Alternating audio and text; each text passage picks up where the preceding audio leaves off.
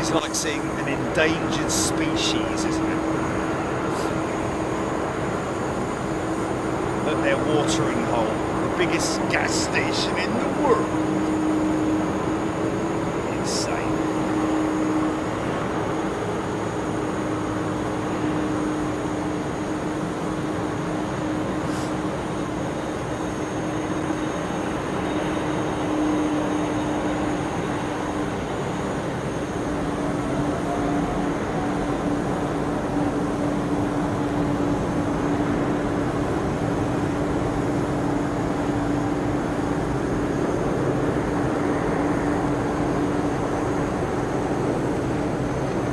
Wait till it gets light. You ain't seen nothing yet.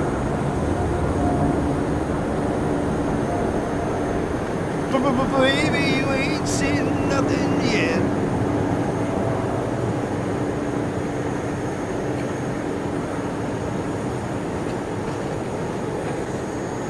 Oh look, there she is, Jilly. Didn't realise it. Face mask. Cargolux face mask. Yeah, she's going out though, but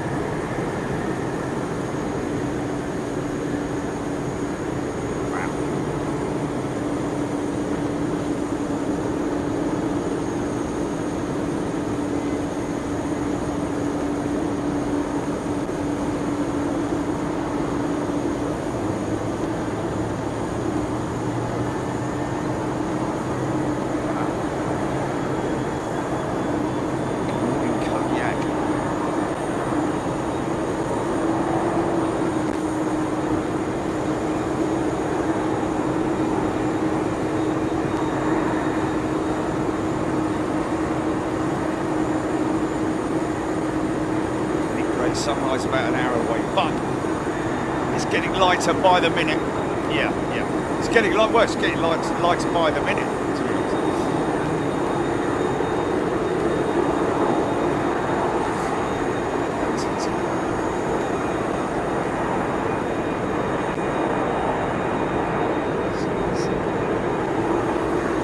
Now, I'll tell you what is interesting is that these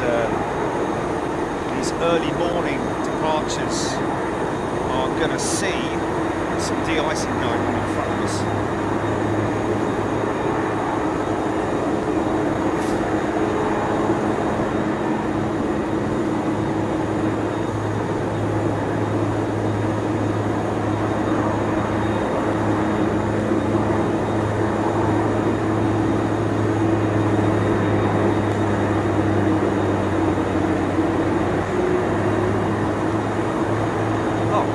Northern Air Cargo. There's 737-400s.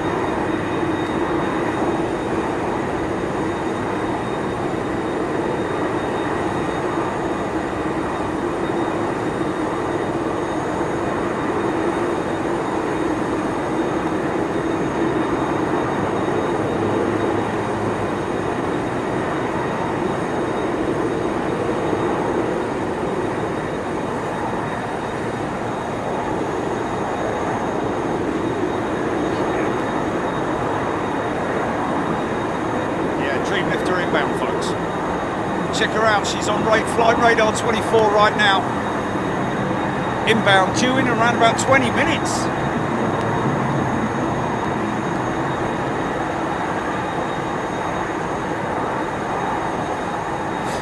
And a big shout out to Eric and the team here at Anchorage. Thank you, sir. And all the team who we were welcomed by when we turned up here on Wednesday. Yes, sorry. So good to have good relationships with so many airports around the world. So bring your factoids on, folks. What you are seeing here, ladies and gentlemen, is literally two operations from one airport. Obviously passenger operations in terms of numbers that come through here in Alaska.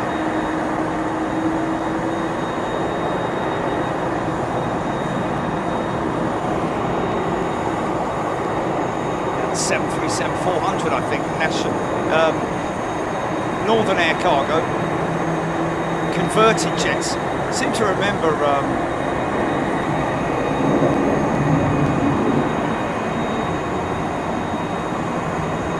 getting the word that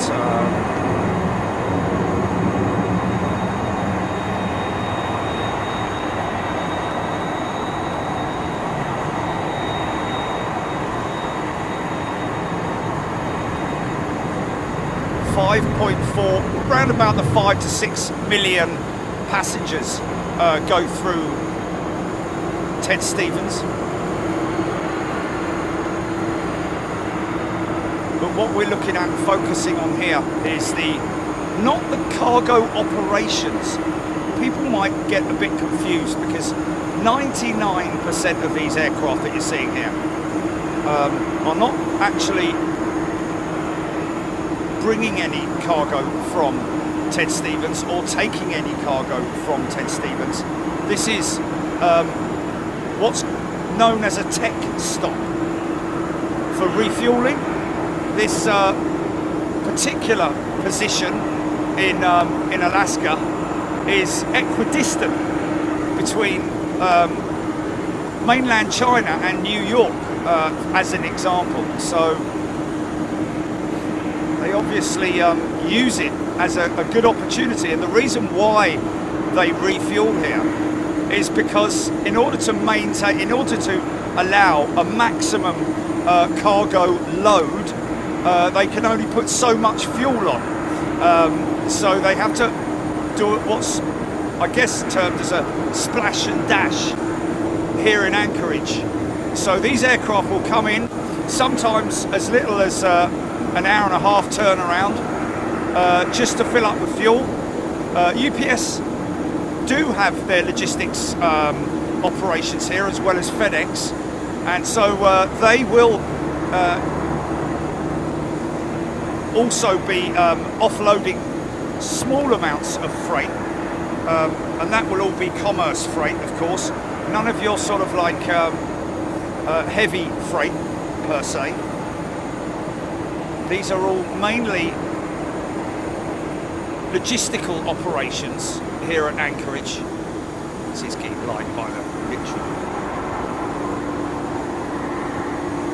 In terms of heavy cargo movements, you will from time to time get aircraft that are coming out of China, and of course you've got to appreciate as well that the Dreamlifter, for example, is a specialist operation aircraft, which is a modified 747. You'll see exactly what we're talking about when you see her. If you've seen the Beluga before, you'll know what I'm talking about in terms of modified cargo freighters.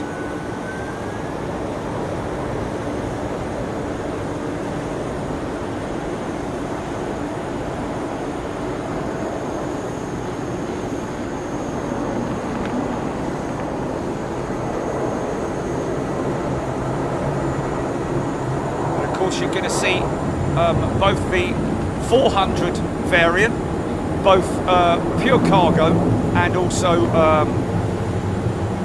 passenger to freight, or BCF, Boeing conversion freighter, here at Anchorage.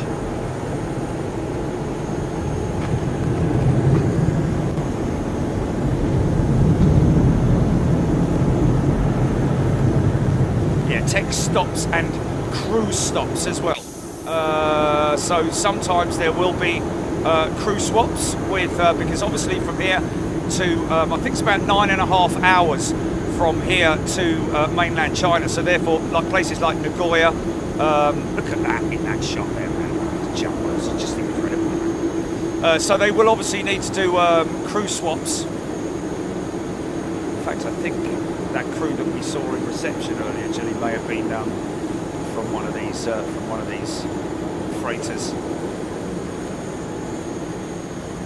Oh, really?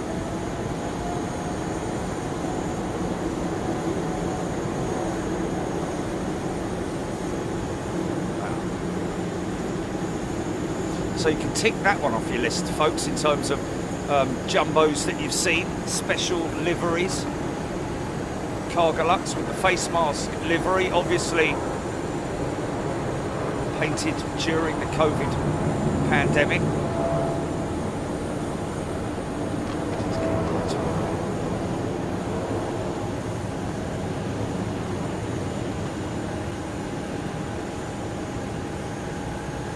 So we'll see a significant amount of cargo jets coming in here on any given day. You can see the FedEx operations up there,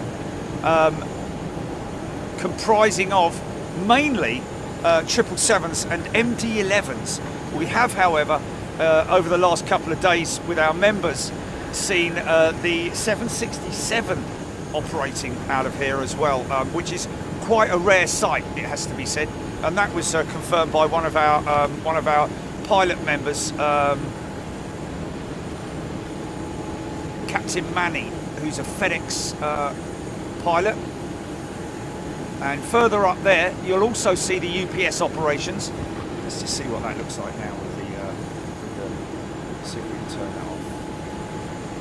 that off. You'll see the UPS operations.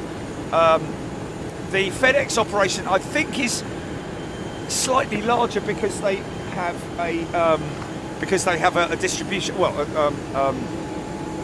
a sorting facility up there at the northern end of the airfield, and Atlas Air, which is where the Dreamlifter will park, is right up at the north end of the airfield.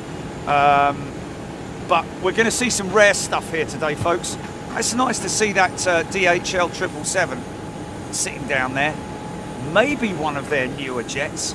And of course, as you can see here, the gates for the early morning departures.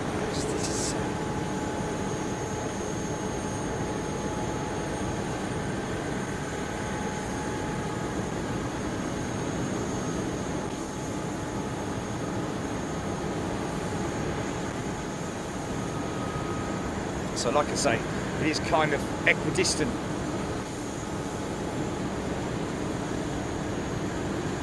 from, well actually it's Tokyo and New York to be precise. 9.5 hours, 90%, within 9.5 hours of the industrial world, within reach.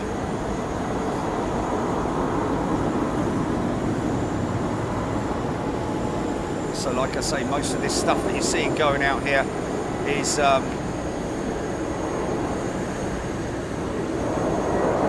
commerce freight, electrical goods,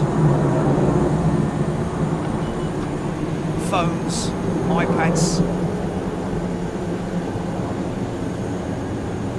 sleeping lady is starting to come into shot. We're going to get some great departure shots here as well, folks. Just up there on the left-hand side is where we've been. Wow, he's going up steep.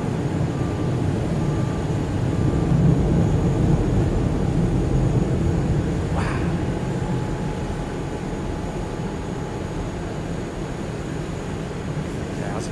3,500 FPM.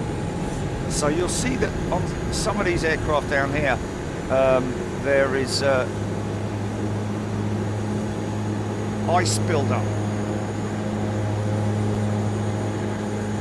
So this is a constant, I guess you could say merry-go-round. Yeah, it's pretty merry. Of freighters. This is not just the only pad, but it's there's another one to the north of me here, where Cathay sometimes park. Western Global, of course we get Nippon in here as well.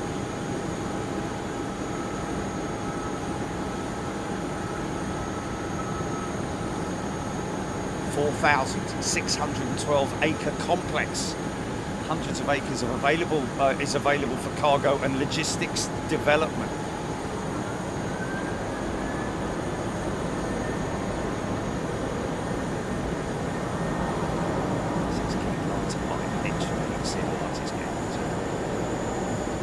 Three runways.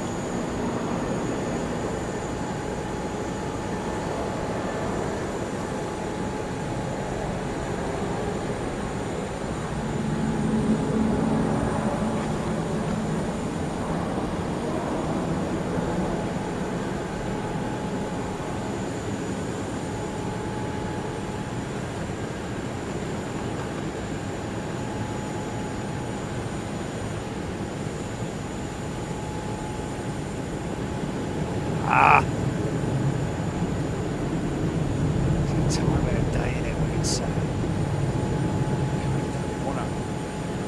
let's just try something here. I'm going to try something here. And, let's hit up that UPS jet there, shall we? Go long range on that. Go to manual focus. Go to focus.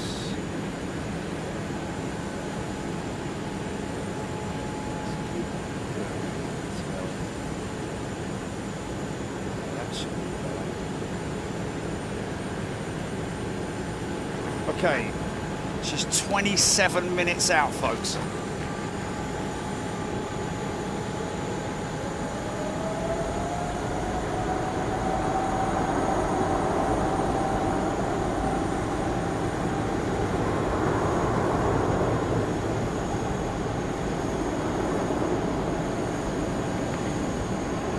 Some of these aircraft are heading back to China to pick up. Some of them will be travelling back from their operations, which go as far across all the way down into mainland Europe.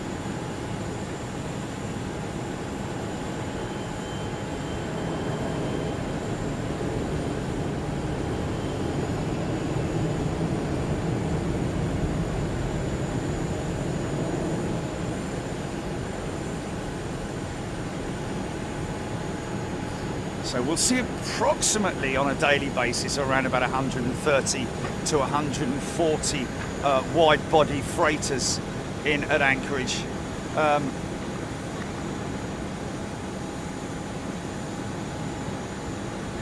We'll get an idea of when these jets are ready to go. The crew steps will be moved.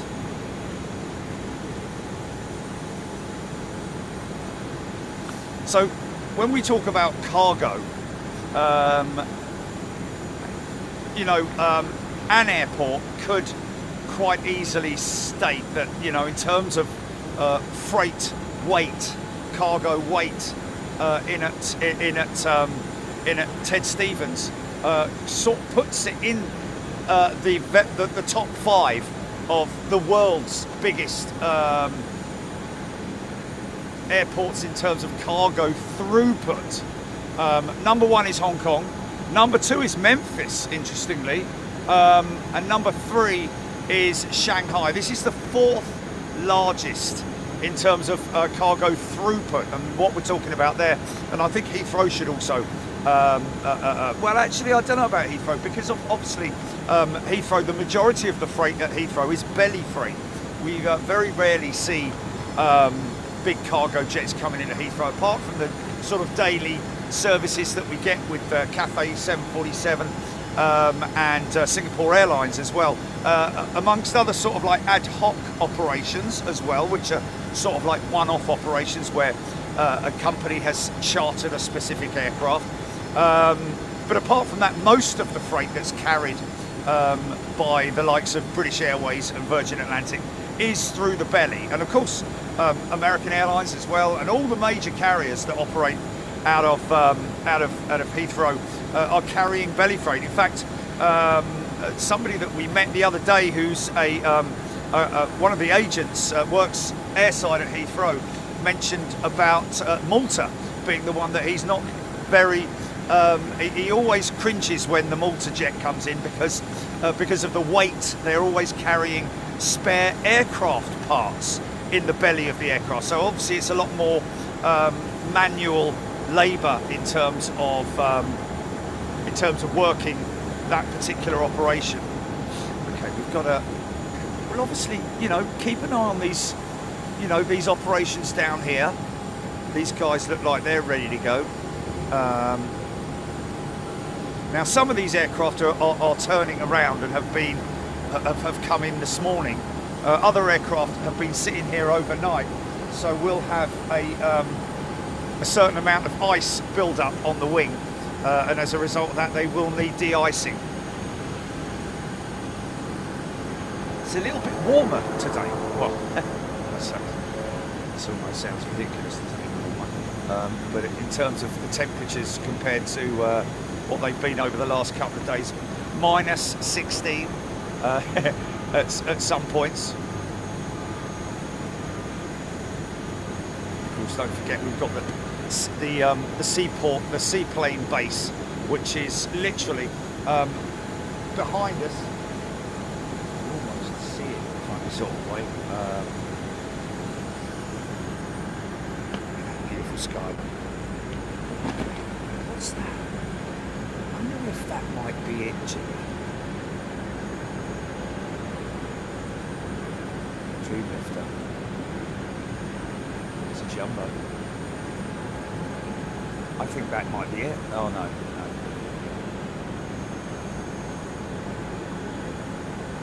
No, not on finals. No, miles away. Miles away.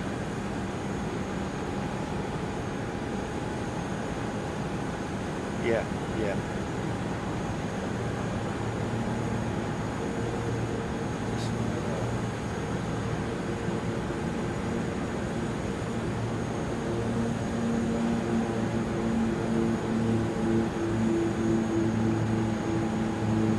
Sorry folks, just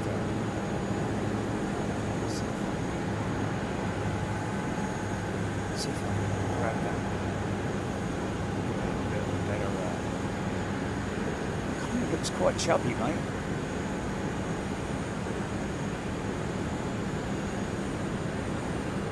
Nearly had it then.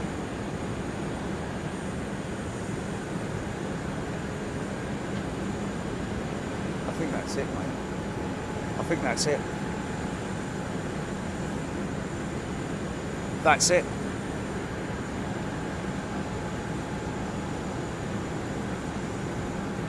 That's definitely it. 100%. There she is, folks.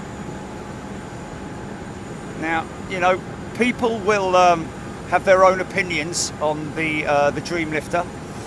This versus the Beluga. Of course, this is a transport aircraft, specifically produced by Boeing to transport the Dreamliner sections.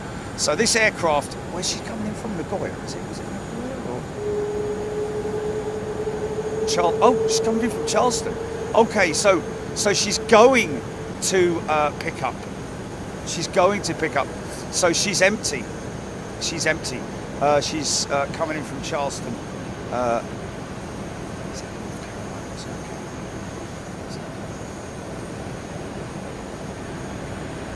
So she'll land on the 7s. Now, just bear in mind that the chances are that this jet will park up at the far end of the airfield, on the north side of the airfield, at the Atlas stand, because this is actually operated on behalf of Boeing by Atlas Air, and anybody listening on flight radar, listening on radio right now, will hear the giant call sign for Atlas Air.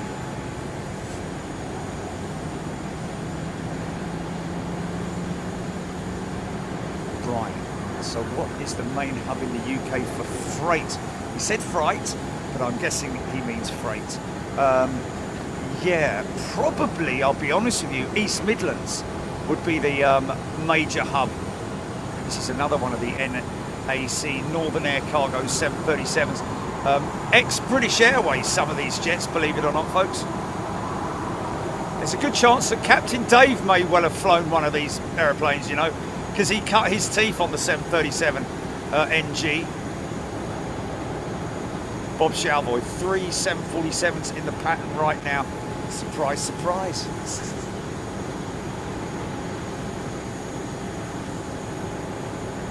Friday night in the United Kingdom.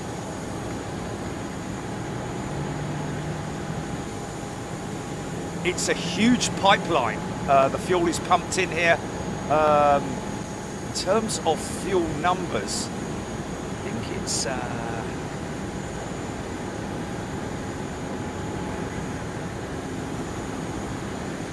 there's no slot restrictions here.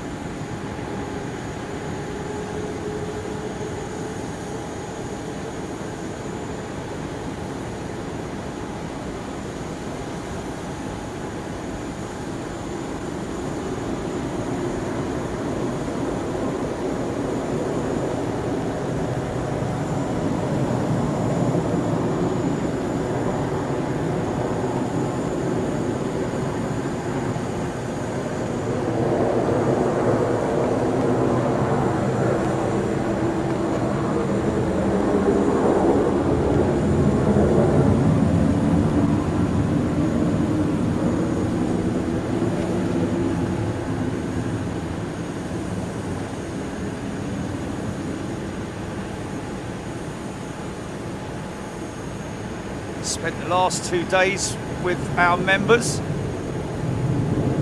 over on Moose Hill, right over there. You can see it from there. There it is, the mound.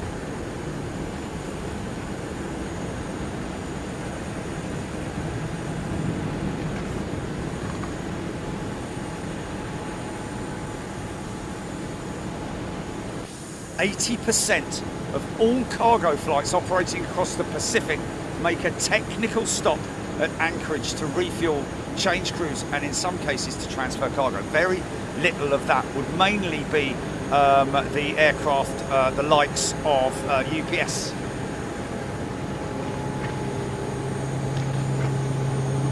And if you're a av geek like us, when you come in here and you're pushing back and you're looking at these jumbos, it is a great sight. They've got a fantastic little viewing area here at Ted Stevens as well. Steps have been moved out now.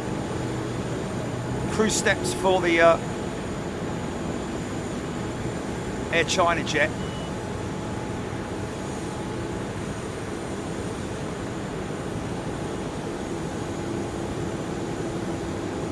So I think she's second now, isn't she? Can we get her to number 1 on flight radar, do we think?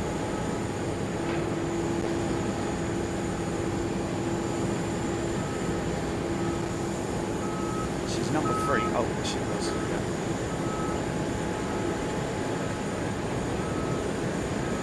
So that's landing on runway 7 right, I think, folks. It's Cathay Pacific. Whoa. She's heavy, man. Loading up all that weight onto the mains.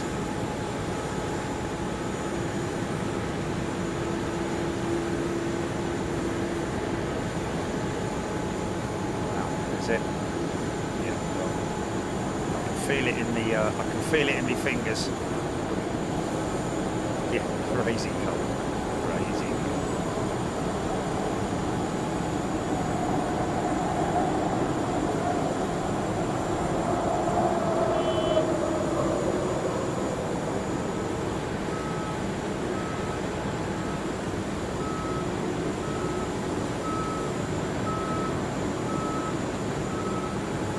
Of course,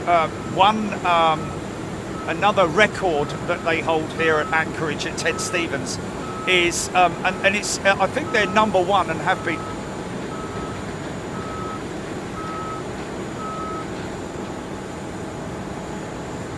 There's a pipeline, isn't there a pipeline here? Fuel may come to the pipeline centre, but by barge, but I don't know. So here we go, folks. This guy's just a quick defrosting that jet. And congratulations, we've got it to number 1. Like I said, the other number 1 that we've got here at Anchorage, Ted Stevens, is they're very proud to say that they have never had to shut the airport for snow. They are number 1 in the world for snow clearing operations and for maintaining operations. Sometimes they will be working on one runway whilst the other one is operational. Fortunately, at the moment, they haven't had any major snowfall in the last few days, so these guys are sort of trimming the edges and keeping themselves busy. And here she comes. Is this one, or is it another? Nope. No, this isn't her yet, is it? This is one of the unmarked jets, I think, by the looks of it.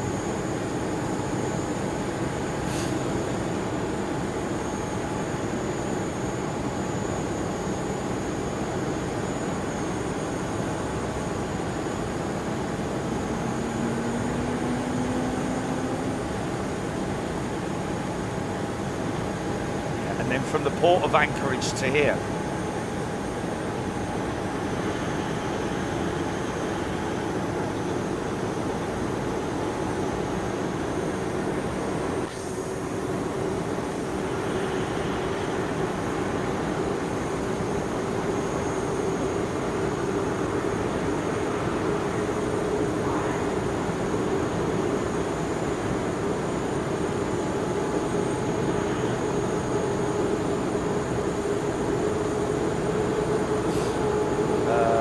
toothpicks asking for crew changes at the watering hole, which is what we call it down here.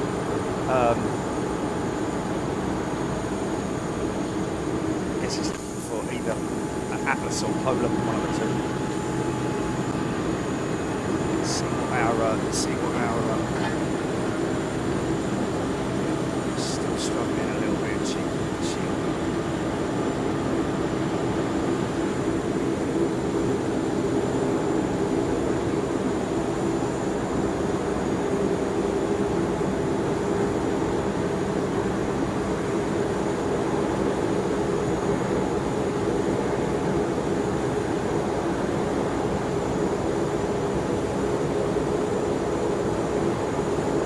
likely to be either an Atlas Air or Polar operation.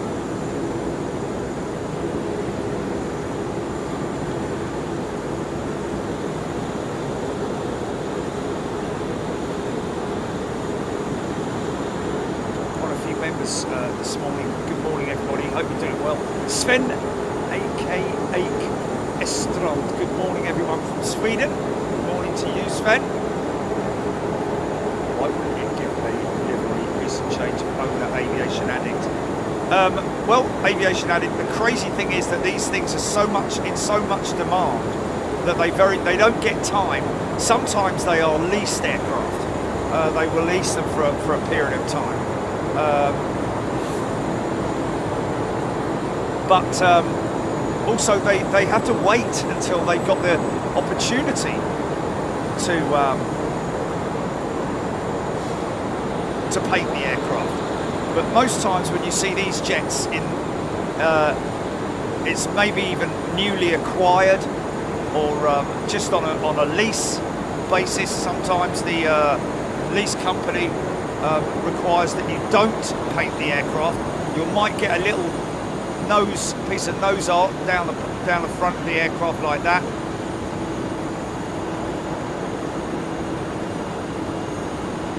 Confirming that it's operated by Atlas, I'm guessing.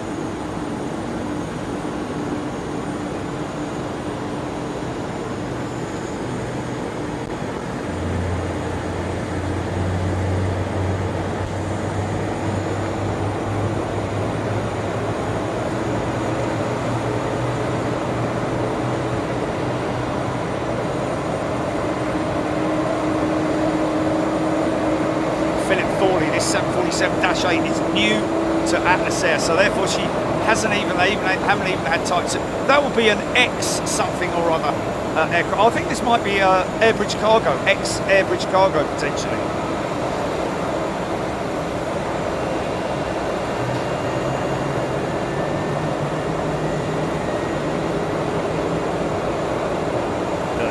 There will be a DC-6.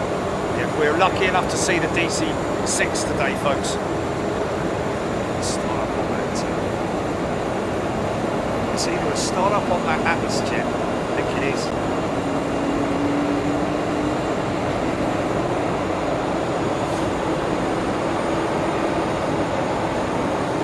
Alfred Sue, good morning. ABC Cargo, right, there we go.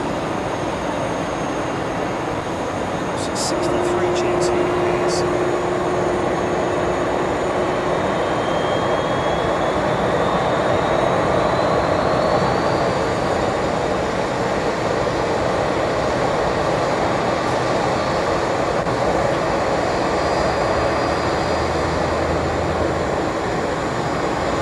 I think she's empty.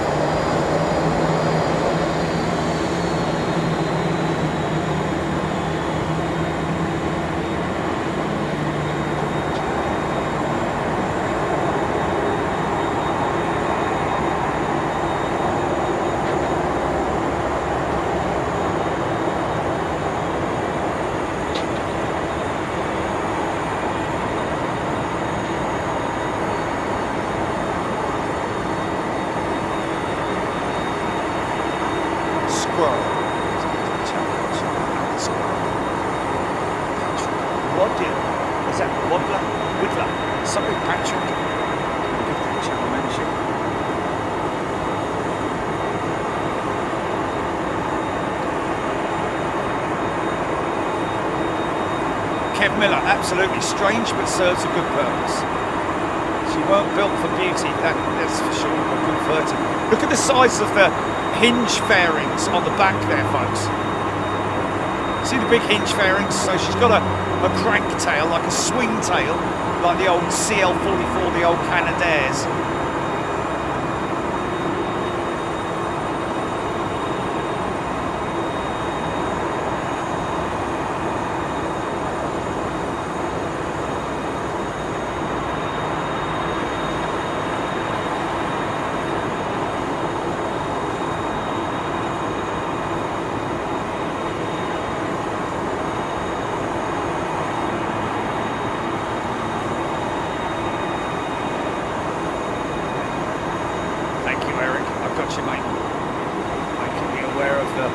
Sunrise over the mountains now. Well, it's gonna be Scropey. The back end opens for loading. You can see the line there where she hinges open. There's all the fairing there. See, it's literally an aircraft that has been heavily modified.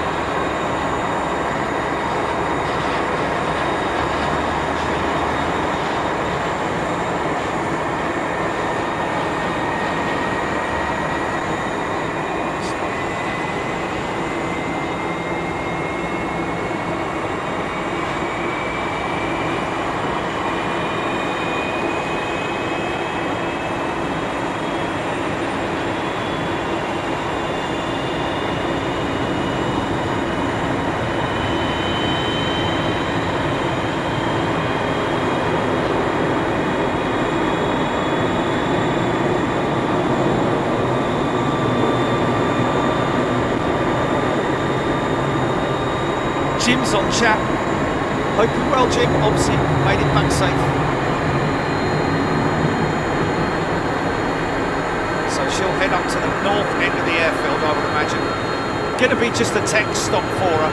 She's got very little weight, so she'll carry minimum fuel.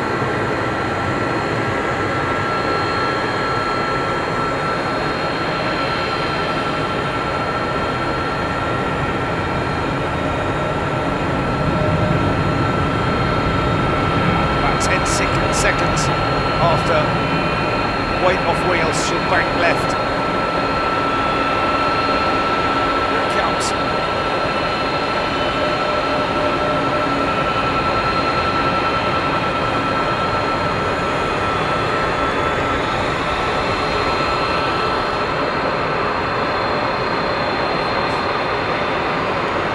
Martin Kerr's come back, welcome back, Martin.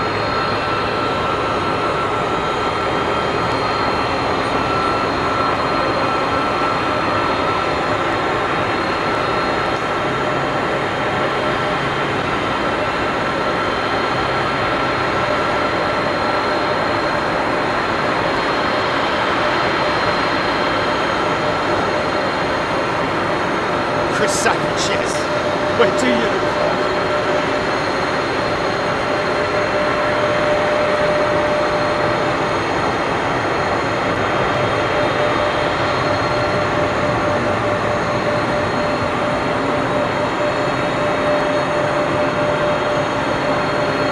That's just it's just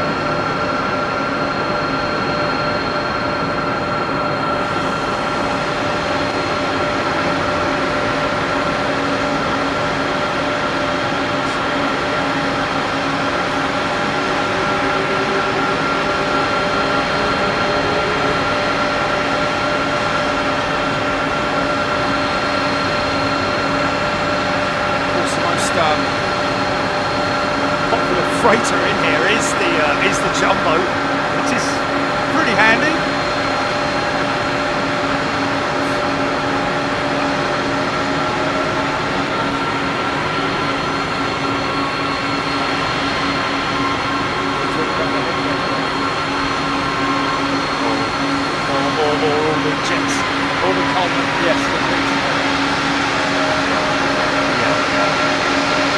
There will be more, man. There will be more.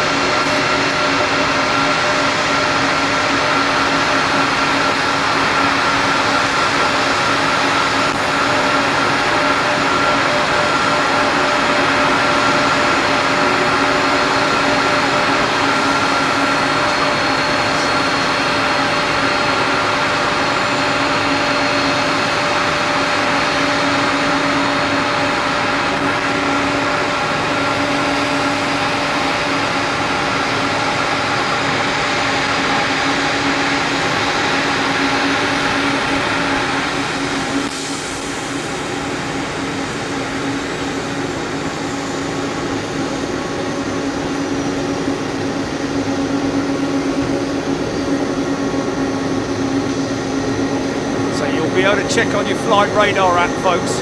This is a pure freighter. She was born a freighter.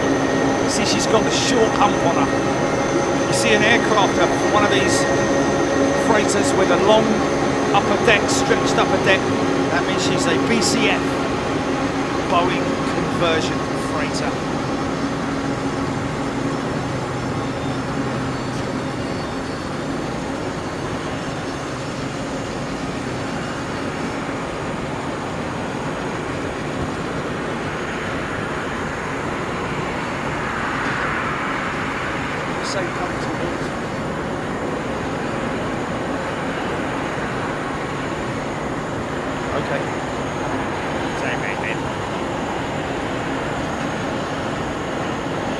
Kato 67, like in the MSC livery. Sounds are just awesome here. It's a freighter, look. Waiting for, they've got to move those steps, haven't they? They've got to move those steps, potentially, or, I mean, they obviously know where they are, where they're going and what they're doing and all that. It's not,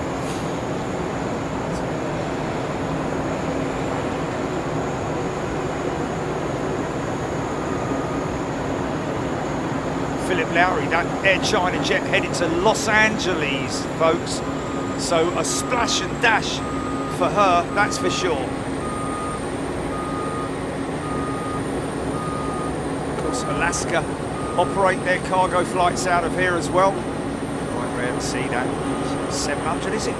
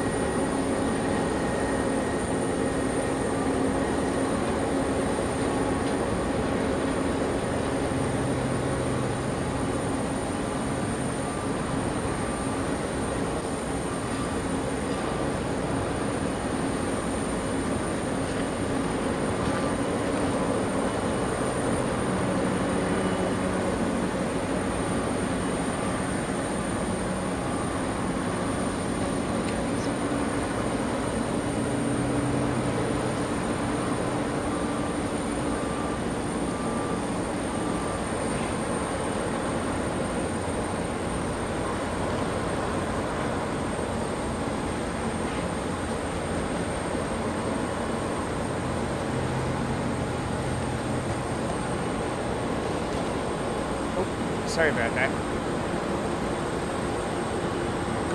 Got my big mitts on now.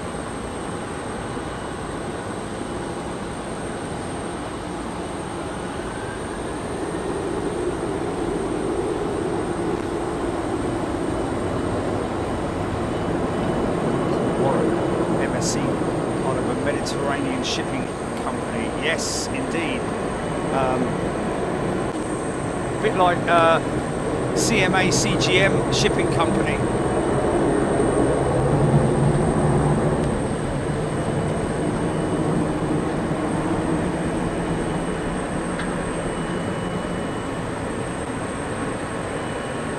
Born out of COVID, I think, MSC and CMA.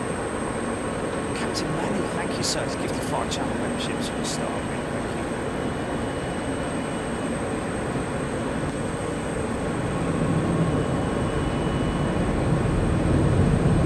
you. Left turn, Clyde. Roger that.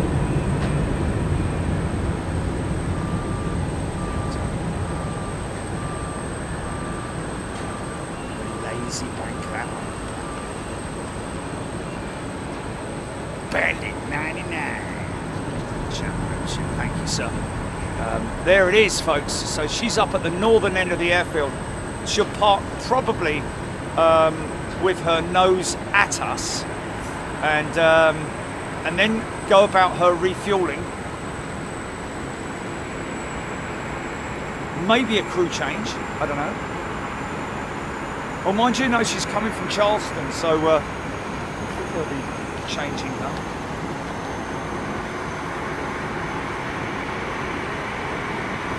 Yeah, like I was saying, folks, these guys, when we were here last time, we saw the snow clearing operations preparing for the onset of winter.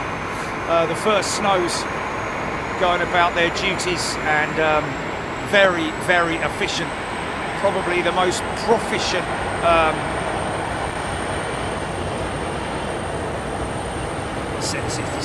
UPS. Might be a, I don't know if that's a converted UPS 767 or a new one. Mario Olivia. Thank you, Mario. Thank you, everybody. Trying to read your comments, folks. They're coming through thick and fast at the moment. But we all need to say a big thank you to our friends here at Ted Stevens International, namely Eric and the team, who are watching us live downstairs. Thanks, mate. Hope you're doing well down there in the nice morning.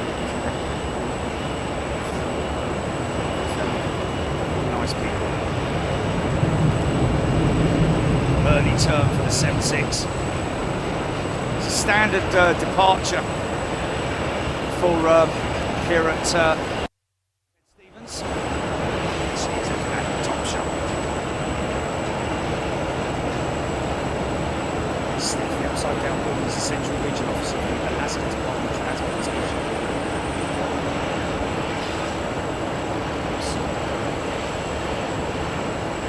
Of course, we are likely also, folks, to see possibly, potentially, C-130 Hercules. Here comes that 380 GP. I guess it's heading to the we're likely to see one of the Linden Air Cargo C-130 Hercules, whatever variant it is.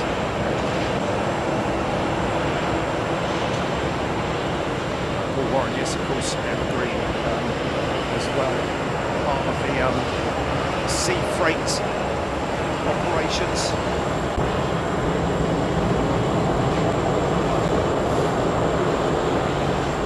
Huge demand for air freight, always.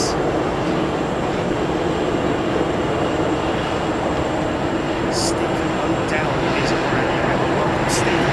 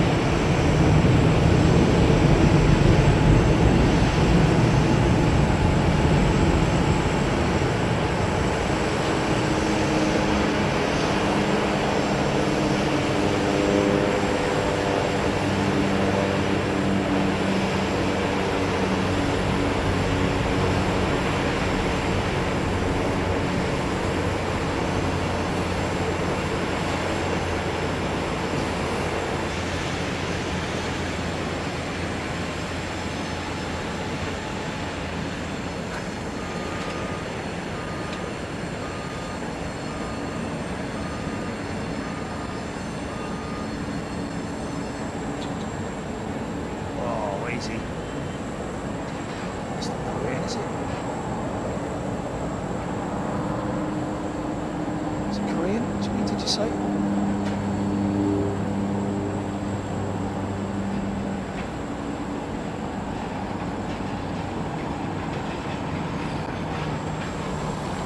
Another one coming in for a feed.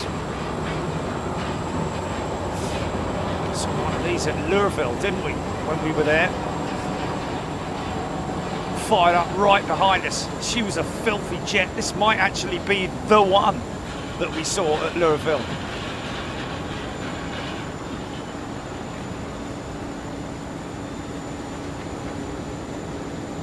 Or it is Korean. Thank you, Craig. Noel J liking that. Thank you, Avro. Lisbon. Oh, Kristen. Oh, here we go. Kristen's gifted 5 channel memberships. Thank you, Kristen. Look how heavy she's sitting on those mains, man. Jersey Print, good evening. Is the runway different from the extreme weather and the heavy loads? Well, not really, to be honest with you. Obviously, the major difference is the snow clearing, or the preparation, the runway surface preparation that the snow crews do during the winter time. There are solutions that are laid down, and I believe that they are an anti-ice solution. Obviously, they can't lay physical grit down on runways because that would obviously play havoc. But there are specific solutions that they use.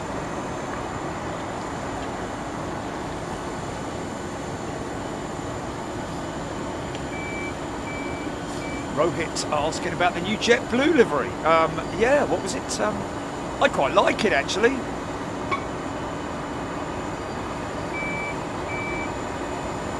Welcome, Viewless. I think it is Viewless. Good morning. Coming down off the ramp, off the runway, it's very unstable.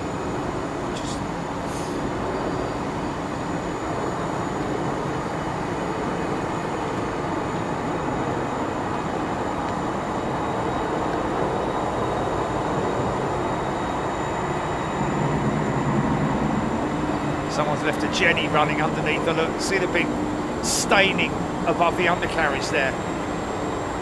So she's at some point had a ground power unit running below her. She's going to park right in front of us, folks. Yeah. Where's she coming from? Is she on her way, or is she...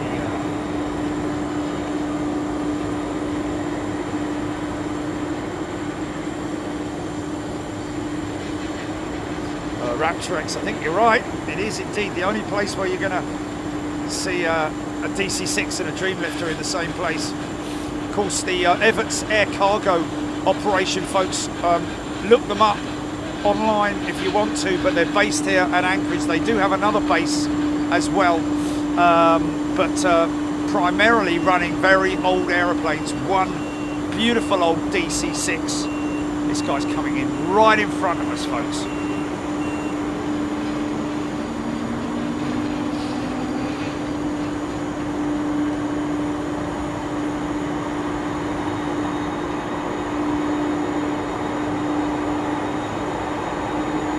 Yaman, Neil Christensen, thank you.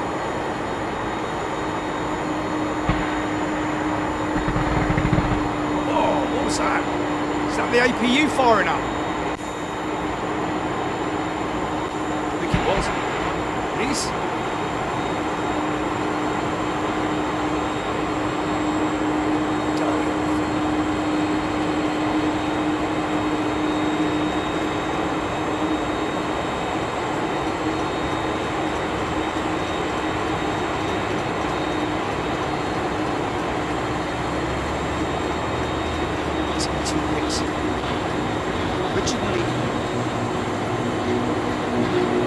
Originally Air France, obviously Air France Cargo.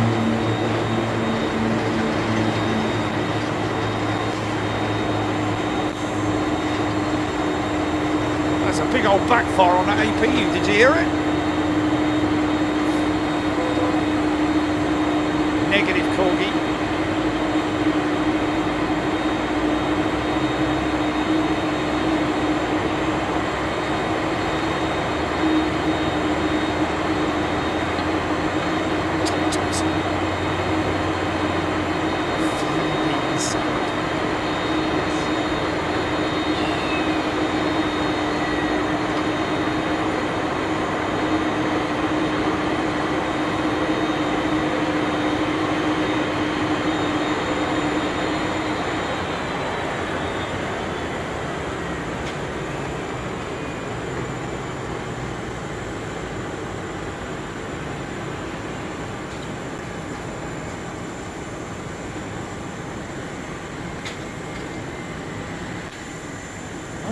Steps going up to this jets. Might be a relatively quick turnaround to stay in the back end.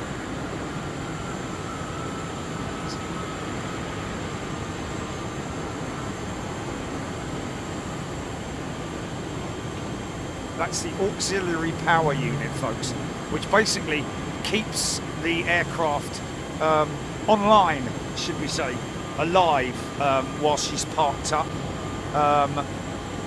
By the looks of it, it's going to be a hot pit for this jet. Maybe. There are some vehicles there, vehicles, where they're going to bring steps up in a bit, I don't know.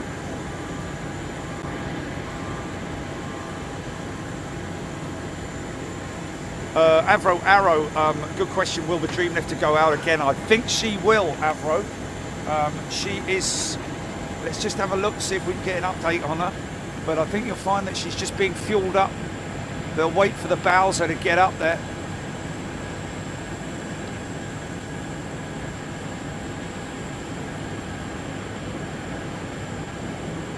Now, I'll tell you what, you know, obviously, I'd love you all to see everything that we've had over the last couple of days in terms of the departures of these aircraft. So in the background you can see there that small hillock which we call Moose Hill. Now that's where we've been stationed over the last couple of days, filming these aircraft departing out of the northern runway, and it is an incredible sight and sound, especially I have to say with the 747-8 freighters, because under full power with the Gen X engine, those things are immense. So I will probably post at least one, because we had one yesterday. I don't want to give too much away, but it is an incredible sound to hear the engines at full chat, and also if they're slightly off the centre line, you can hear the of the tyres hitting the runway lights, the centre lights. What's that, GP? 10:45 Dreamlifter going out, folks. So about another hour and a half. So there we go. You want to stick around for that, folks, because if you missed her coming in, you want to get another look at her. It's a very rare sight to see. You'll have to be in, you know, you'd have to be in certain places around the world, namely at the Boeing assembly facilities. They carry, primarily they carry the Dreamlifter parts, forward, mid and aft fuselage sections. In terms of the wings, I'm not sure where they, because obviously Boeing have a number of manufacturers around the world.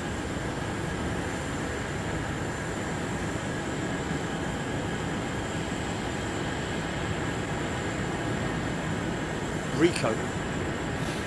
Absolutely. Or Samanda, or Sananda, sorry. Dreamlifter heading off to get some wings for the 787. There we go. Where's she heading to then, GP? Do we know? Do we have a destination set yet for... this is the Dreamlifter, where it's headed to. Nagoya. Okay, so it's going to Nagoya, is it? Right, okay, so...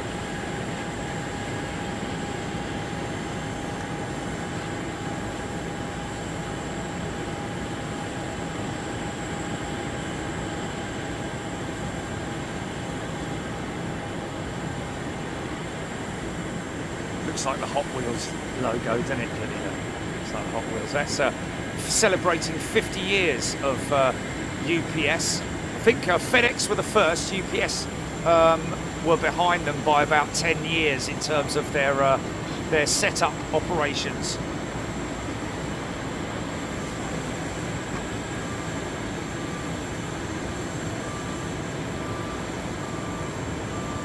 Well, to be honest with you, Stuart Ross asking how many new 747 cargo requests would it take for Boeing to reopen the production line?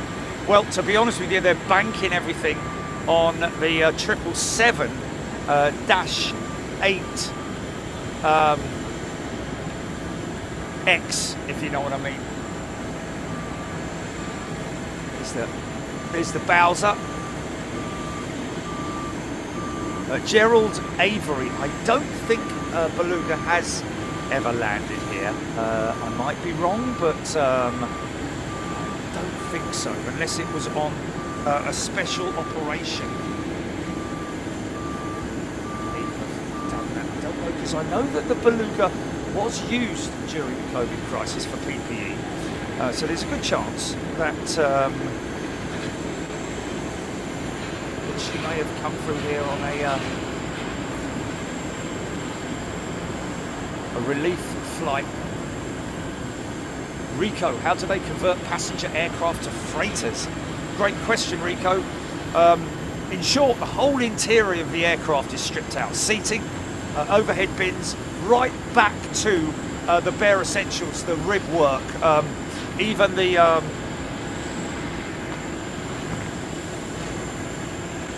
all internal parts are removed. Like I say, all the carpets. New flooring goes down as well, because they need a specific type of flooring to move the freight around inside the aircraft. So it's quite a significant conversion. Tommy Thompson, let's get to the jail ribs, Tommy. This guy's always on station here at Anchorage.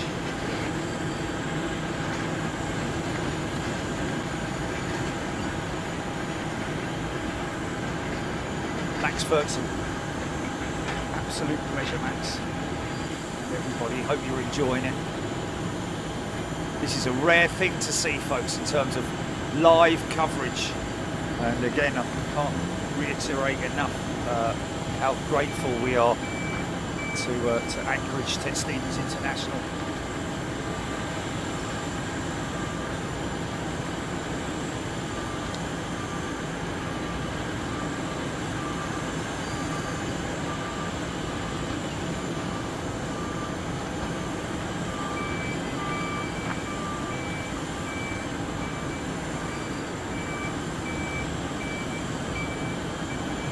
Much more manageable today in terms of temperature.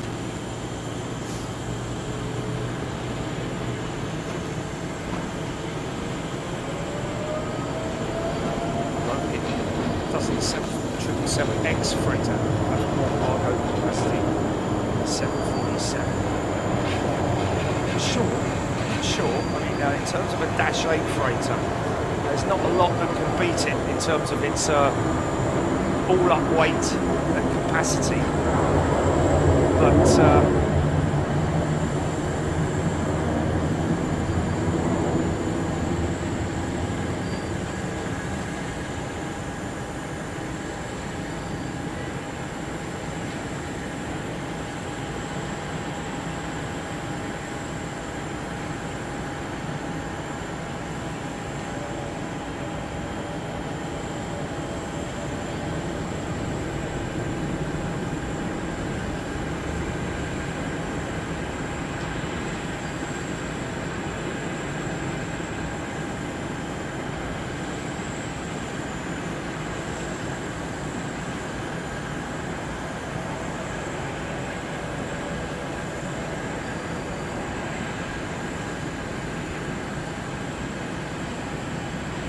viewless.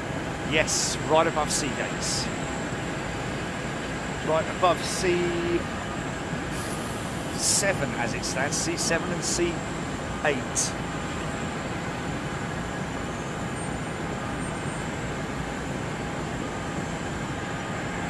Very interesting story about Federal Express before they were shortened to FedEx. It's quite an interesting historical read on FedEx. May 1971 was the first operation with Federal Express, started by Mr. Frederick W. Smith. Obviously, back in those days, coming up with the idea to solve the logistical challenges or challenges of logistical freight. And when we talk about freight, of course, we're not talking about heavy cargo in general. We're talking about mail in general. And of course, UPS, United Parcel Services, realising that there was probably another gap in the market due to the size of America, literally, starting with just a handful of 727s. And it began operations in 1983, I think it was around about then. Or, well, actually, their first aircraft were 727s in 1979. But they began to set up their own fleet in 83.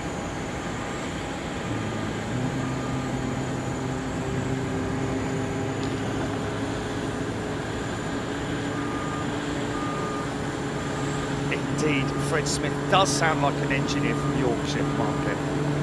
Hey up, Fred. Hey up, lad. Got to start some logistics company. But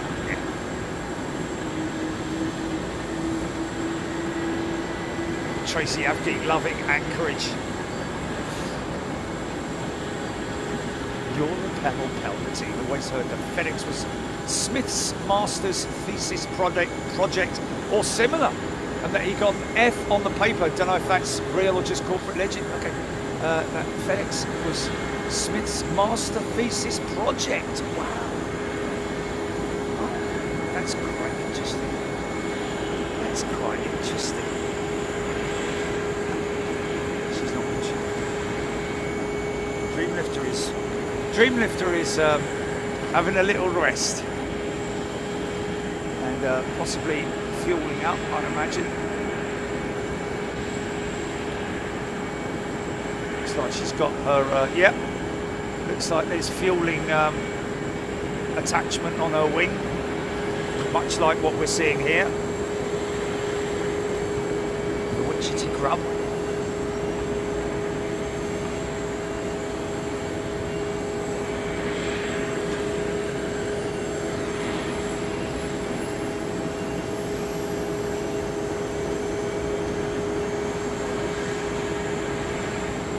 Yes, Roman should have named it Federal Express.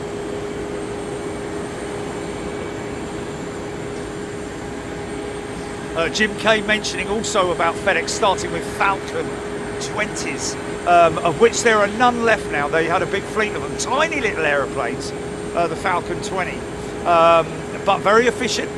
But they just grew after the demand. But there is one Falcon 20 left. When I say left, it is on static display. In fact, hanging, I believe, in the Memphis facility for FedEx. Michael Lashuk, Chile, there is a 737-800 Alaska N53-5308 at the gate tonight. It flies to Honolulu. Get on it, 4 hours.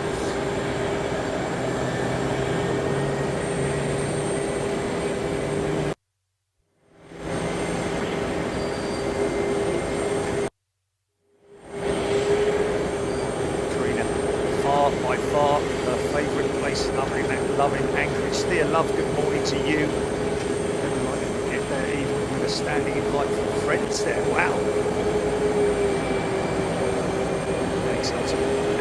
Jill Rogers and Aaron Thomas. PJ, wonder if Jerry should base himself at Anchorage with occasional visits to Heathrow. Well, too much of a good thing, folks. That's what we don't want. We like to spoon feed you guys with this amazing footage. We do come here. This is our third visit this year. I think we're going to be back in April next year. Will be the next Anchorage visit.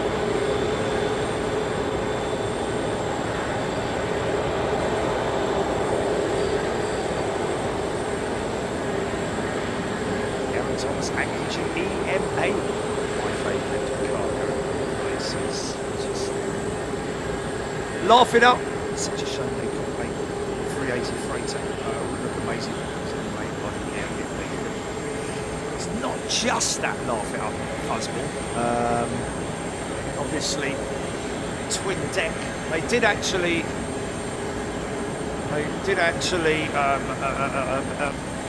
initially come up with the plan of building a 380 freighter. Even to the point where they were starting to present it to potential operators, but there were just problems around it. He mentioning there about the undercarriage.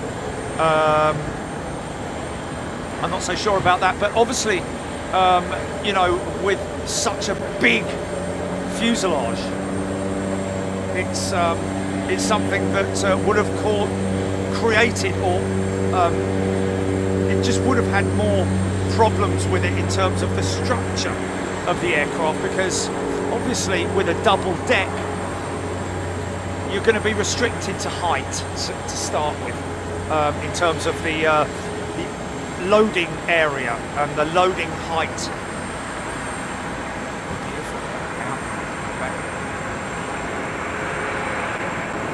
It's the Sleeping Lady there, folks, very famous. That island, is it the island?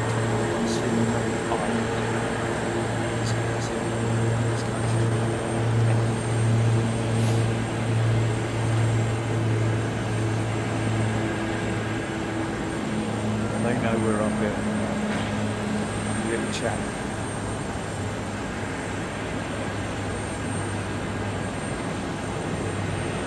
It's one of our resident members, Screaming Emu, flies that Embraer.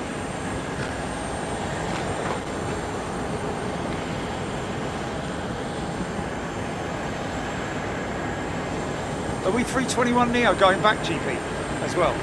Yeah. Oh, it's a 737, isn't it? Is it? Okay.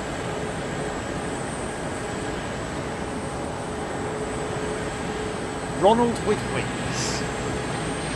Best of the tour stops. Cool. Thanks, mate. Of course, there is a military base not too far from here as well, where we do from time to time see military activity. Saw AWACS jet here the other day doing touch and go exercises, C-17s, F-22 Raptors, etc, etc. Lots of activity going on.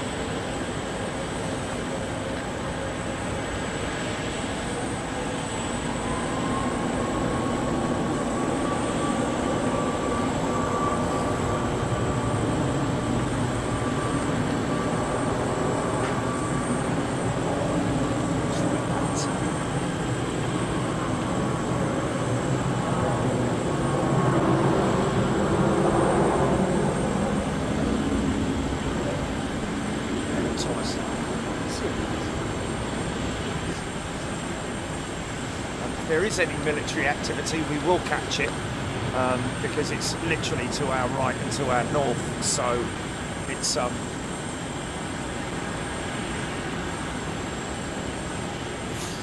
Richard Groves, which direction is Dutch Harbour?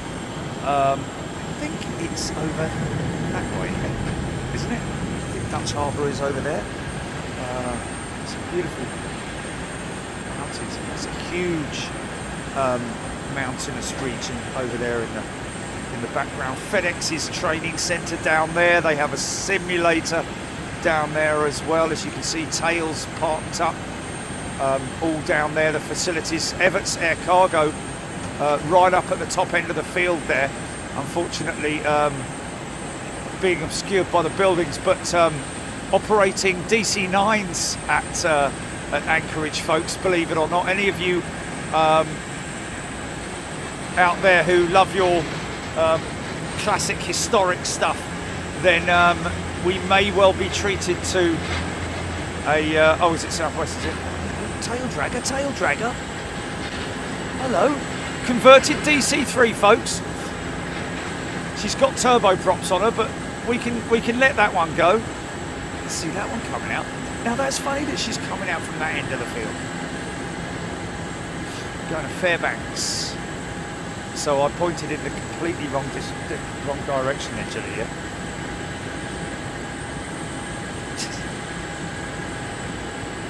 No surprises, really. Aaron Thomas, DC-3 off to Fairbanks. This is, of course, like I say, it's a turboprop conversion, folks. In terms of maintenance, would cost a darn sight more to maintain the aircraft with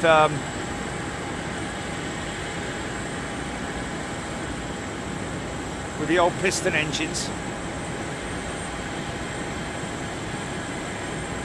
But she's a beautiful old tail dragger, look.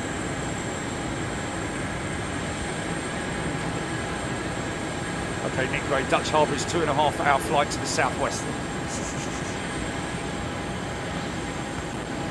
So I'm coming up towards, pointing towards Dutch Harbour now, aren't I? Wow. It's got a replacement rudder on her. That's, that may well have been fabricated. That rudder assembly, and not come off of a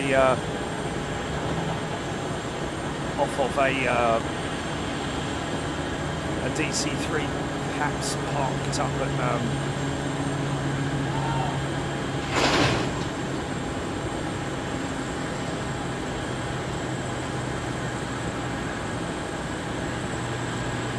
Basler conversion. Dave Beeler, yes, there we go. The Basler conversion.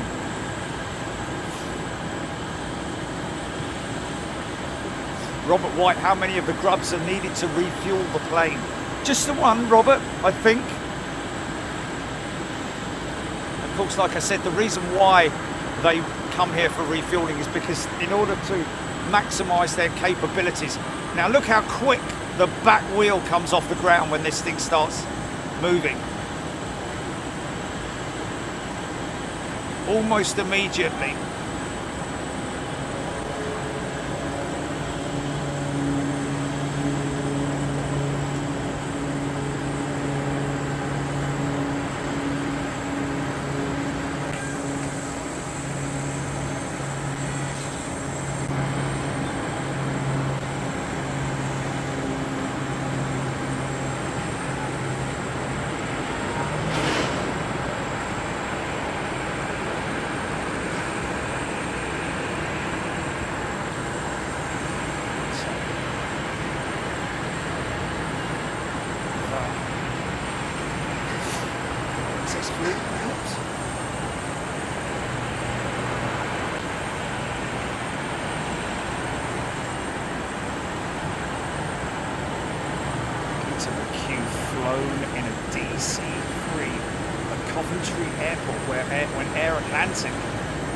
Used to run leisure flights. Wow.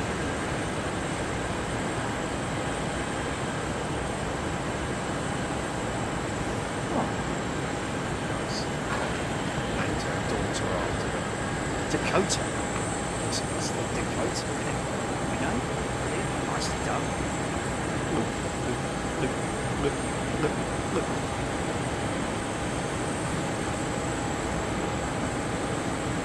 Rose, awesome. Calvin Grant, beautiful. Philip Lowry, tail dragger, blue sky. Beautiful sight against those mountains. Isn't it just?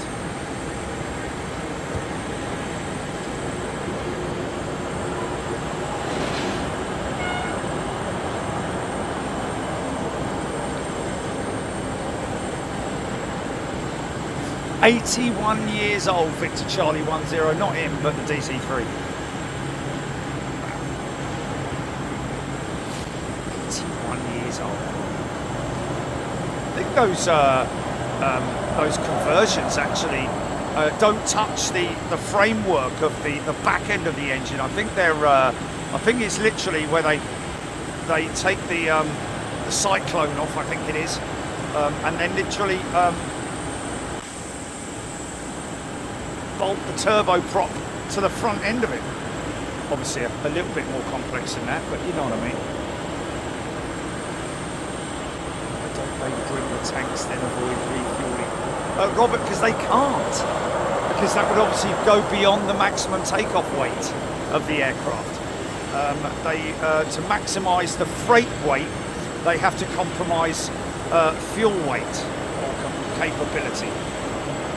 Alex Hilton on the top view of the watering hole. This is Martin Saxton. Cargolux next to Grace Anchorage. Right on time. Right on time. That might be her.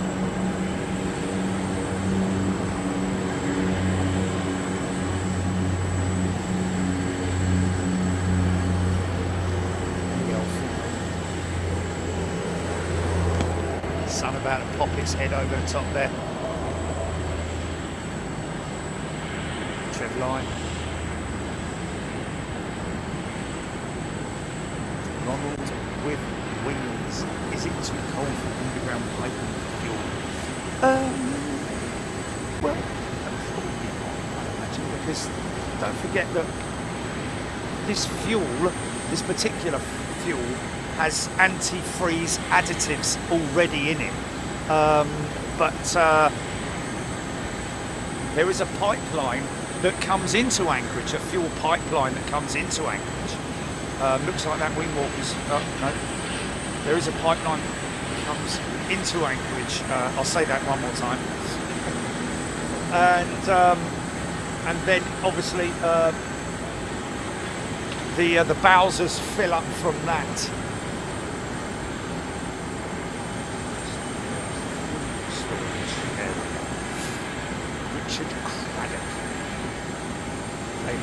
Legend Freddie Lake, unusual to see a patch on the exhaust cone of that 747. Yeah, it is definitely a fix, isn't it? Pretty sure that is a fix there.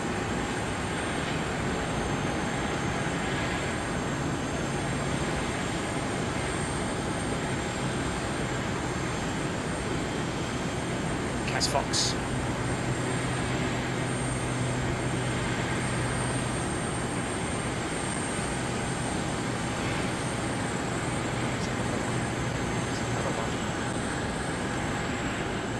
What's up?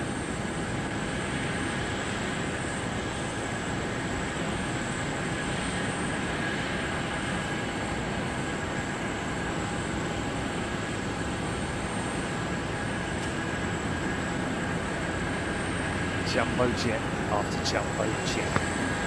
737 thrown in there. So you can see Linden operating over there with their Hercules. Those sheds that you see there, those covers, are still there from when there were military operations here at, it was a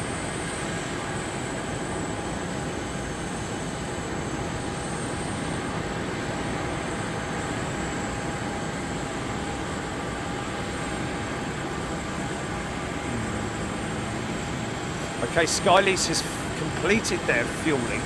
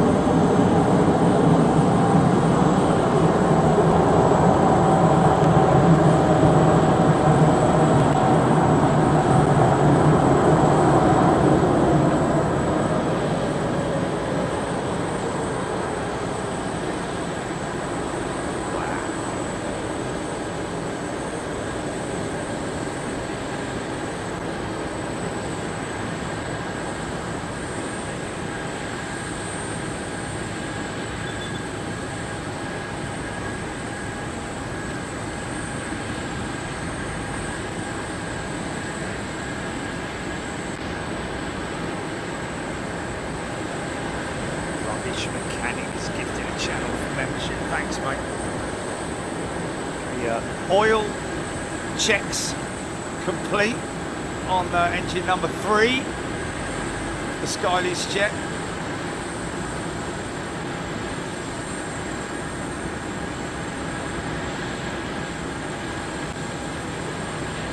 Ian Hanna. Well, no, but it's still cold.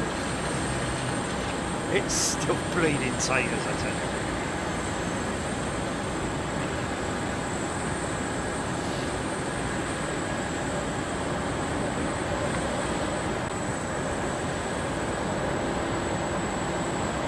Peter J, PJ, no 747, no 747 passenger jets in at Anchorage. May have been in the past. Now.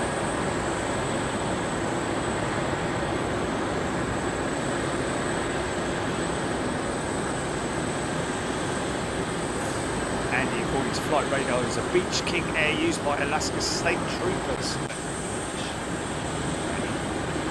What, live or?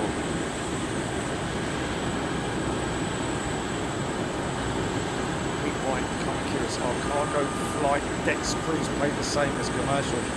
Well, I mean, I did hear of 3 triple-digit salary for, well, 6 digits, should I say, salary for UPS skippers.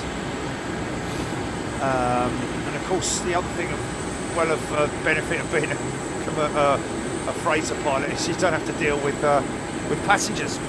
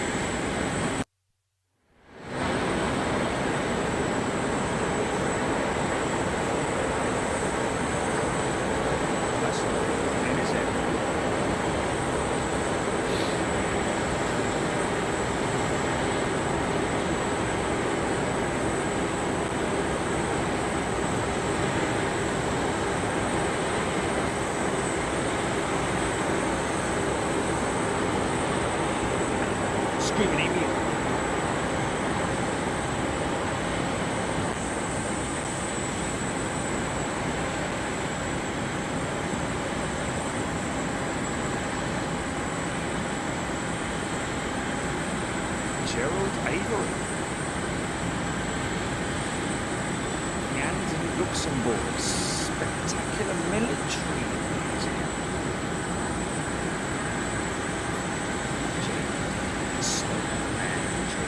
The average yearly salary for UPS pilot is around $286,000, which is 248% higher than the national average. The pay range for a first-year pilot is around 124 to 515,000. Well, there you go.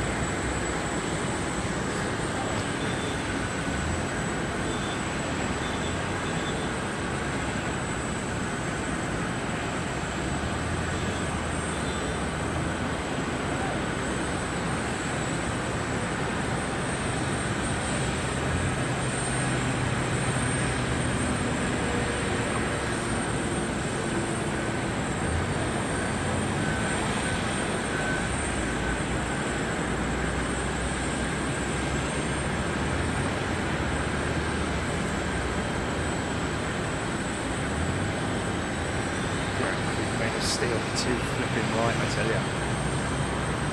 I've got more layers on than I've got.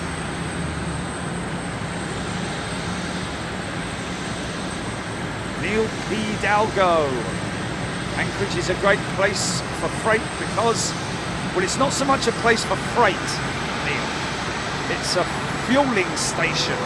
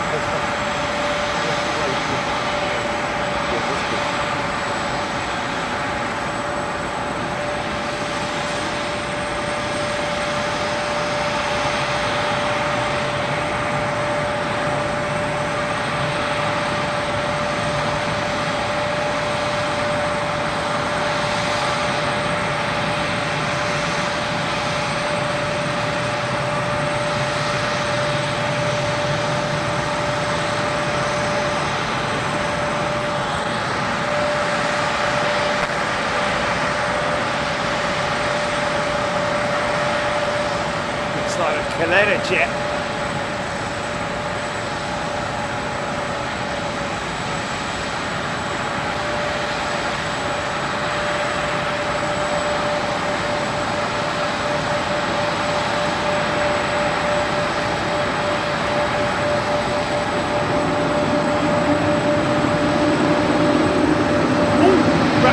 MD-83 on its way out.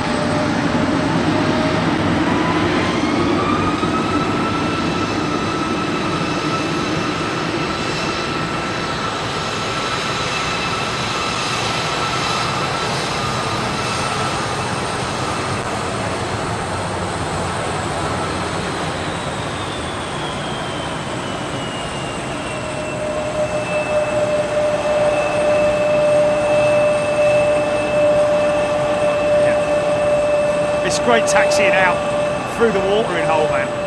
All these big, heavy freighters sitting there.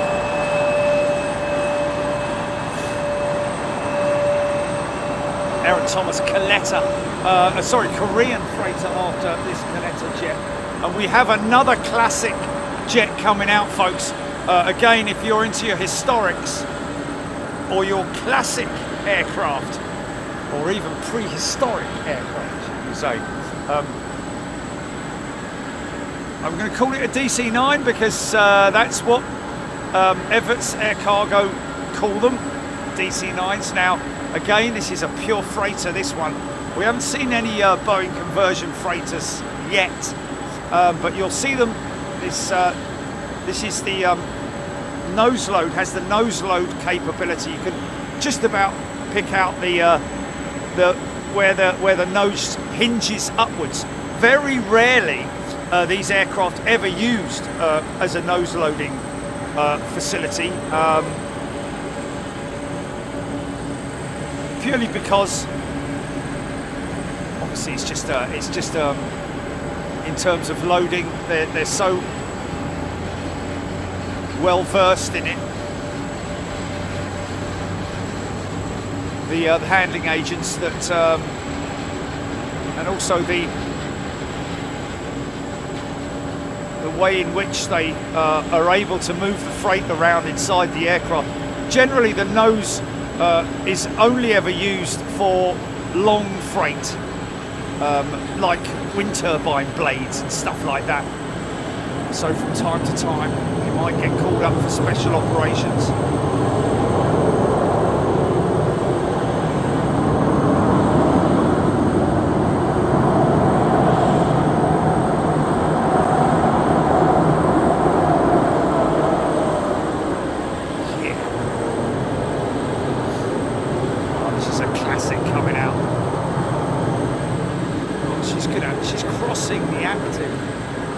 The looks of it, she's gonna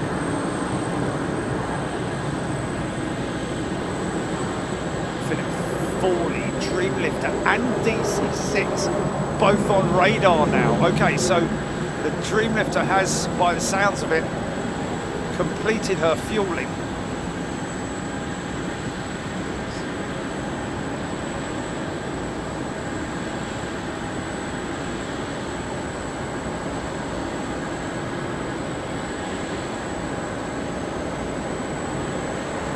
Do you have to go now, Richard? Stick around. It's, I suppose you have to go.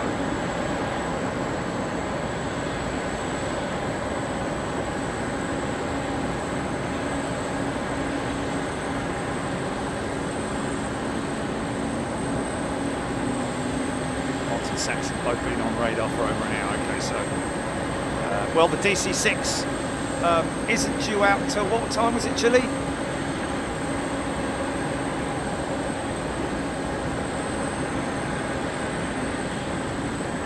She's tapping away there. Oh.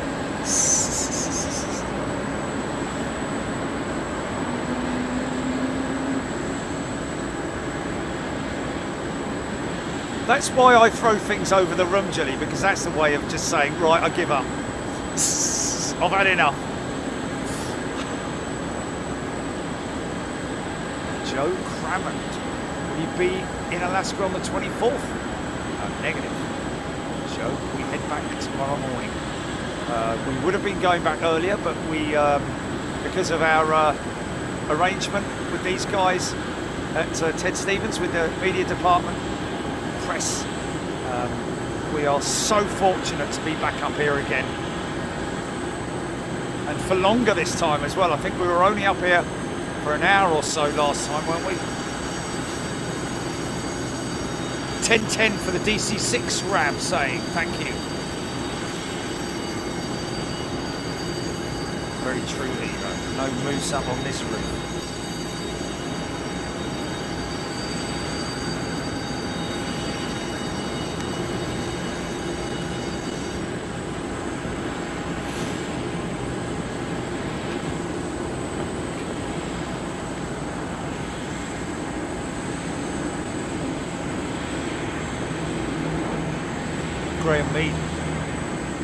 Graham, it really does depend.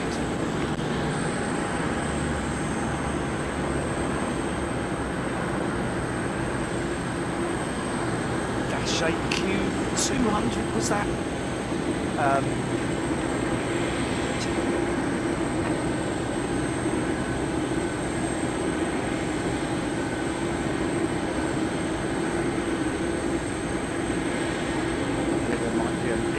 Moose infiltration team coming down on the helicopter based.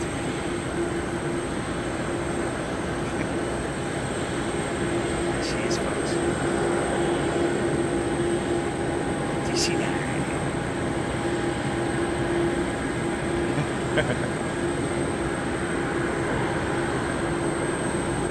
Icy tortoise. Anyway, we'll do it. Easy, son.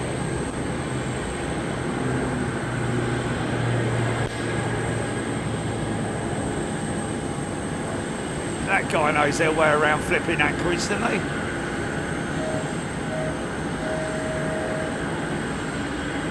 Don't need boarding passes, mate. How many times? Get them when we check in. Oh, I see. Yes, okay. I've gotcha. Michael Bartlett, where is the Dreamlifter? Northern end of the field, Michael. She is right up there. Yeah, exactly.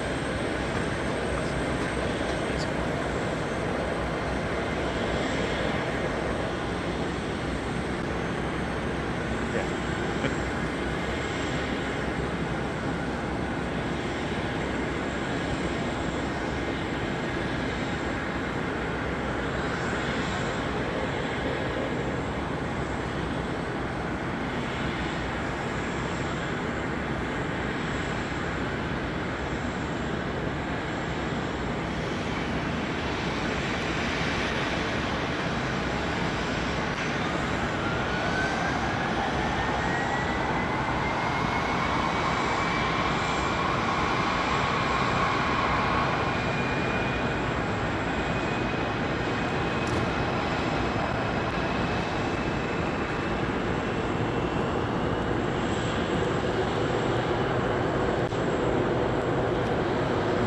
Get those old JT8Ds fired up, mate.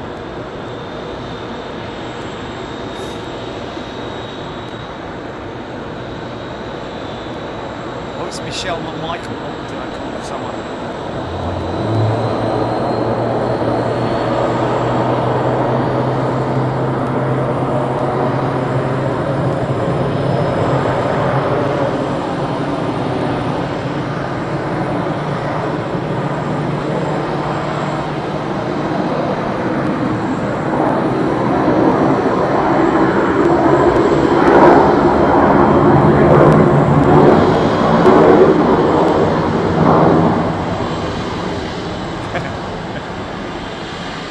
Sorry, Michelle. Geezer for a day.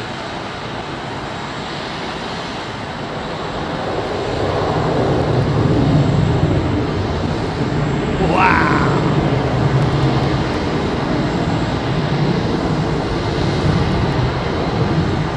Captain Jerry Donnelly is back. Welcome back, Captain.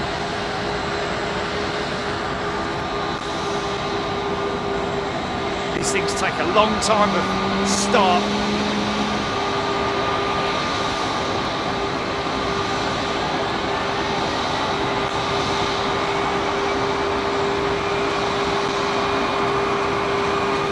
So look how long it takes the combustor to kick in.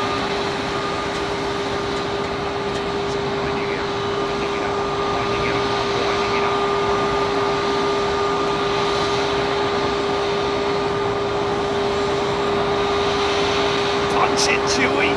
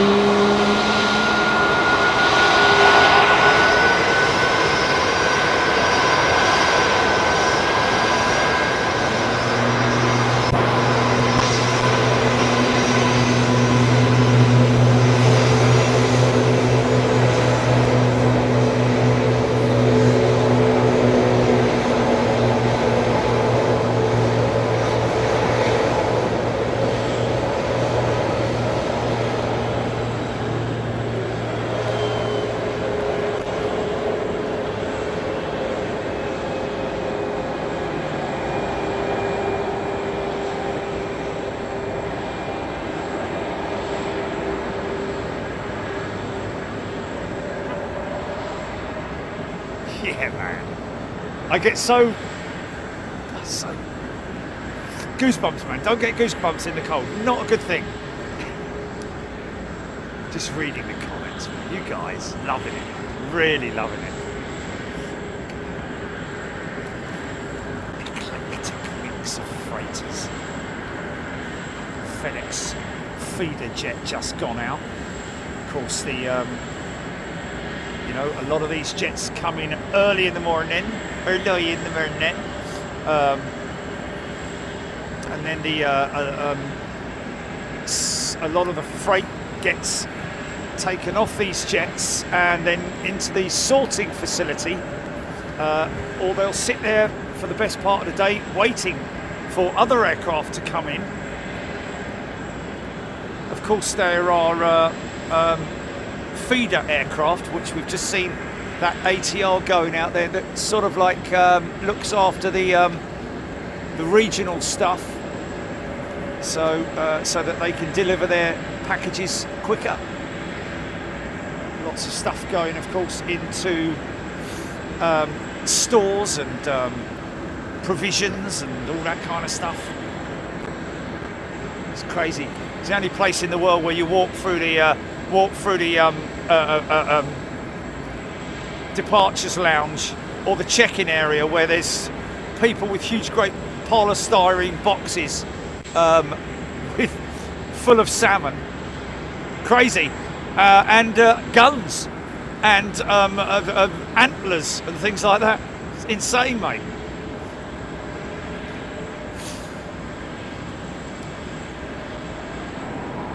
Freddie, look at all those white pinkies.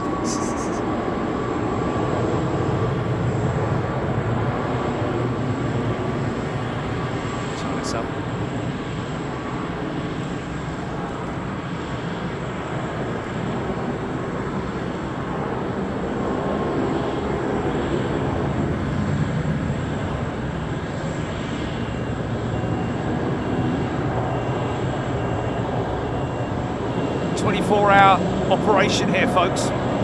24/7, 365. Never stops, this airport.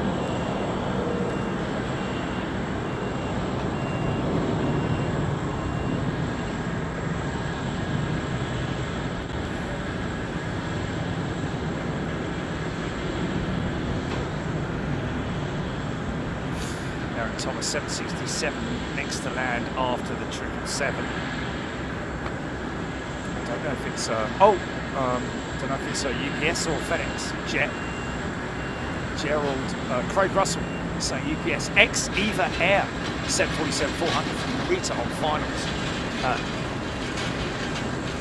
Look at his little snow cloud. Look at his little finger. You know his little cloud. Look at his little cloud. Up, be a big, strong snowplow one day, mate. Keep drinking the milk and eating your eggs and stuff. Before you know it. Martin Saxton, thank you for the great days here. Of course, we have been live, folks, for the last 2 days, Wednesday and Thursday. Live here in Anchorage.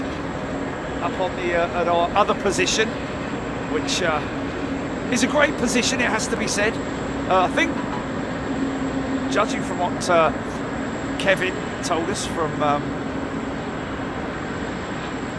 Los Angeles, that that position may be lost to us AvGeeks over time, but who knows what will happen. The trouble is that obviously during the construction time, which will probably take the best part of two or 3 years, because we believe that there are more plans to build more aprons, more aircraft parking over that side of the airfield again.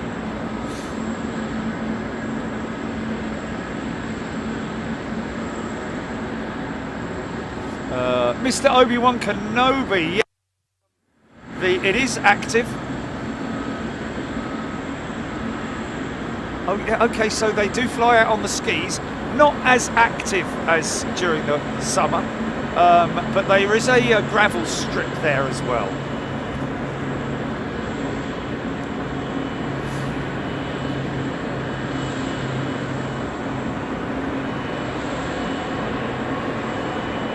This is the view that Richard got back to the side today.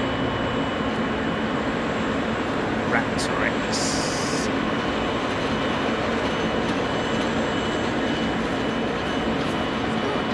All good, man, you?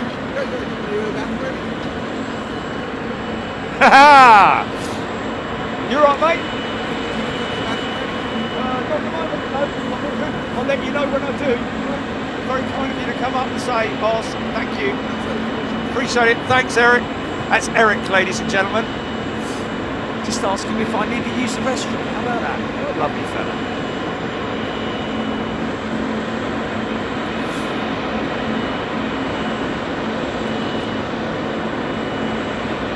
Michelle Bartlett, great 3 days.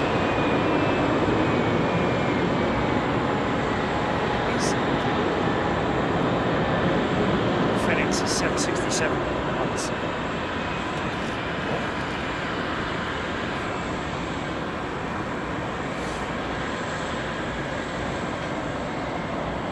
Simon Bartlett, Evans, MD-83 due 40 minutes.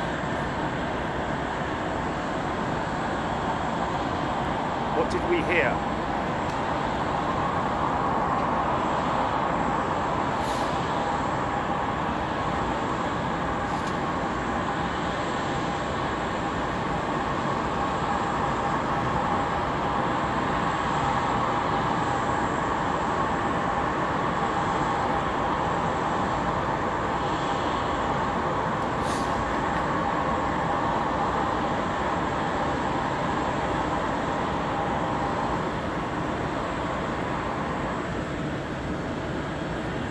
That's very kind of you to come up and ask if I want to use the loo, isn't it?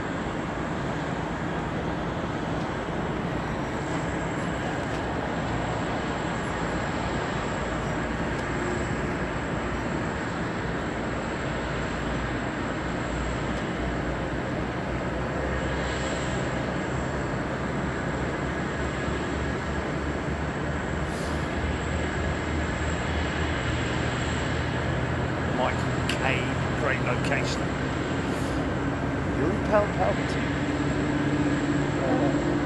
know what they're doing. Don't worry. You'll be fine.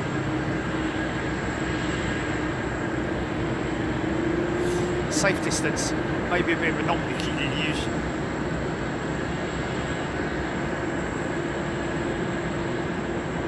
Peter Road!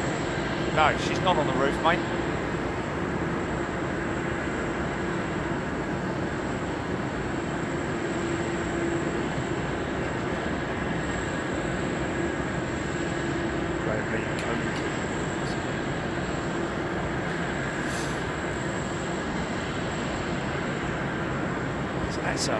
It's a very rare, well, I say very rare, but obviously they've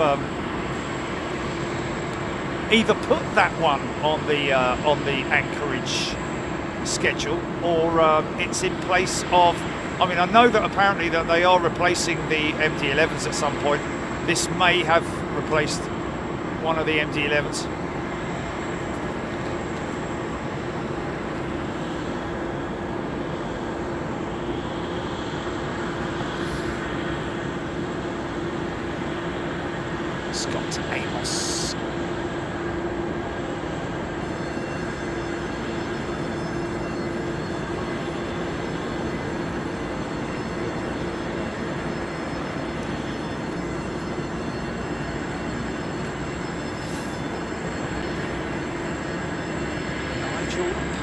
Is a brand new member. Welcome, Nigel.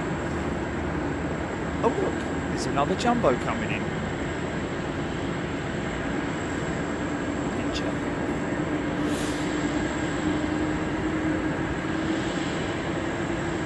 Yeah. Let that go down, huh?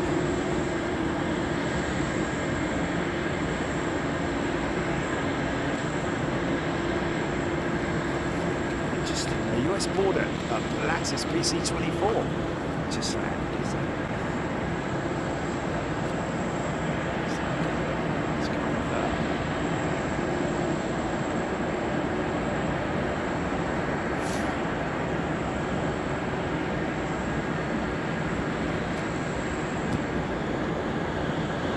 What's that, GP?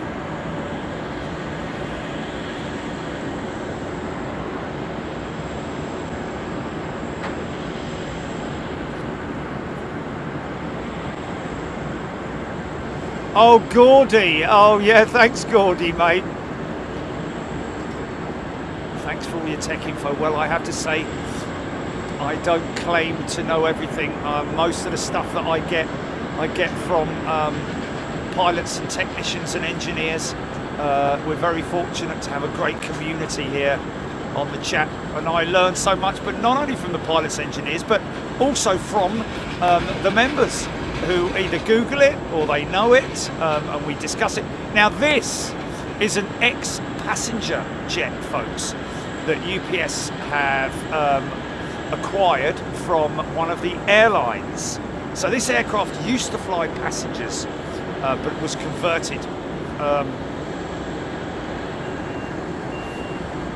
Obviously, the great thing with these ex-passenger jets is the fact that they've got the capability of carrying, you know, as much freight as their pure freighter cousins. However, obviously with the upper deck section at the back, it's the floor of that restricts the height of pieces at the front of the aircraft. However, that's all allowed for when they're making the calculations. The low stuff is going to go at the front, and the taller stuff will go at the back. So someone said who this once, oh, it's ex-Eva Air, isn't it? This aeroplane.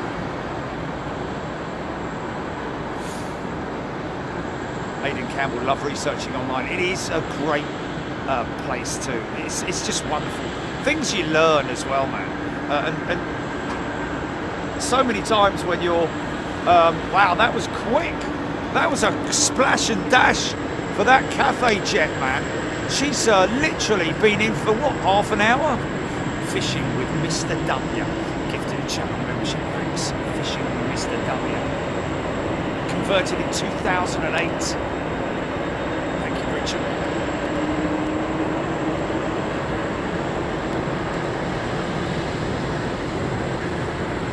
Mr. Obi-Wan Kenobi saying that the DC-6 is, I think the DC-6 has been on radar for quite some time now, hasn't she?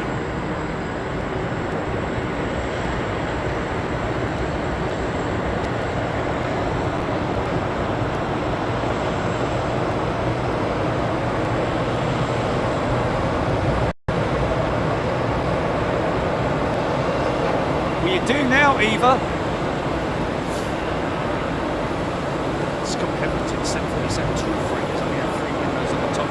Yeah, but not only 3 windows, but the short 100 variant hump on the front, not the stretched upper deck. And also they have a hinge nose load on the front as well.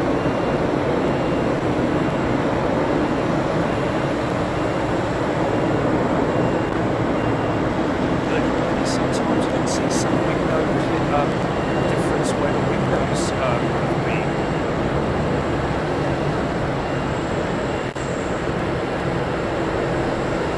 Wild Snowball has just joined. Crazy that snowball. I think we'll have to wrap up a very nice bit. Adiabatic on the wings there. Look at this. Here we go. Just to the point where the fuel is not heated when it goes into the tanks. However, the fuel is heated by systems on the aircraft, but it is regulated, the temperature of the fuel. But also there are additives in the fuel that maintain, mean that they, well, anti-ice almost, you know, not glycol personally, a solution that keeps the fuel from freezing. There's your fuel dump over there, or one of them.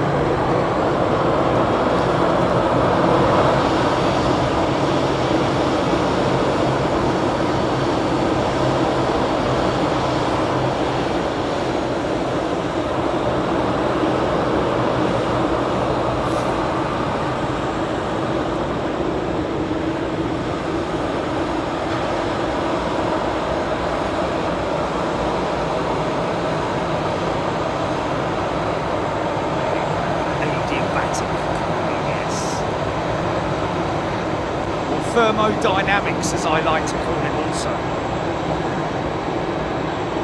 But the reason why we're getting that little bit of floof, there'll be a very small window. It's because of the heat from the sun. The temperature's gone up, and so the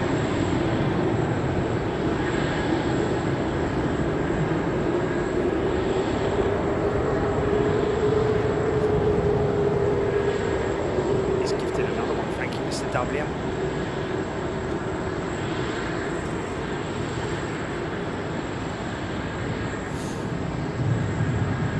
Air action.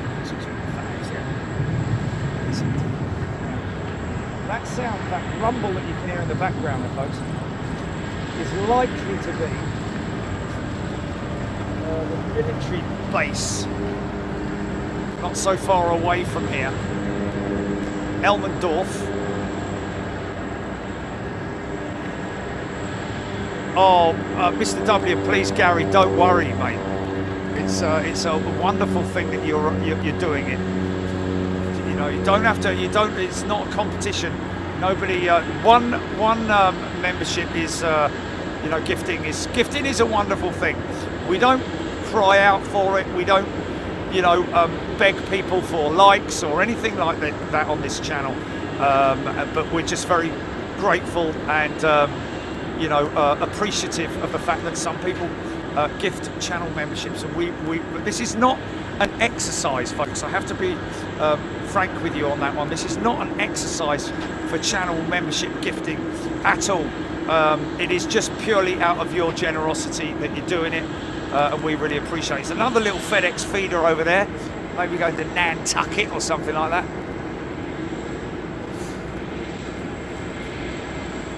So that will literally be postage, I'd imagine.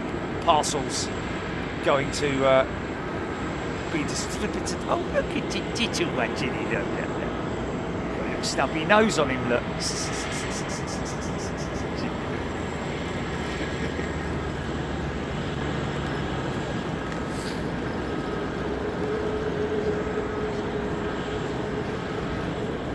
You're not listening, are you?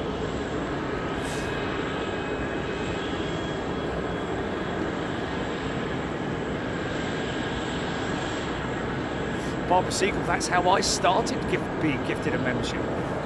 Holly _ WV gifted 5 channel memberships. Thank you, Holly. It's a little tap. Hey? Where? No, the oh, you missed it. You missed it. Thank you, Bull T. It's not what we're aiming for, but it's very kind of you to say.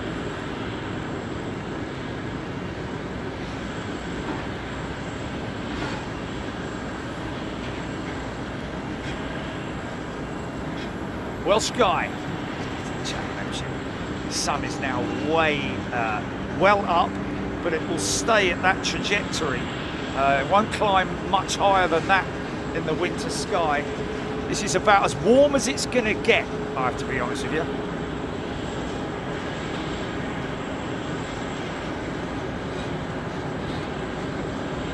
Pinky's grandpa.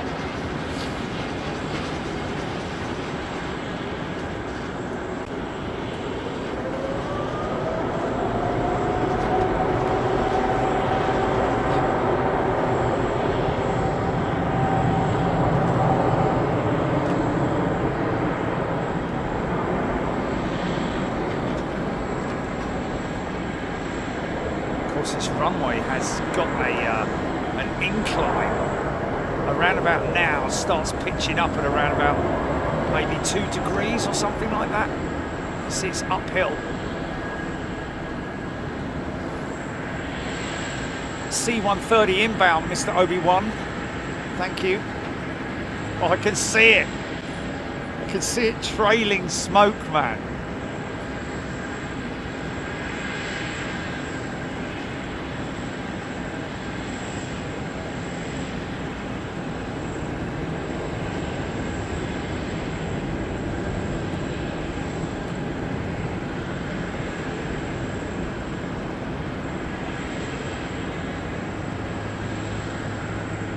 Sure about the up-to-date figures in terms of passenger numbers. Flipping heck. Look at that.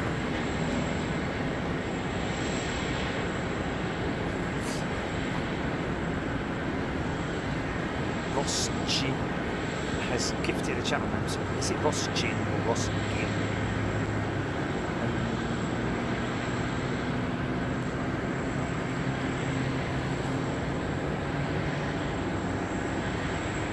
Done it again.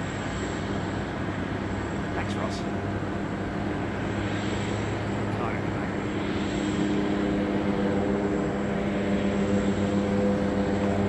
Oh man, look at that.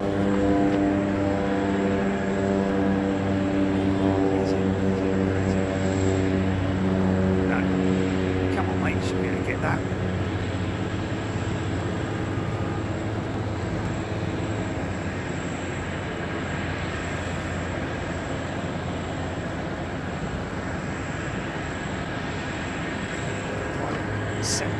Sit back, enjoy the ride.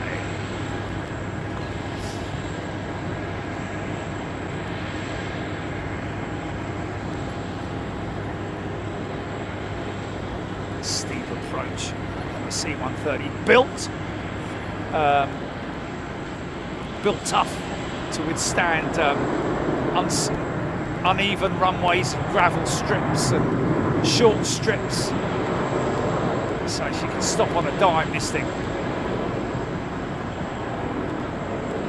Never really heard of the word flare on this one.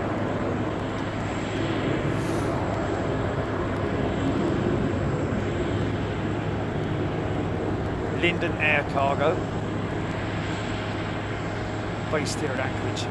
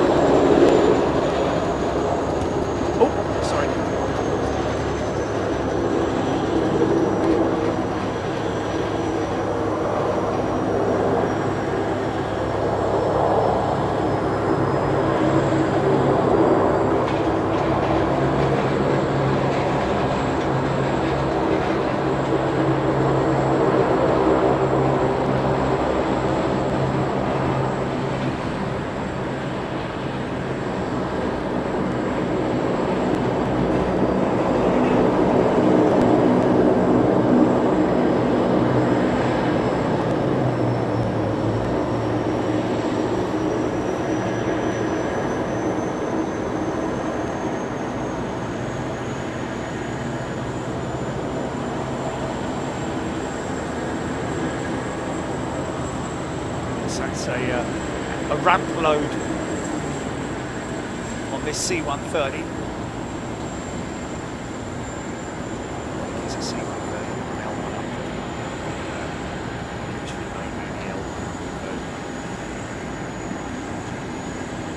71-year-old Beechcraft twin after the C-130, Mr. Obi-Wan. True workhorse, Gina Graham.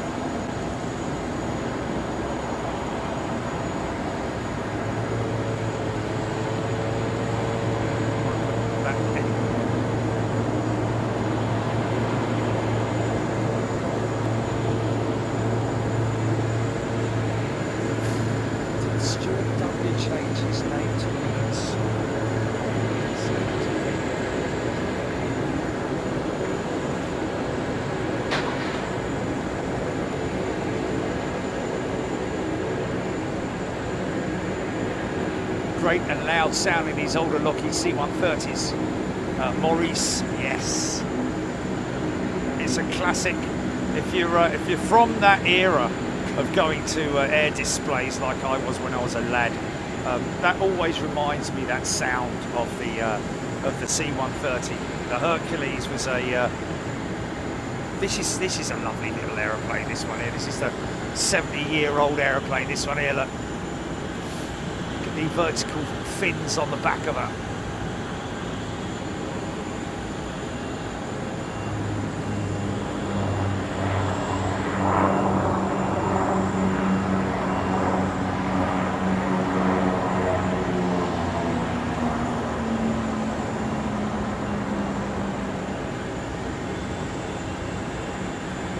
Rusty T asking what you can take in one of those C-130s.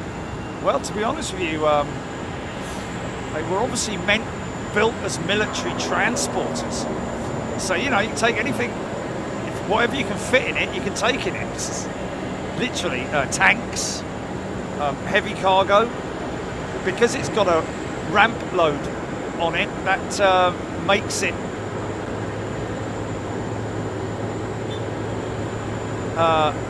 more appealing to any operators who want to utilise it. So this jet is ready to roll, I think.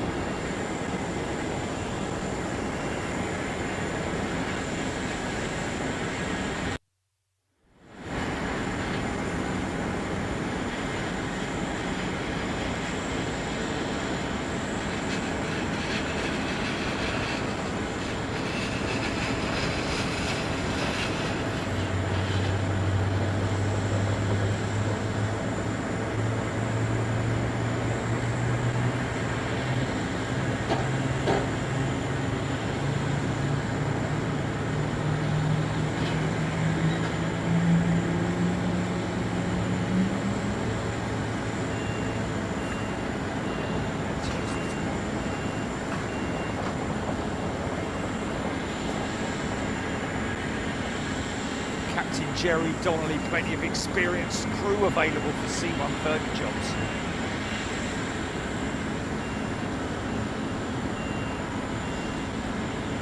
Bull T-850 not fun to jump out of. Well, yeah, I guess so. Oh, okay, Eric, I've got you. Yeah.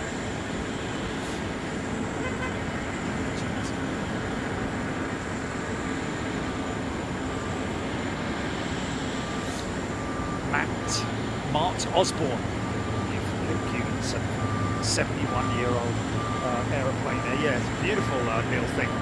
Oh.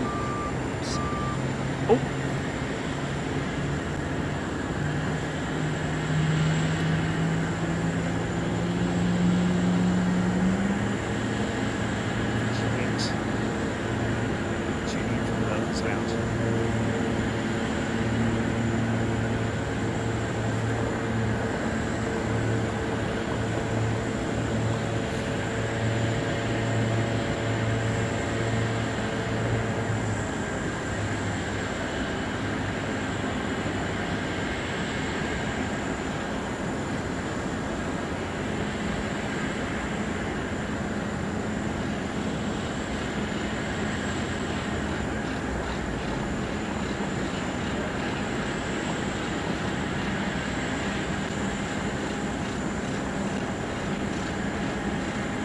great.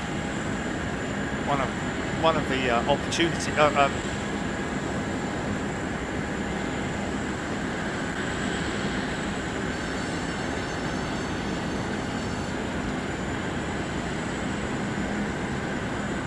Chris C, give a shout out for the gifted sub.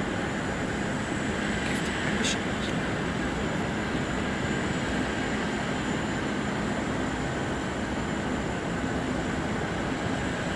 Positioning of these jets means that they don't have to use a tug. Most times they can just fire up and wheel straight out of their position.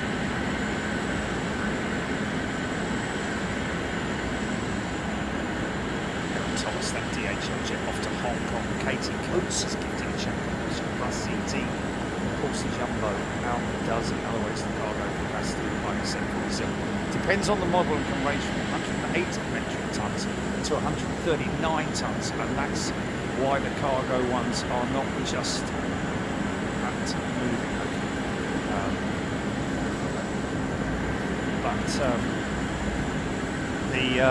Yeah, like I said, the upper deck is restricted in terms of height if you operate an passenger jet. Looks like this one's ready to roll as well. His beacons are on. CF6 is ready to fire up. DHL on the move.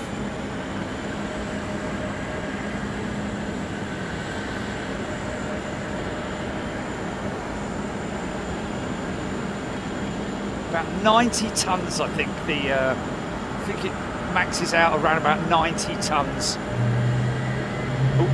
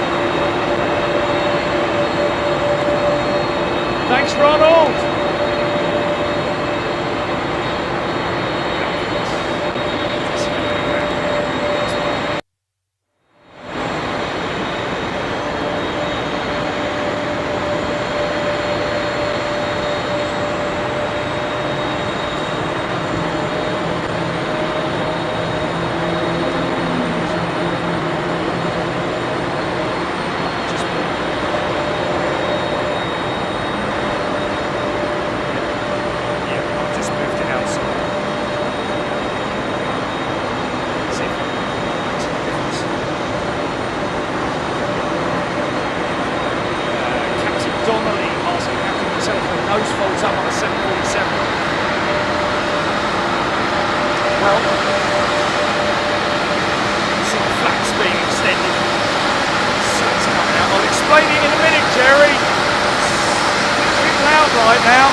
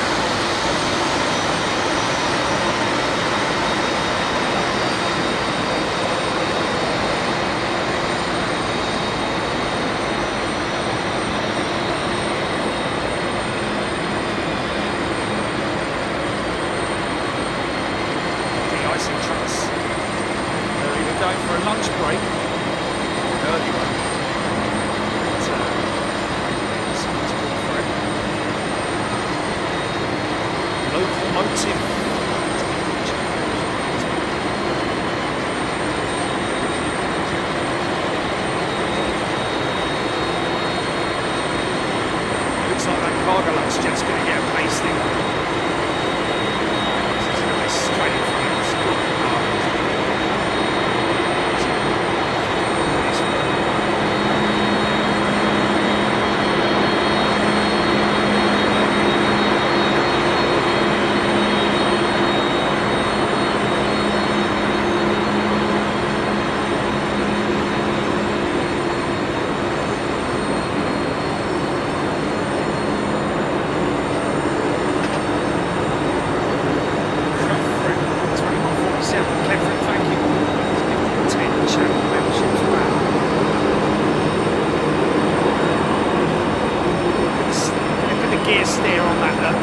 The back wheel steering there, look.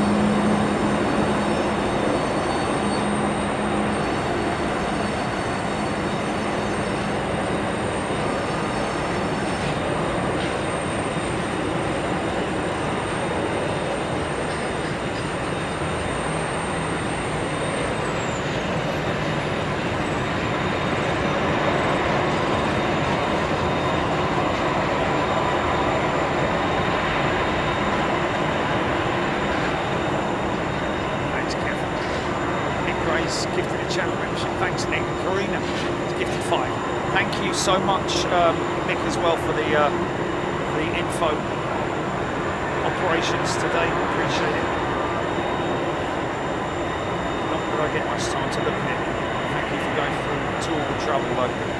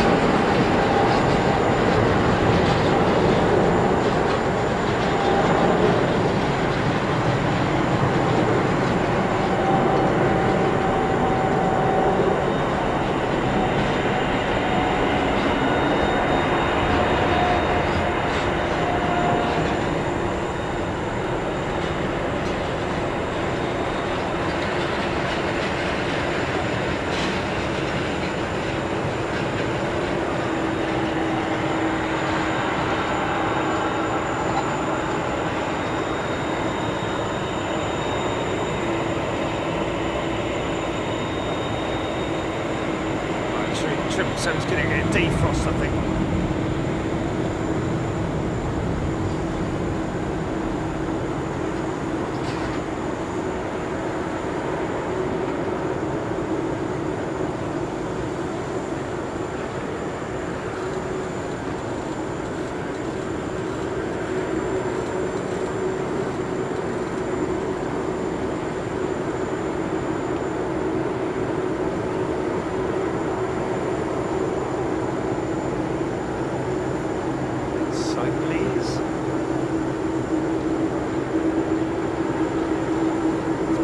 Gen X engines on them.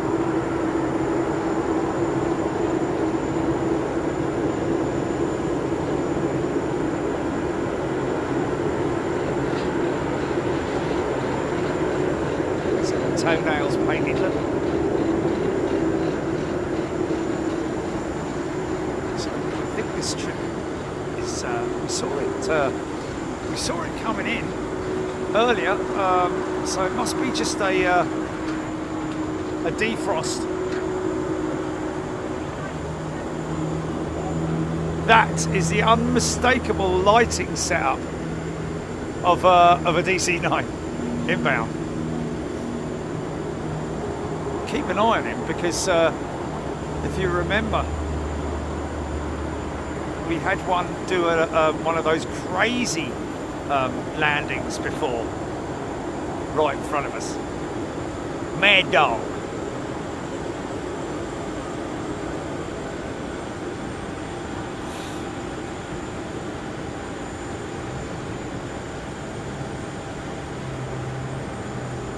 Nick Gray, yes indeed, paid cash money to see the MD-83 on approach, transition from 7 to 33 from this location. So what he's talking about there is he's obviously lined up for 7 at the moment, but we saw one last year where I think he was very close. The separation between himself and a UPS jet that was behind him was such that the UPS jet would have had to have gone around. So he very quickly transitioned to runway 33 as opposed to 7, and that was just incredible. He's too low now to be doing that, I think.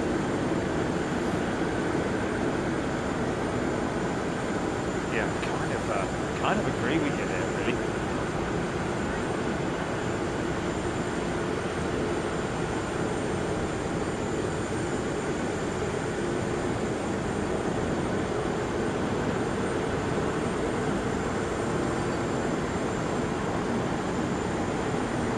So watch the bucket reversers activate on the DC-9.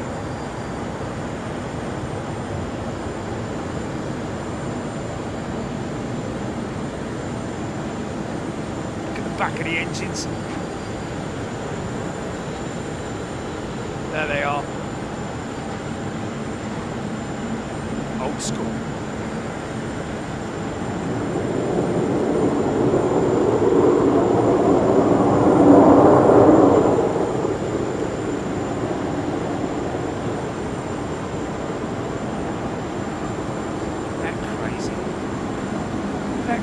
Those old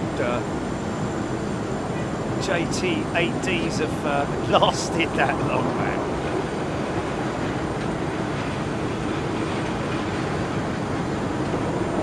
Simple engine mechanics, I'm guessing, on the DC-9 as opposed to modern day engines.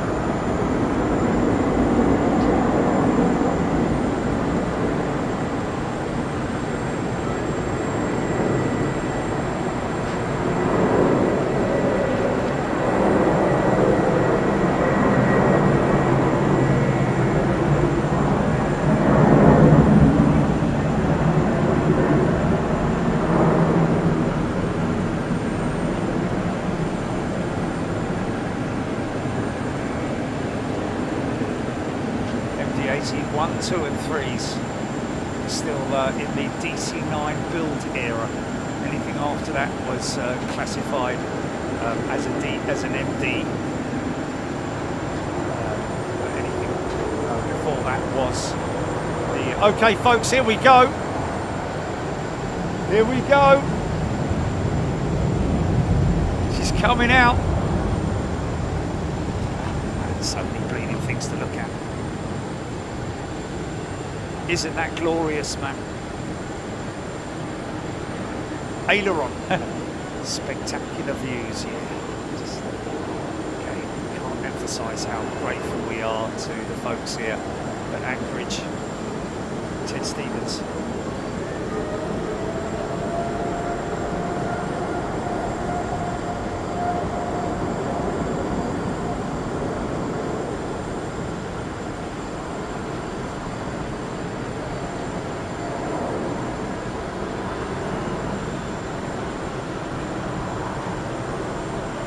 So Jerry, yes, the 747 cargo nose.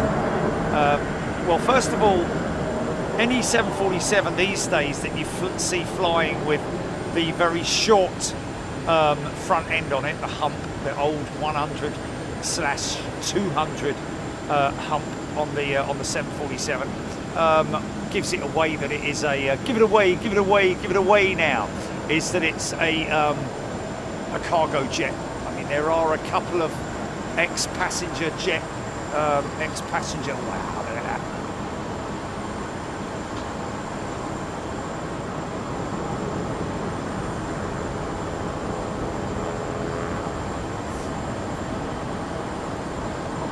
So in order to see the nose, the hinge nose, you can see there where the split is, where the join is.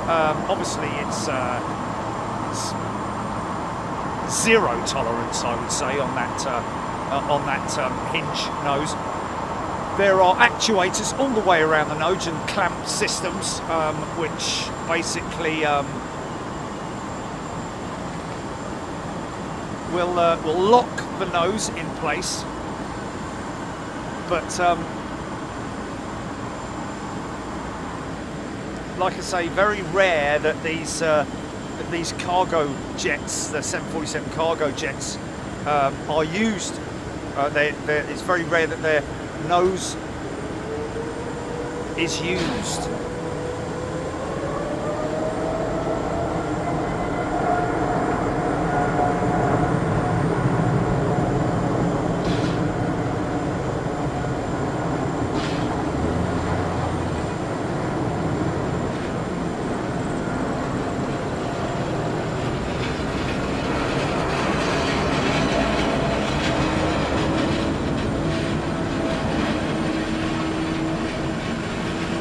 Dreamlifter in from Charleston, on its way to Nagoya.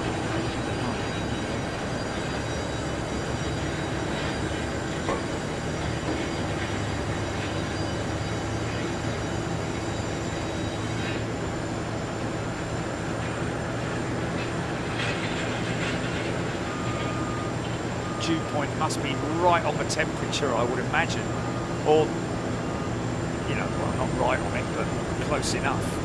In order to create that adiabatic cooling, thermodynamics that we see. Anyway, the Dreamlifter, there we go.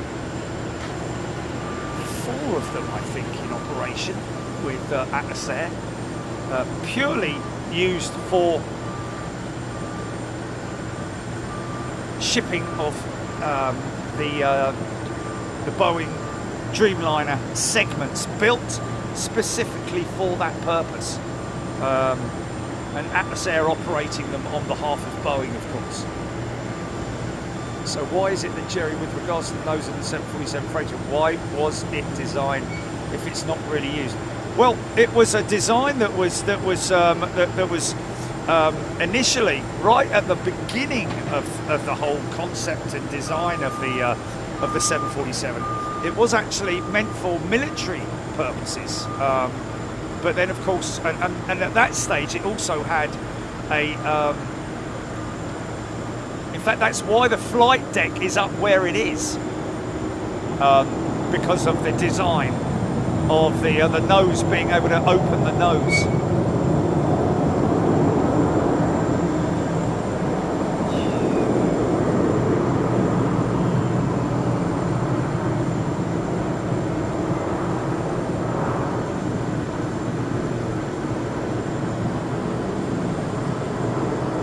course, we all know that Pan Am were the, you know, when Pan Am reached out to Boeing after when they said, look, we need a bigger aeroplane. We need something much bigger to accommodate these transatlantic runs. 707s were doing it, but you know, kind of struggling really. Certainly not. I don't think they were able to do like West Coast to London. I think it was just East Coast stuff with the 707s and the DC-8s and stuff like that. But of course, when so the aircraft was actually conceived before Pan Am came around and asked Boeing to develop it. But initially, the 747 was developed as a twin-deck aircraft. Go and look online, 747 original design, and you'll see it quite clearly there. But I think the reason why they dropped the idea of the double-decker was because they couldn't get the passengers off in the allotted 90 seconds. That was part of FAA's regulations even back then. So they dropped the idea and cut it down to a single deck, and that's the reason why why you have the fairing at the top, the flight deck position where it is, in order to accommodate the swing nose on it. So right from the get-go, the aircraft had a hinged nose capability, but I think that harks back to the military days, in terms of its original design. But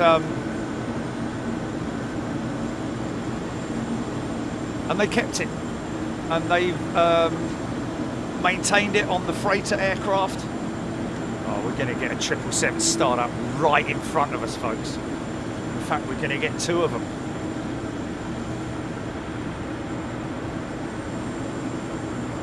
Pan Am Todd.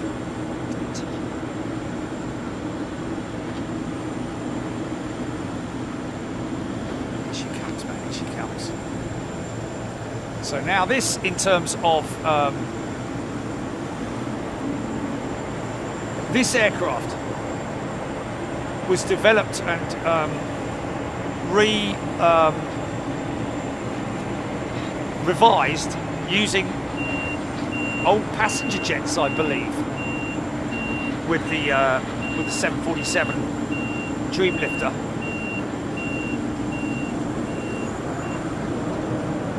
And we'll be able to show you quite clearly how,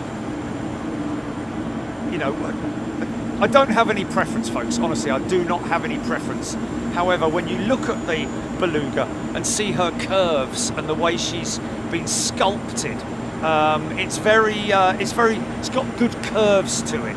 Whereas the Dreamlifter is a much more sort of like not chucked together, but literally cut and shut. You know, a cut and shut type modification, where you can quite clearly see that it originally was a Boeing 747, whereas the Beluga, it's difficult unless you know to realise that it was not a complete clean sheet design, but a redesign and modified A330. Well, the latest one anyway.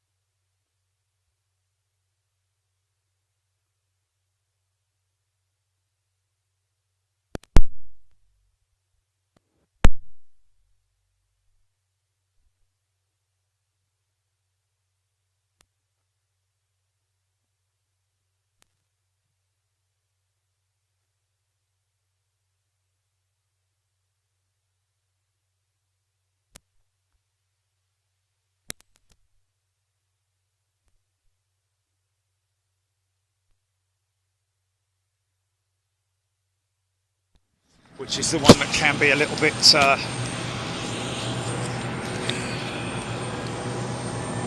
we need to keep an eye on the mic here.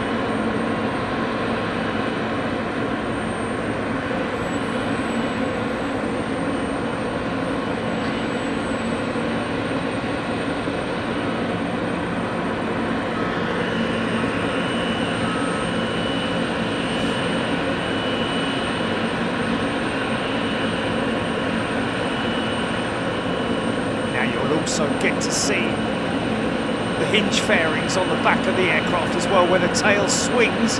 She's got a swing tail on her. Look at the fairings on it, man, for the hinges.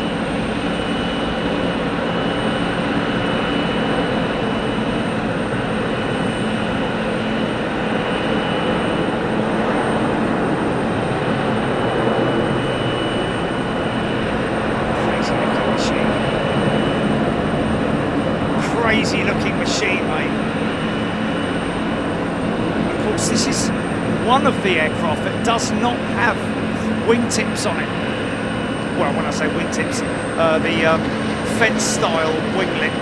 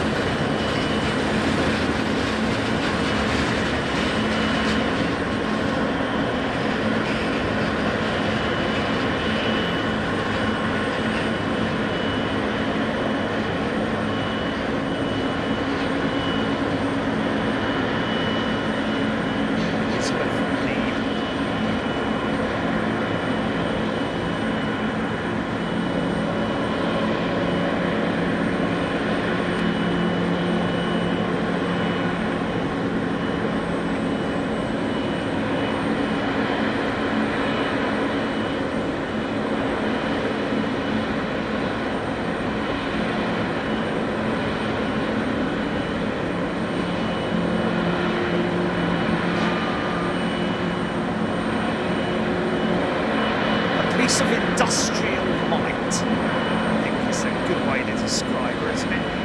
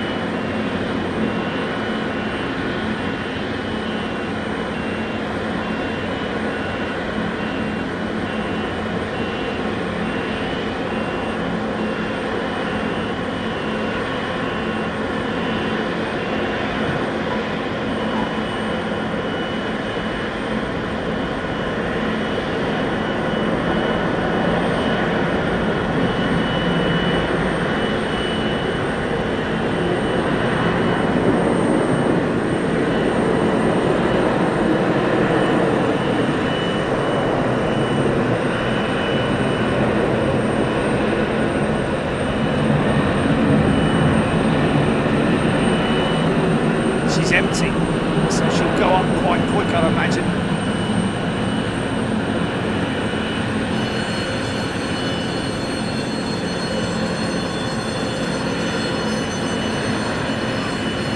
Off to pick up some wings. Dreamliner wings.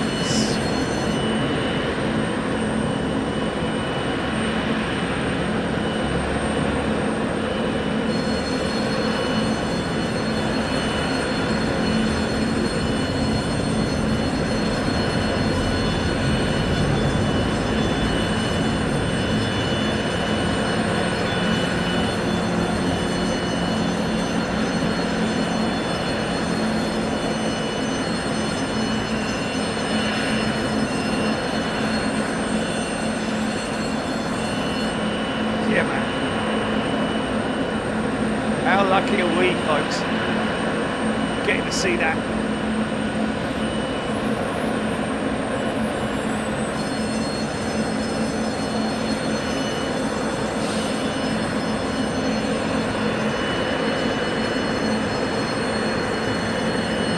Waiting for this 737 to roll past before they can make their way out. Beautiful jetliner, man. Love that livery.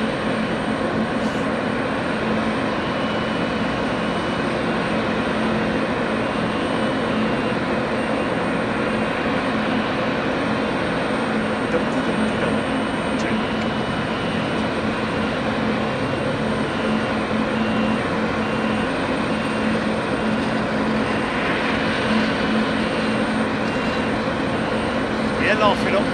Laugh it up. It is interesting. Of course, Spirit Aviation do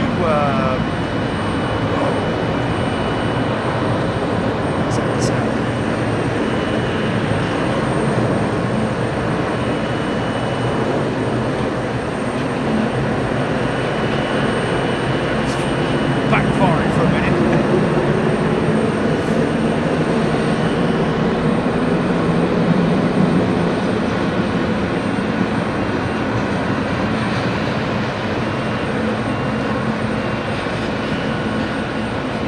Sananda making a point there. There are 4 Dreamlifters in the family, and at least 1 or 2 of them do actually have the winglets.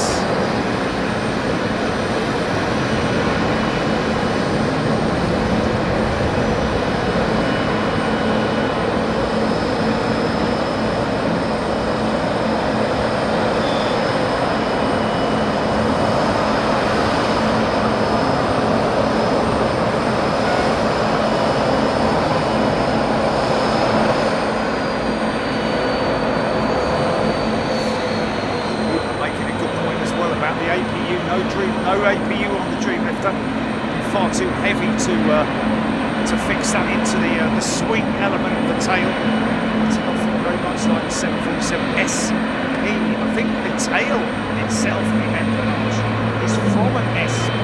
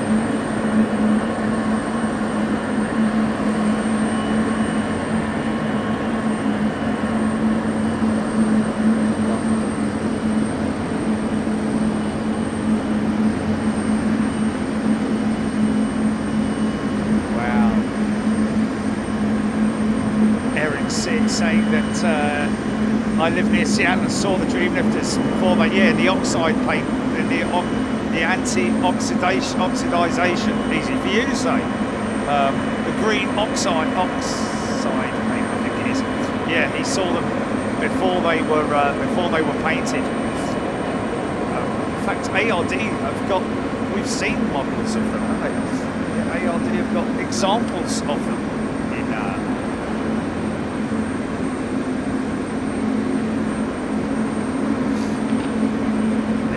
Pre-painted state.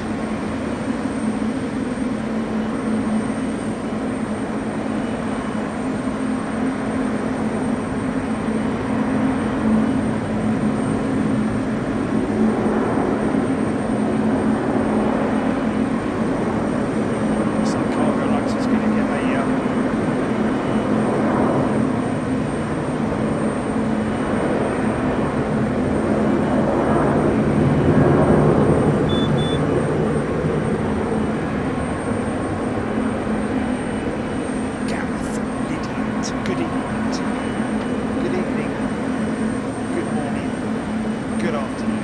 wherever you are in the world, great to see you. This is Big Jet TV, live from Ted Stevens International, focusing on the refueling apron here, right opposite the sea gates, the south side of the terminal buildings. We are very honoured and lucky to be out here, to be able to show this amazing facility off to you guys. So many people are unaware of the amount of traffic that flies into Anchorage purely for the purpose of refueling. Get the odd UPS and FedEx jets that and even the DHL 777 that we saw just now do offload some of their freight from time to time. But these jets that we're looking at here primarily either going to or coming from mainland China to pick up mainly e-commerce freight, you know, electronic goods, etc., etc. All your Amazon stuff and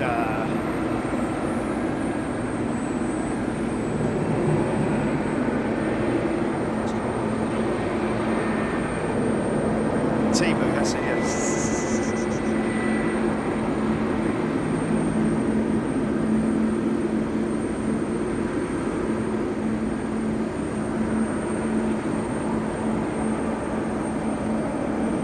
one of the big shipping lines that took to air freight.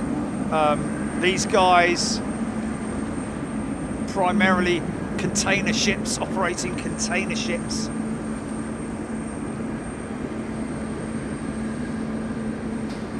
Gulfstream.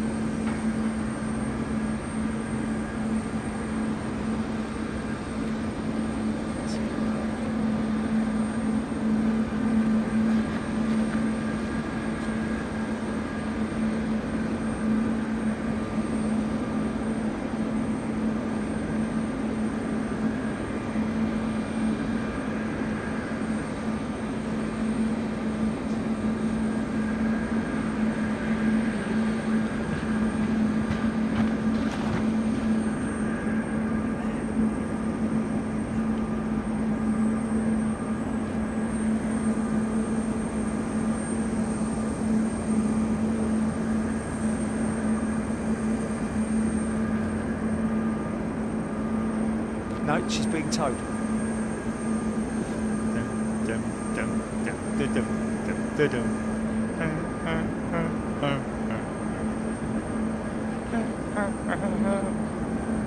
Oh, look at that!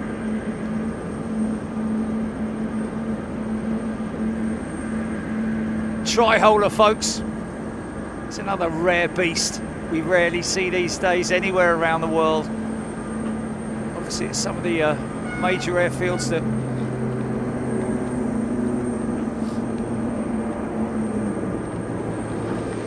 what's this going to be? Are we coming in here, Jimmy? Coming right down below us, maybe? I don't know.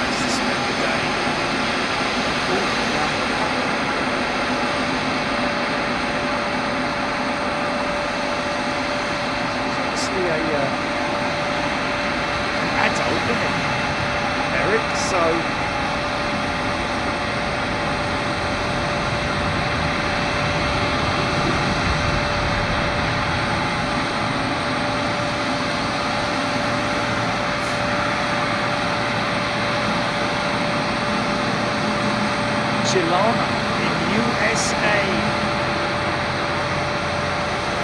is a brand new member. Welcome, Asiana.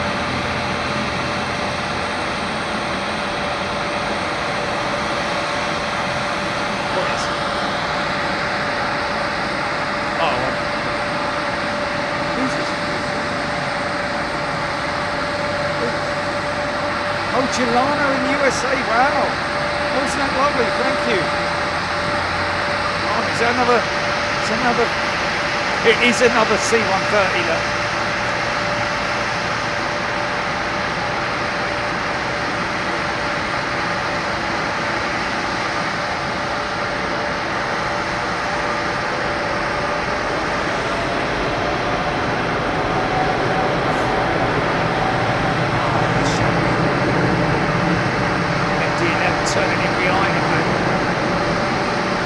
all the hatches, mate.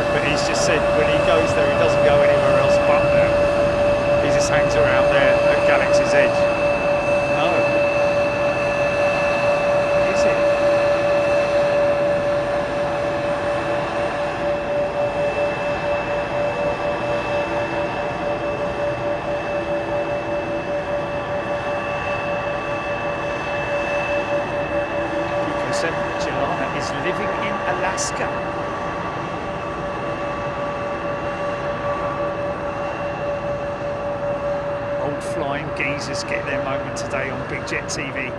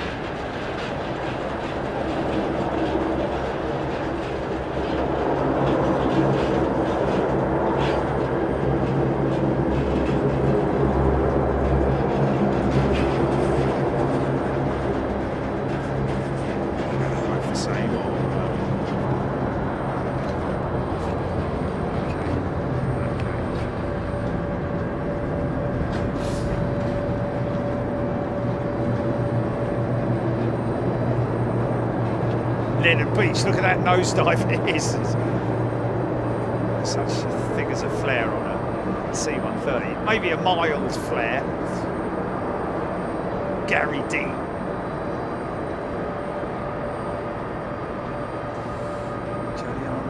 Juliana saying 20 years Juliana's been in Alaska. Well, for hand warmers and foot warmers and toe warmers. Phone's doing well today, isn't it? Why did I say that? Why did I say that? Yeah. Stand by, folks. I'm just going to let that jumbo go out of sight and catch this MD-11 on approach. Because this is rare as rocking horse poo, this thing. And getting rarer by the minute.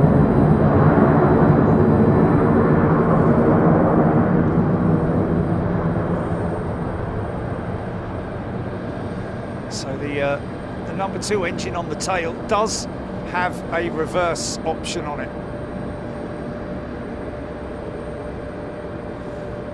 I think they're going to be around for a little while longer, these MD-11s, with the delay in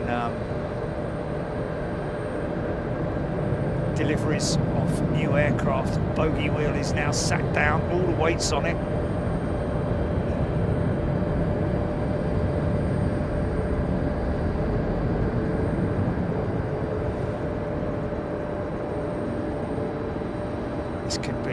XMD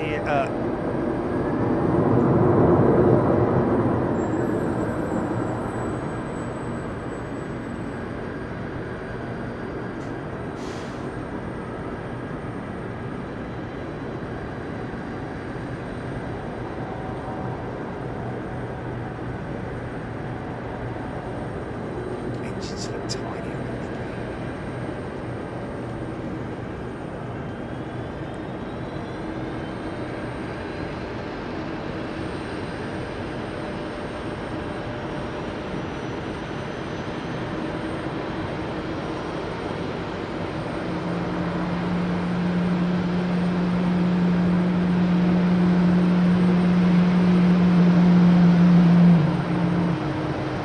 see that the rudder was getting a right work out there. Gerald Avery, MD-11, best big jet climber out there. Yes. Insane.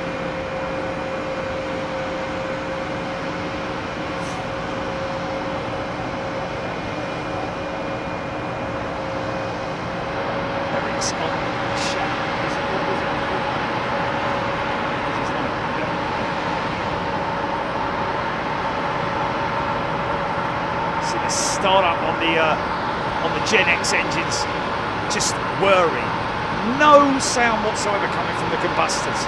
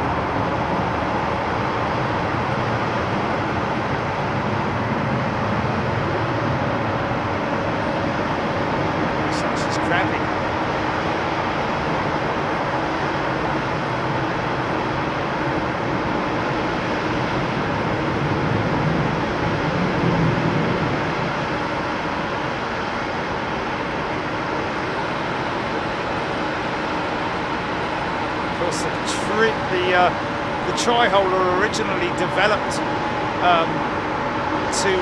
for FAA regulations in terms of twin jets flying across the Atlantic or across water. They sort of like met them in the middle and said, right, well, instead of a 4-engine jet, we'll save a bit of money and a bit of weight. We'll create a tri-holder. The DC-10 was born. Lockheed bringing out their variant with the TriStar. Look how tiny the tail is, the vertical stabilizer at the top, folks. That's why they usually land them at quite high speeds, the MD-11s, just to maintain the envelope.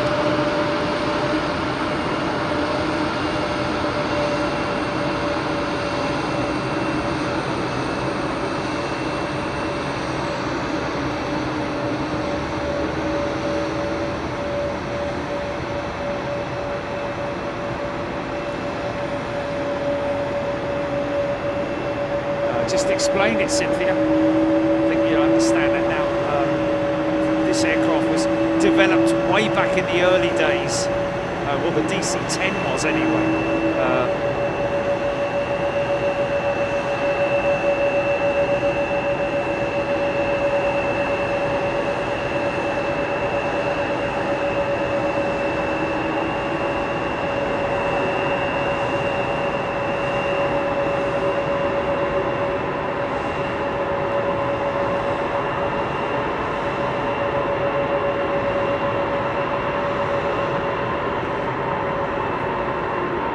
I take it everybody can see the arrow there in the FedEx logo. Can you see the arrow? I remember telling my mate, and I was like, look at it. He's like, what are you talking about? What arrow? I wouldn't tell him. I wouldn't show him. I was like, just keep looking at it, mate. He couldn't find it.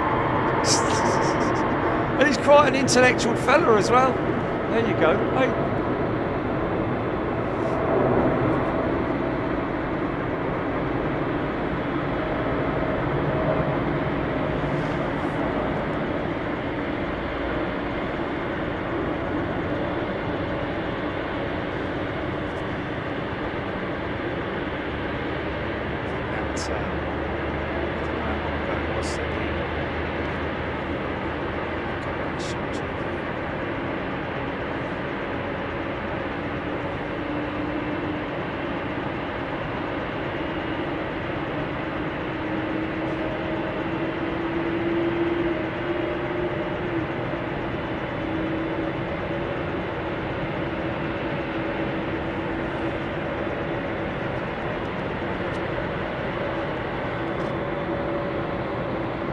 Wow. Started life at American Airlines, Alan Greenhaller. Grenell. Alan. Thanks, Alan. Great info there. Appreciate that. Thank you to everybody. I mean, that's Alan giving us some information. I always appreciate folks coming in and giving us information on aircraft in terms of their history, their history, and it's probably just green.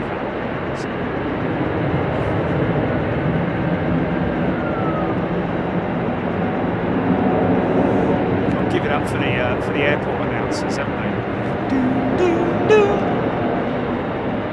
Last flight, last call for Mr. Green.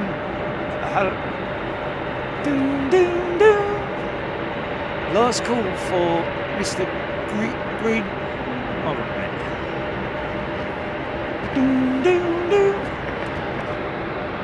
I don't know. You do it. Let me have a go. Mr. Greenlow, Mr. Greenlad, just get to the plane, will you? If your name's Alan and your surname begins with Green, then your plane's waiting for you. Anyway, American Trans Air was the Hawaiian vacation airline based out of Indianapolis back in the day. Lots of L1011 TriStars. Yes, American Trans Air. Of course, you did have Hawaiian as well that operated the L1011s.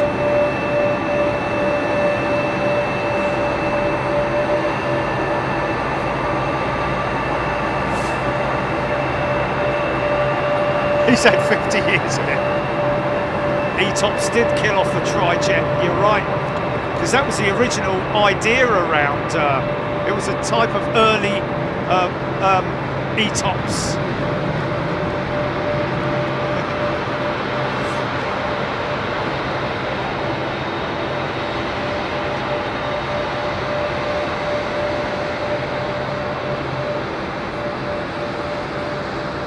What courtesy, Phil.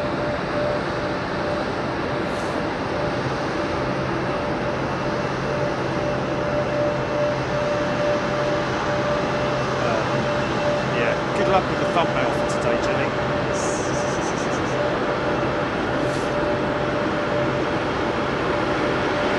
Should we just get this guy pulling in the gate, shall we?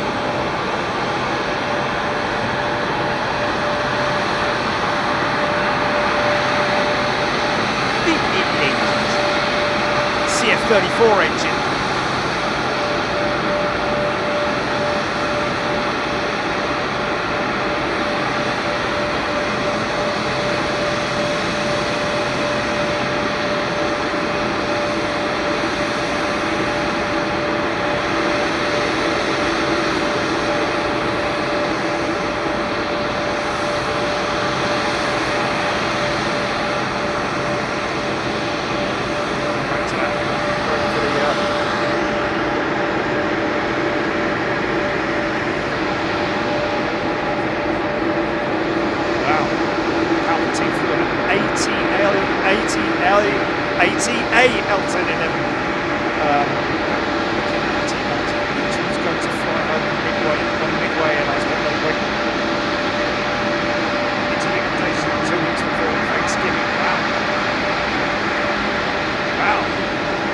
Good option.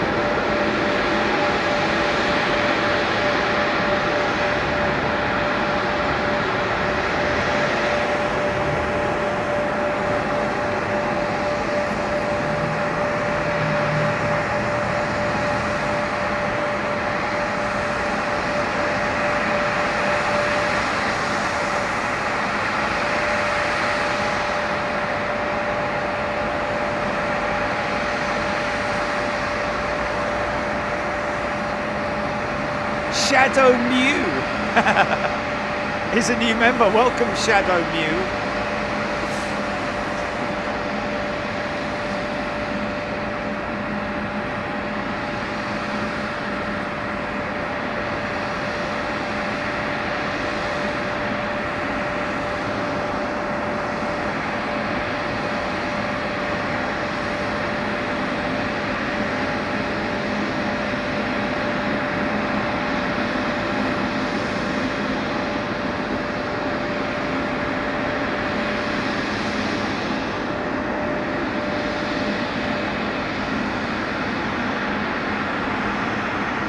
Rose Foster.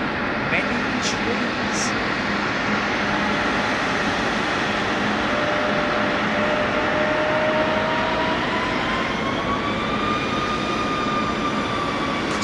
Daniel Pop has gifted a membership. Thank you. Ian. UPS Ian. Oh, yeah. Oh, man. He's operating GPs now.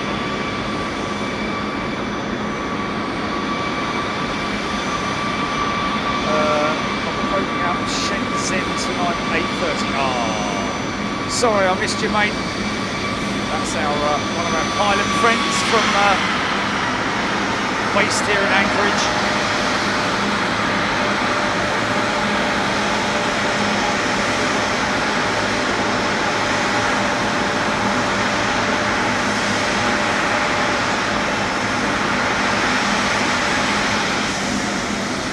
Look at his big smiley face there.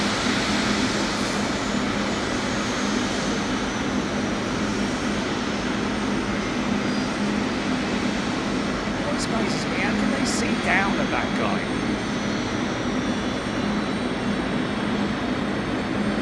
How can they see down at that guy when he's over the top of him?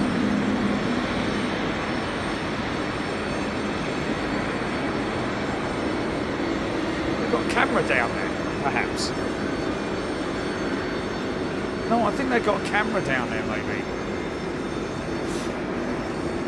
Well, yeah, after they've stopped, yeah.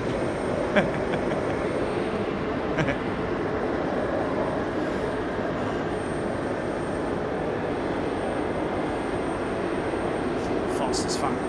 Good to hear from you, Ian.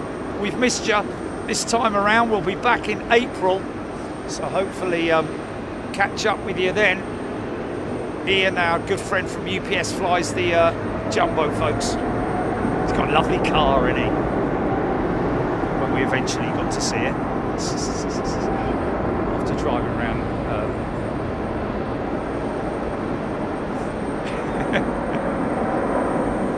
Going to the wrong coffee shop, yeah.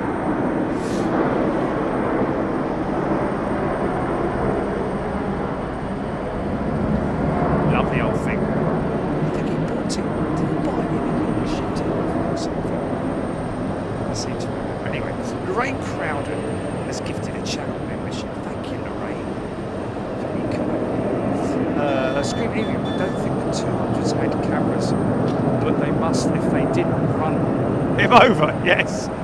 He was right under the flight deck, man.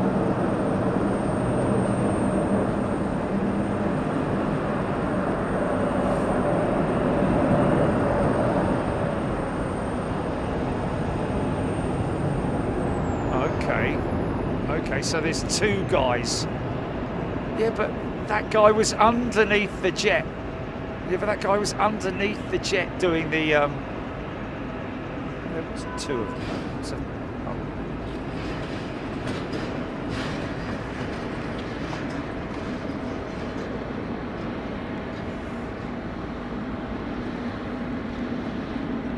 FedEx just, wow. He's gone long, hasn't he?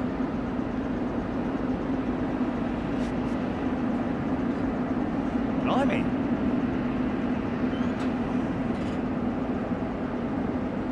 You're on there, mate.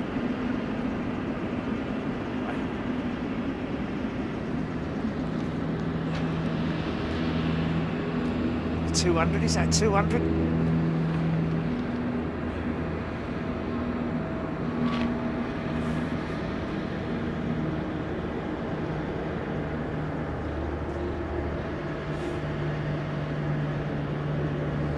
Les loves planes. If you watch them, Jerry, there's two of them bringing him in. The other one at the front is showing the other one where the aircraft is at. Okay, well, I kind of missed it. We'll have to have a look. So basically, the guy with the sticks is indicating not to the pilots, but to the guy behind him, who is then indicating the to the pilots, if you see what I mean.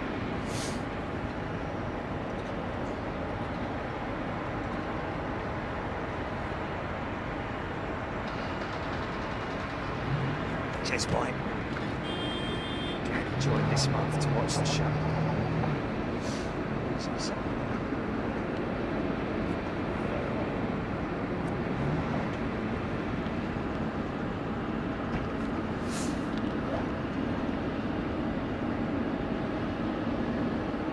Ian Byrne, guiding to the mark for the chocks.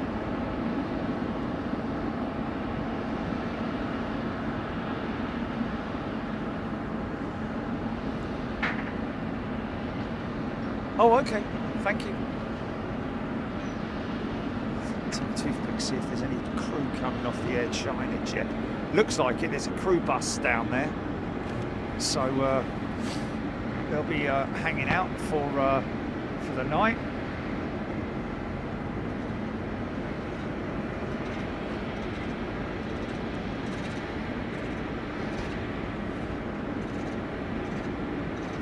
Yes, love some planes. Thank you, Les. I've got my flask of coffee, haven't I? Through the mist of an hour.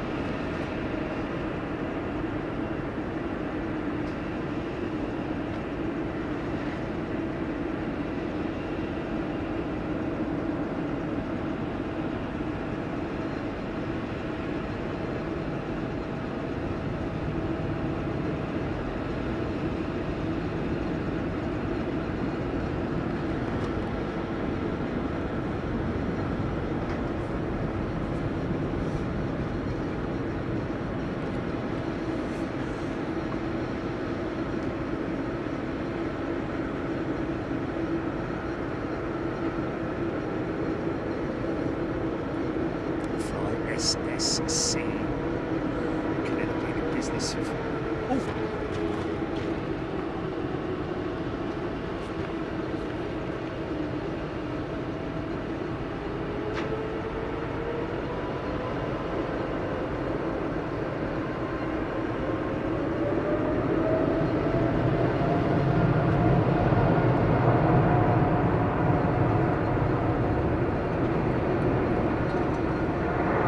Was it? What, flying it? Oh, Miami Rick was flying the Dreamliner. Oh, wow. Well, we must make sure that we've got get that across to him, GP.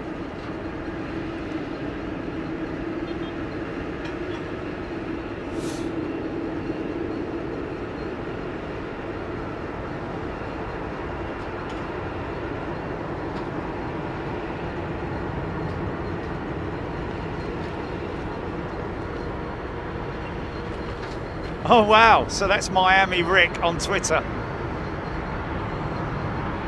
Wow. Looks like they've got a milk bar here at Anchorage.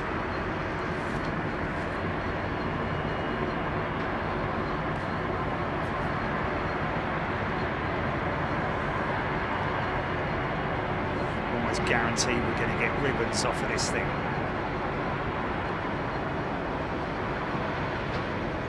Robert Howard, absolute pleasure, mate. It's an honour and just to bring this to everyone. She's a very dirty girl, isn't she? Look at that state of those weepy windows. Look at that. Wow. It's like a museum exhibit, for crying out loud. Look, all the eyeliner running, look.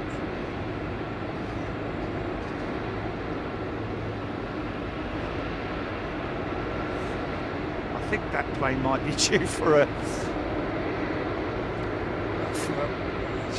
going in. Maybe she's one of the jets that they're just hanging on to before they can get rid of her. And or she's going to be going into paint. Of course, Air Canada just recently announcing that they're going to be taking 2 old 767s out of storage, which have been stored for over 4 years.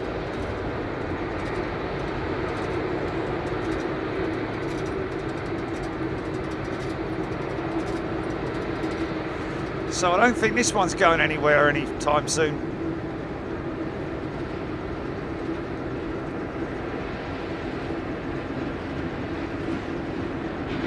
Oh, this is the one that was in yesterday. Wow. Okay, so it stayed overnight, did it? Oh, that's why they were defrosting her, I think.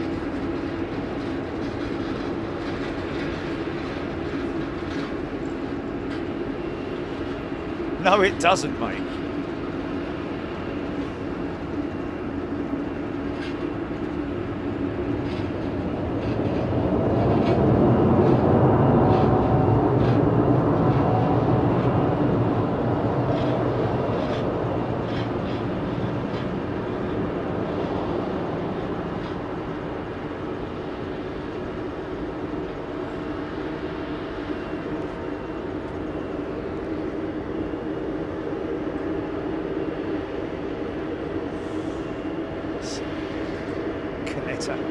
Linked directly to Connie Coletta,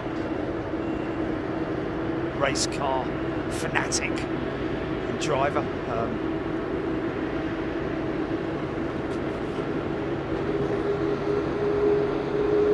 It's not that one we saw at Heathrow, was it, Chile? No, one we saw at Heathrow with the engine cow.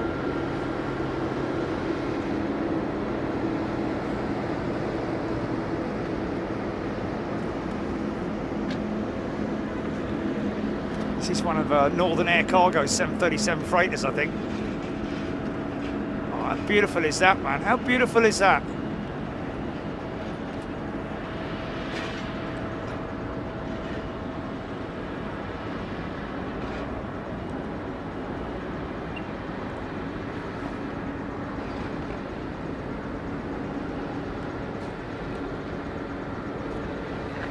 Weepy windows.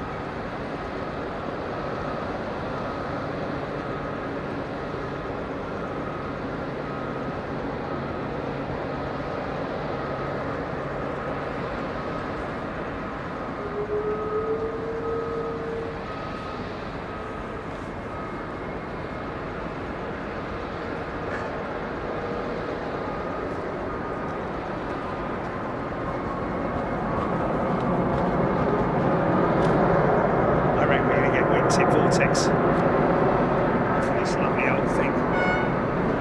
Pardon me. Sorry folks, just slipping the gloves on again.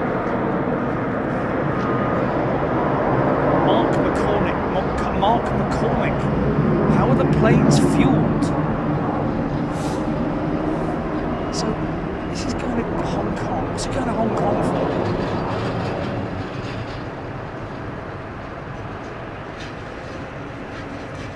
Conversion or maintenance or something, or yeah, possible repainting. That's the last time we're going to see her.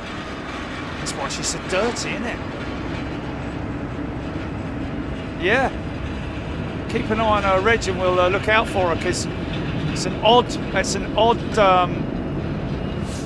service. It's obviously no passengers are on her. Look how steep she's gone up, man. And of course there are painting facilities in Hong Kong, so I think she has gone off to have a nice fresh coat of paint. God bless her. She's going to be all happy, isn't she?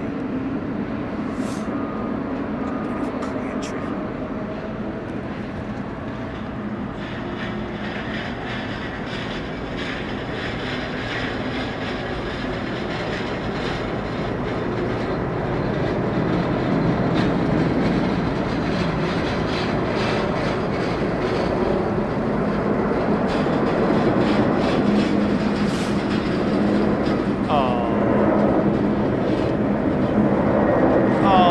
sorry to hear that, mate.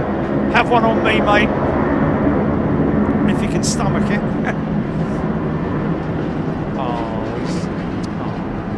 Bless him.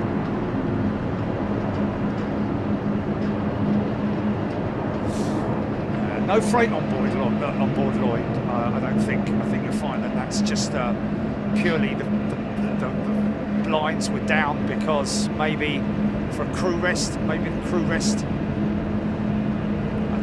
I don't think there's any freight. I don't think there's anything being carried on that Air Canada jet.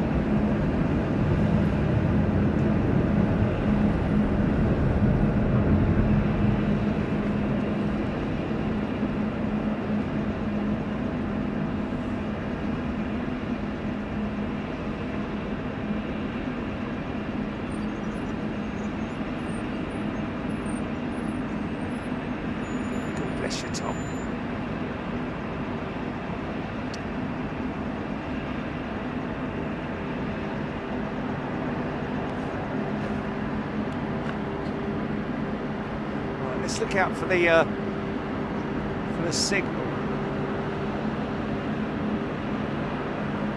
So there's your signal guy with the.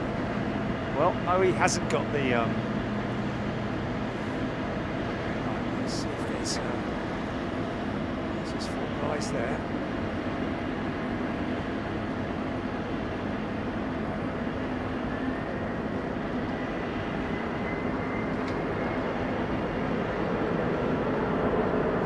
You see, he's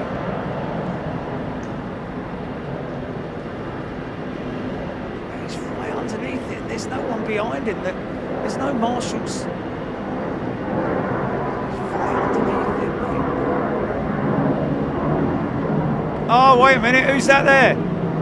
There he is. Right, there he is. Yeah, there. Thank you, Funky. Yeah.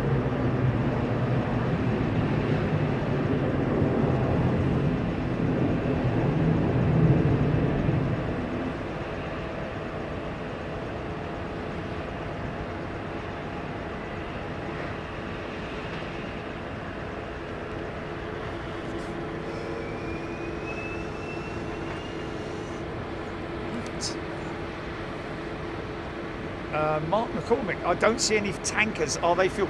Mark, you don't see any tankers because, well, for a start, on this particular aircraft, the tanker is on the other side. I think the triples are fueled from the left side, from the port side, and I think Jumbo's from the starboard. Maybe, I don't know. But there will be fuel going on these aircraft for sure. Flight SSC, is this the only streaming in Anchorage, or have I missed on something? Flight SSC, yes. We were here on Wednesday and Thursday, so you can look back at it. Oh, okay. I don't know if you're a premium member, Flight SSC, but next week we will be releasing the member shows, the first class and super class member shows, to the premium members next week. Next Wednesday it'll start, but that we'll let the whole lot go at once.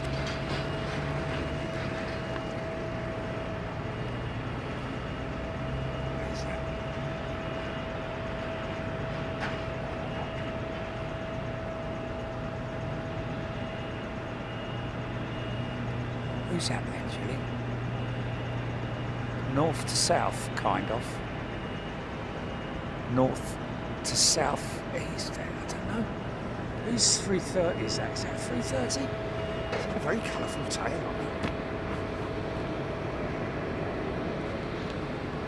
So that's interesting. Straight over the top, yeah.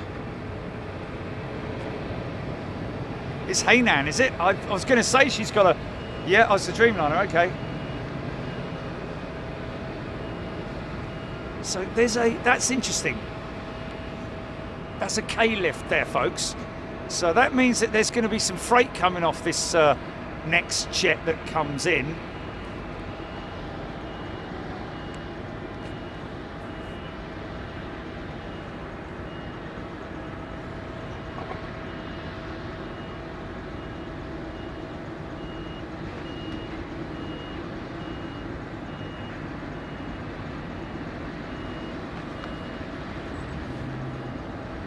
Hey now.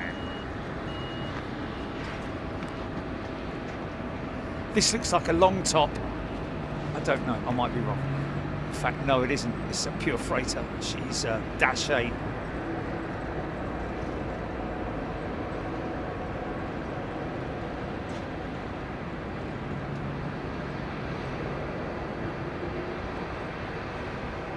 Eva, we've been here at all times of the year now, haven't we? This is our third visit this year, and we have been here at during all seasons.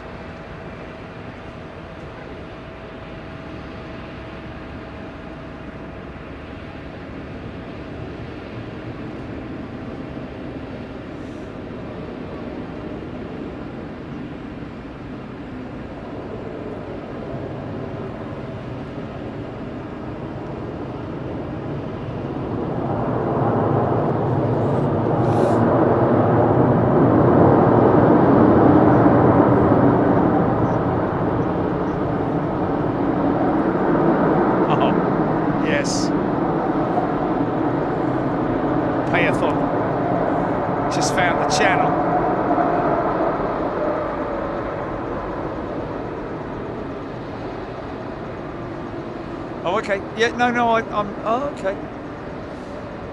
Okay, Ron is a refueler who's saying that the aircraft can be generally refueled from both wings.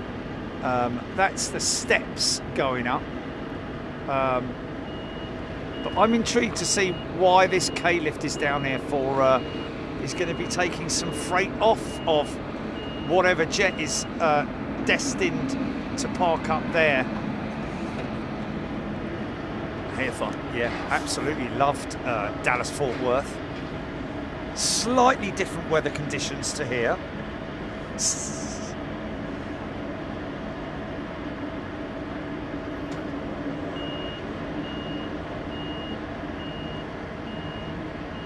Oh.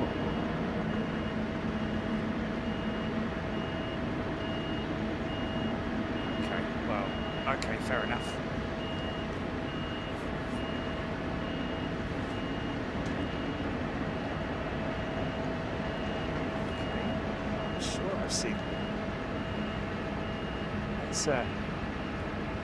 So that's a split. Yeah, okay, well, I've heard people call them K-lifts before because of the shape, if you know what I mean. But hey, if I'm wrong, I'm wrong. You guys know better than I do, that's for sure. And I learn new things every day. So that is not a K-lift. Standard high loader, split loader. There we go. So thank you, sir. First Singapore freighter in today. Probably seen this at Heathrow a couple of times. Anyway, whatever it is, it's a loader which will be used to offload some freight. This is possibly coming out of the belly, maybe coming out of the belly.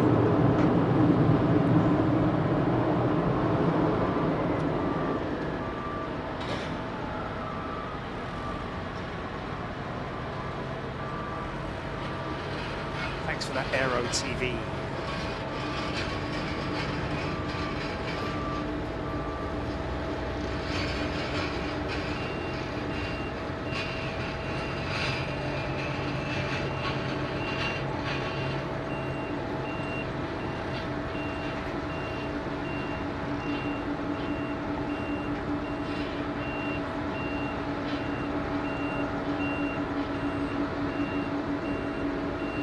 Yes, Aidan. Very right indeed. Scissor lifts, of course.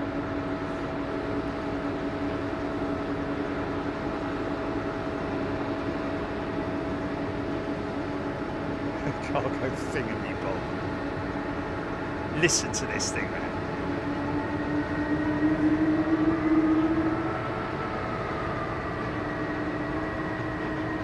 Andrew, thank you. Top loader. Okay. So I won't be calling it a... I'm just going to call it a loader.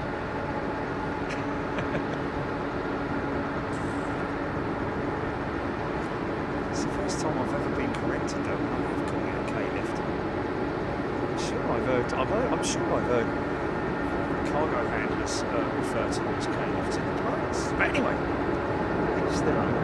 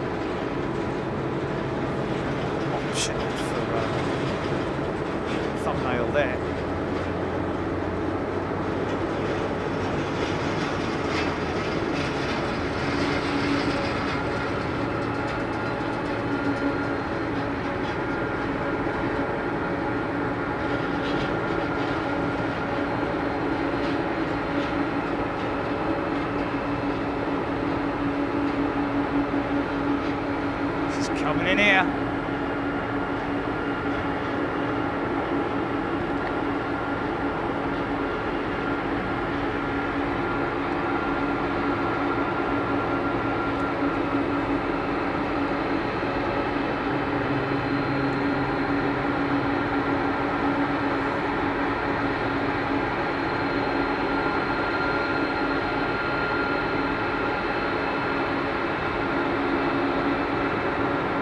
Steve Harris. Why did the missus do that? Mr. Sean.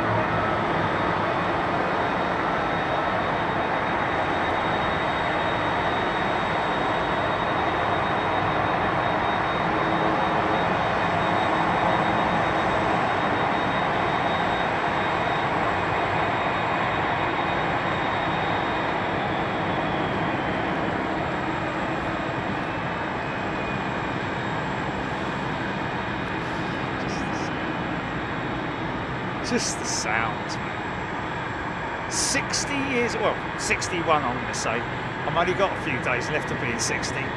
So I'll say a 61-year-old standing on the roof in Anchorage and getting goosebumps after doing this for 8 years. It is just, it'll never end, man. It'll never end.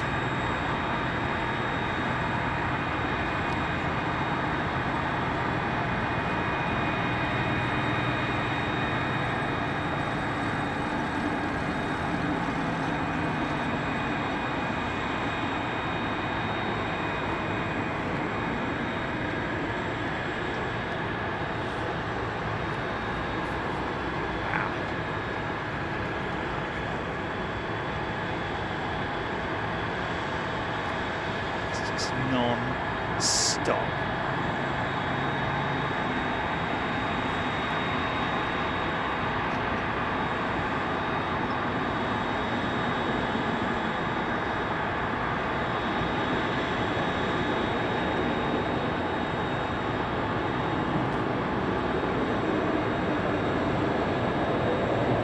Yeah, the second guy was there.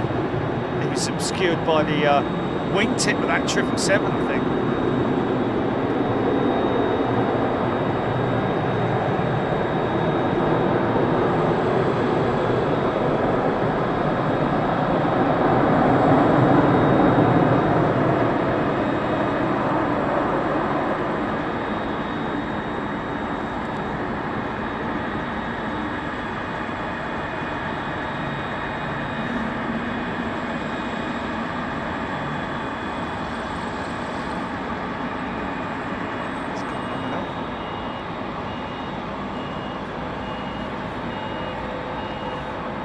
Turnaround for this one.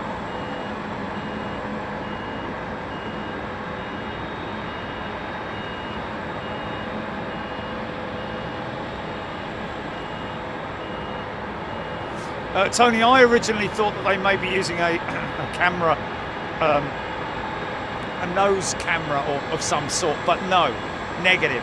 There is a guy. There's a guy at the very close up by the nose section who can see the stop points, but there's a guy further back, about 20 yards or 20 meters back, which and he is mirroring the other guy's movements.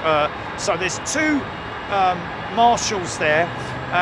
One is right up by the nose, and he's indicating to the other guy. GJH. Welcome back, GJH. Actually, they're coming back, aren't they? 3 years GJH has been with us.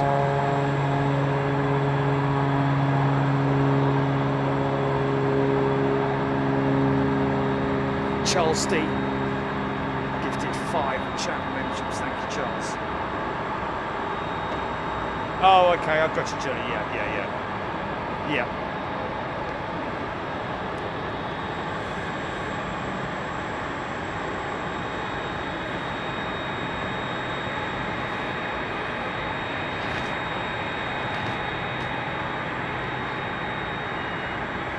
Yeah, for anybody, any of our members, and I think, to be honest with you, there might be like one of all the people that are watching, all of our members. There may be one who's a little bit confused as to why we're doing a free view here. Well, the reason is because of where we're standing right now, folks.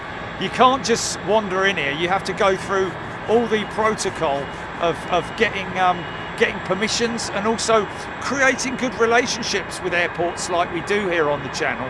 But being given this access, I can't do it privately, can I, to members only?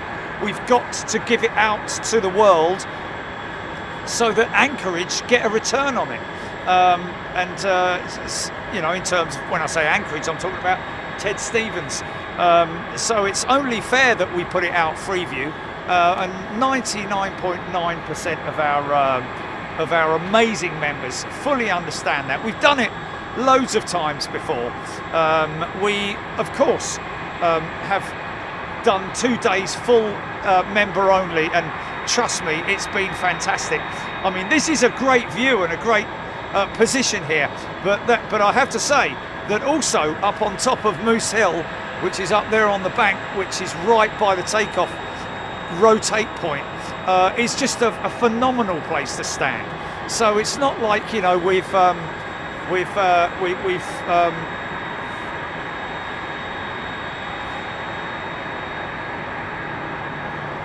is that Creel?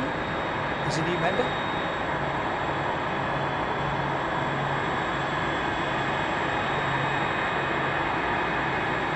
Pacific, that's cool.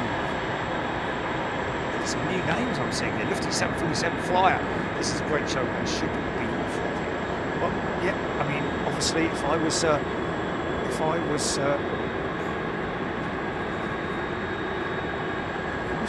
won the lottery or something like that, I'd carry on doing what I'm doing, but I would do everything Freeview.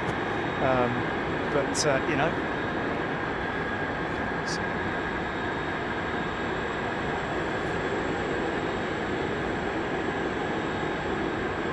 Steve Stippens, very good point. If you can't do a show on Sunday, because we're not arriving till probably I won't be walking in through my door on Sunday until midday, 1 o'clock. You know, 1 o'clock by which time we're kind of we're going to be. Why are these guys waiting? What are they waiting for, I wonder? Still got the beacons on. It's almost like they are waiting for clearance to be able to literally touch the aircraft. None of the engines still running, are they?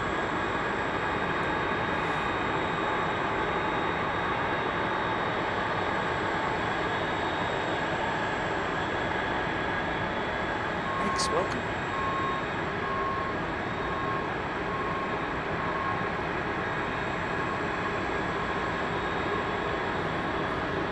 Dopey Corp is a returning member. Welcome back, Dopey Corp. Is that ground power unit? Is that generator being pulled up there? Have they left an engine running so that they've got some power?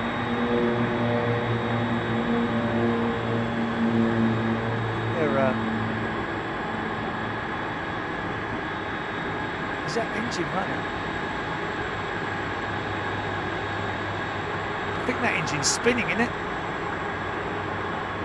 Yeah, I think that engine, that number 4's spinning just to keep the aircraft alive before they're able to hook up the ground power unit. Maybe the APU is not operational on that jumbo jet, so they're going to hook up a ground power unit.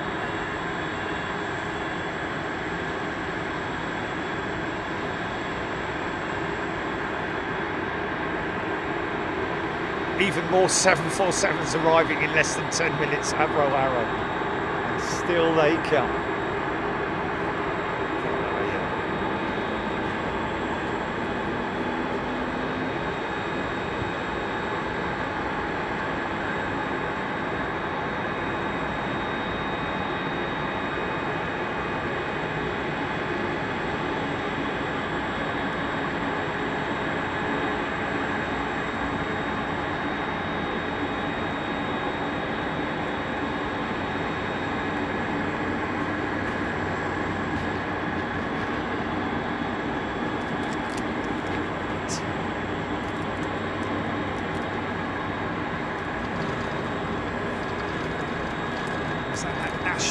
Jet going out.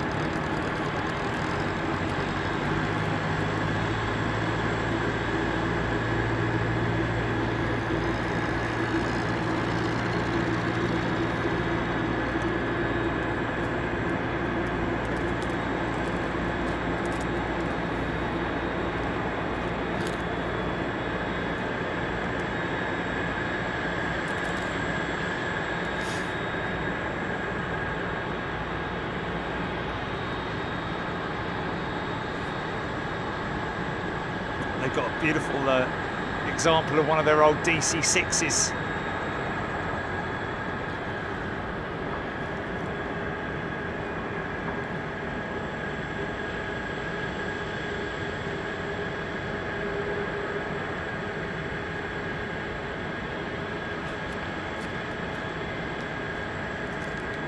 Oh my God.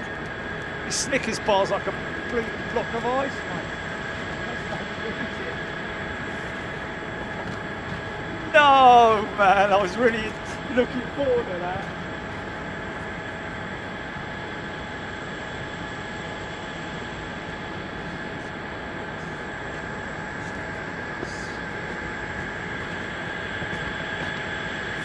Oh, God. Really looking forward to it.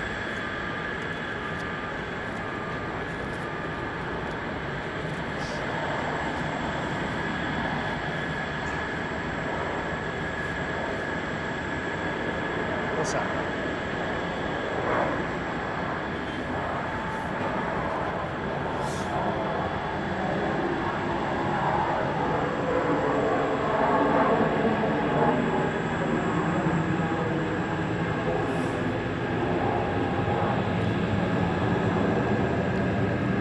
Yeah, I don't like to take the mickey, put it that way. You know, been given this amazing opportunity. So we're not going to keep phoning them up every 5 minutes. Can we come back on the roof again? Because, you know, people have to be around us and on duty and all that kind of thing. So it's, you know, it's always a requirement when you're using what is classified as an airside position. So we're very fortunate, but we won't take the mickey, if you know what I mean. You don't want to take the biscuit. What I could do with a biscuit right now.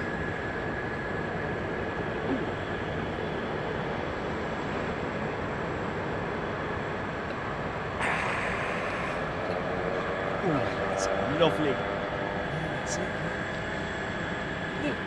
Look. It's a little mini L10, L100. It's a short something or other, whatever, I don't know. It's comfort.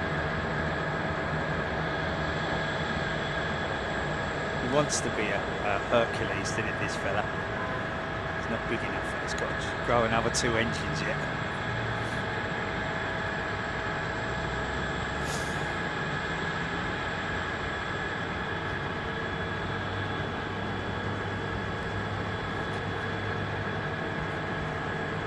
Okay, screaming in me, they're waiting to hook up the ground power to shut the end down the engine. Okay, they're done now. I think they are running now. And that's why you see sometimes, folks, you see the staining underneath the nose of the aircraft where they run the ground power unit, because that's a diesel engine providing power to the aircraft, because the auxiliary power unit is probably so they'll start one engine using. They'll have to bring in. Let me have a think about this. Is this? Will they need an air starter to get that thing fired up, or will they be able to do it off that generator? Will they be able to use the generator to start the APU, which then creates the air start capability, high pressure air?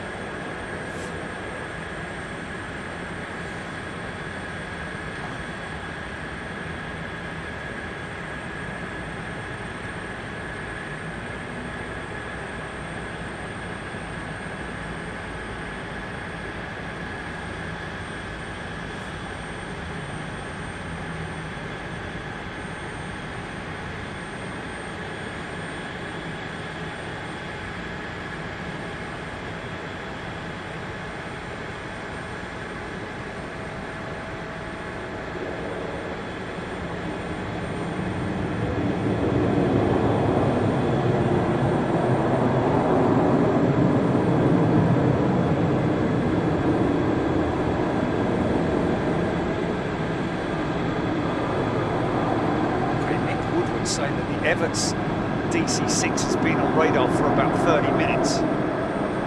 She was late the other day, wasn't she? I think she was scheduled to go out a little bit earlier than now.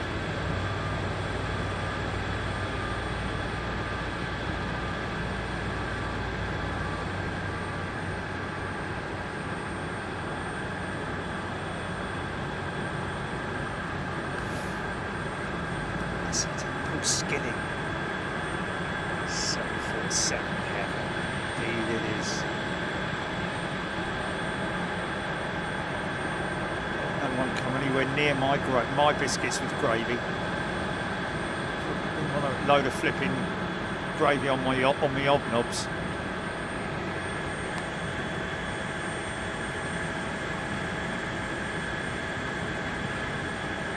Brisket, isn't it? Like a brisket. Oh, okay.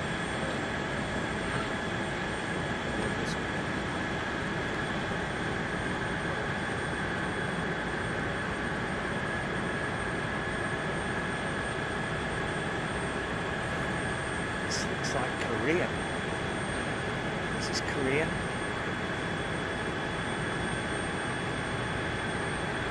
It's a super stretch. I know that. Yeah, it is.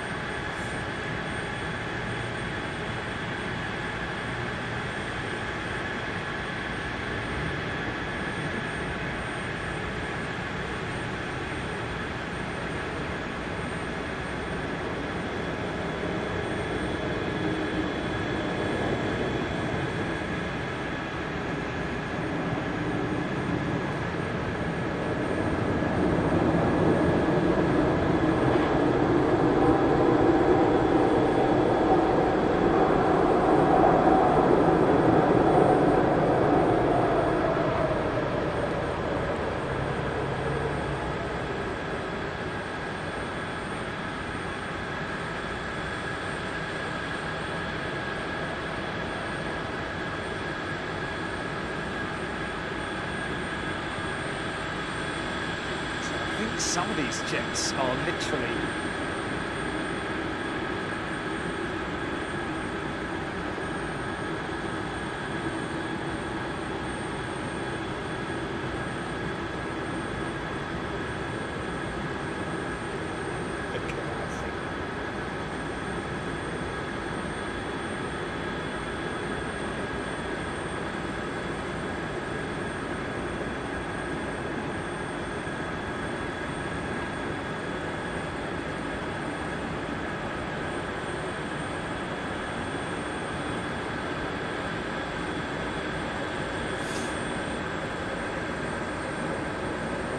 loving the close-up stuff. Big set of whirring Gen X engines.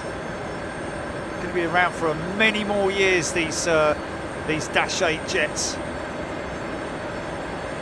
Super stretch intercontinental freighters.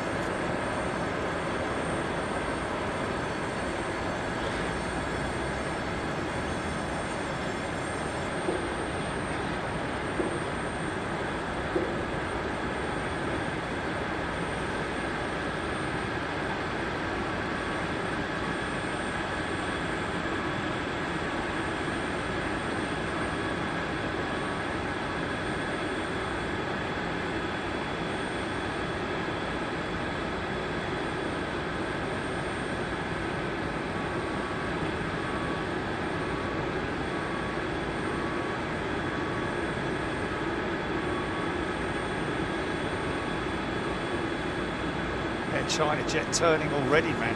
She's turning already.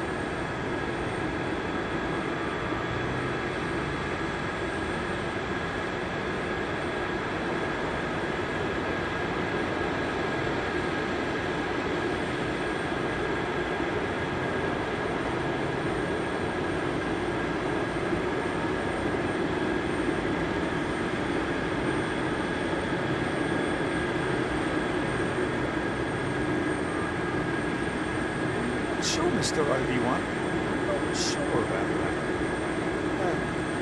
There's a little bit of freight coming out of the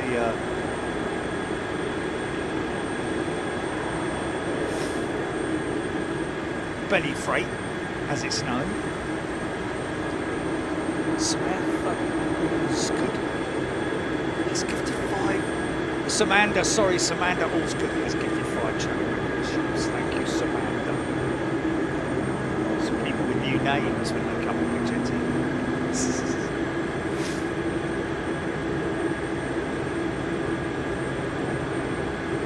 No, I'm saying I give them new names.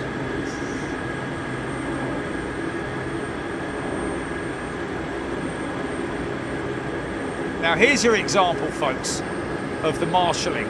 So, this guy here up there, that guy's standing in the middle there, he's not indicating to the pilots. This guy is indicating to the pilots. So, left hand down, right hand down, whichever, blah blah. And then this guy here will work the nose wheel. Pardon me. So he or she will be mirrored by the other marshal. So whatever that guy does is mirrored by that guy. So at the moment he's obviously telling him to pull forward, and then when the time is right, he will indicate to the marshal 20 meters back that the nose wheel is about to stop on the marks, and you'll see that happen any moment.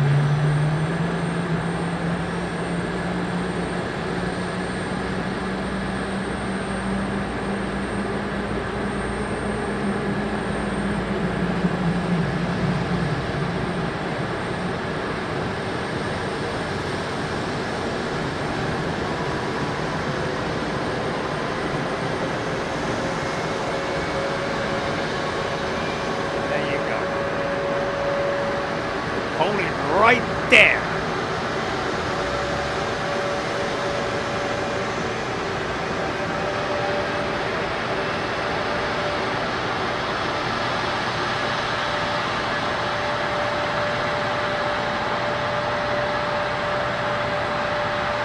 This plane spotter Jordan, indeed, he is a pilot. Infrastructure around that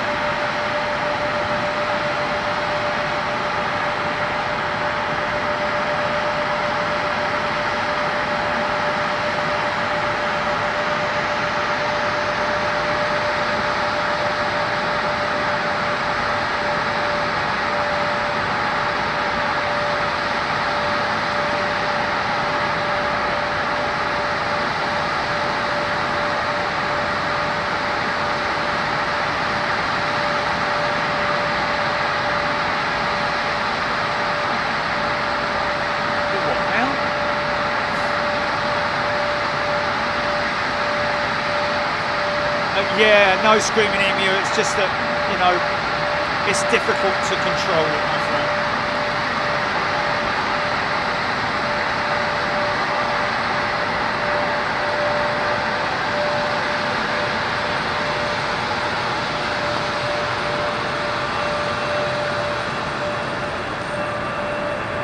Russ CT, the airport, has 4 fuel farms that can store 984,000 gallons of jet fuel. Fuel delivery from the North Pole refinery to the fuel farm takes about an hour. Wow. From the North Pole. It's refuel centre, isn't it?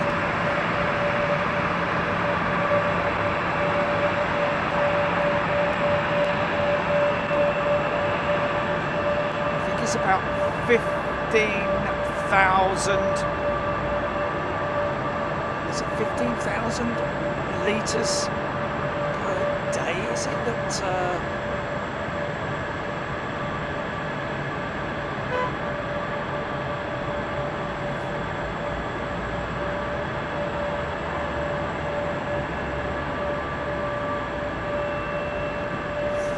Sorry, my apologies. 2.5 million gallons of fuel per day.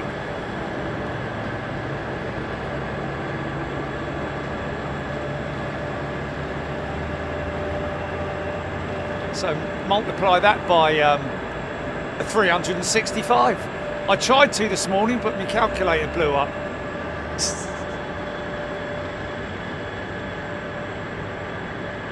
We're talking trillion, aren't we? At least billion. I know the. So there's a bit of fake. I don't know.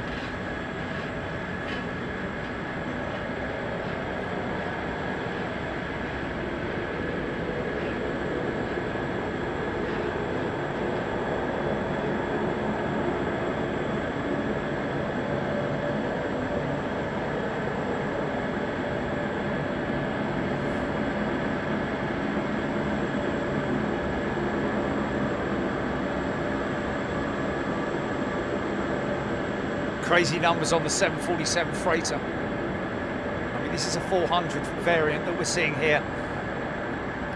Maximum takeoff weight of 875,000 pounds, 397 tons, folks. Maximum payload of 274,000 pounds, or 124 tons. Now, who fancies a bit of GE90 115B startup right here, right now?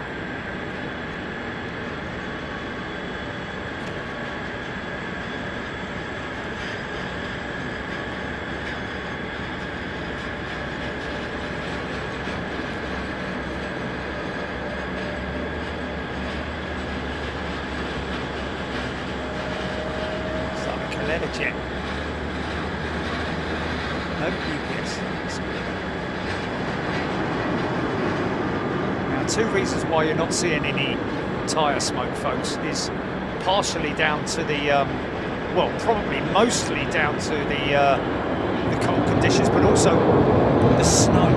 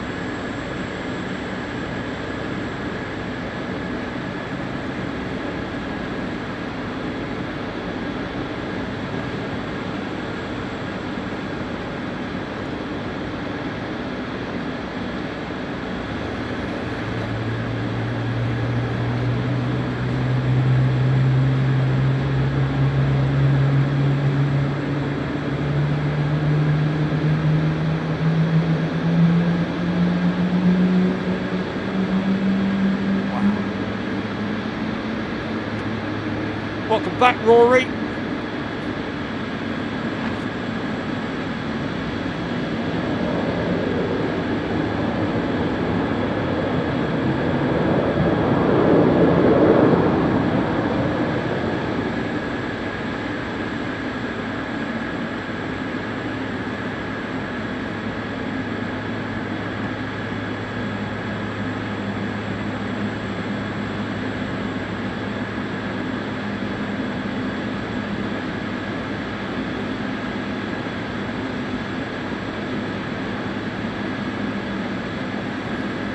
Go right hand down here, mate.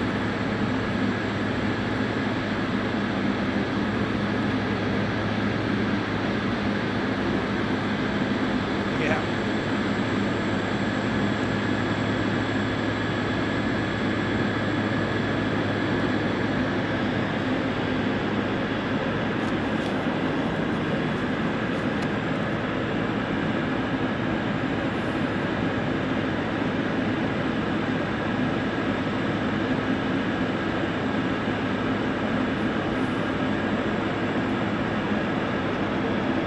China Southern. Wow, this is our 50th show from Anchorage, folks. 5-0. Wow.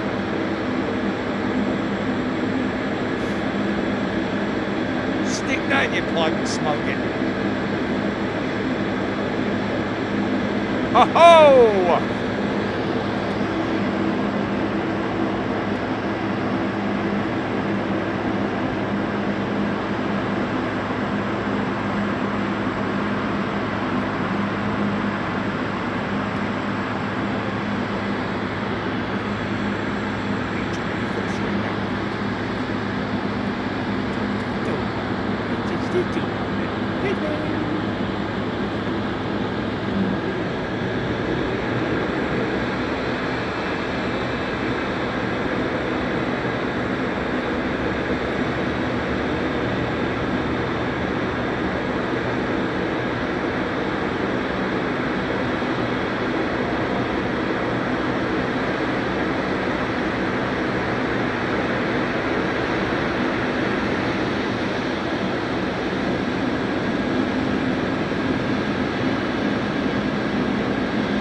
Rear wheel steer.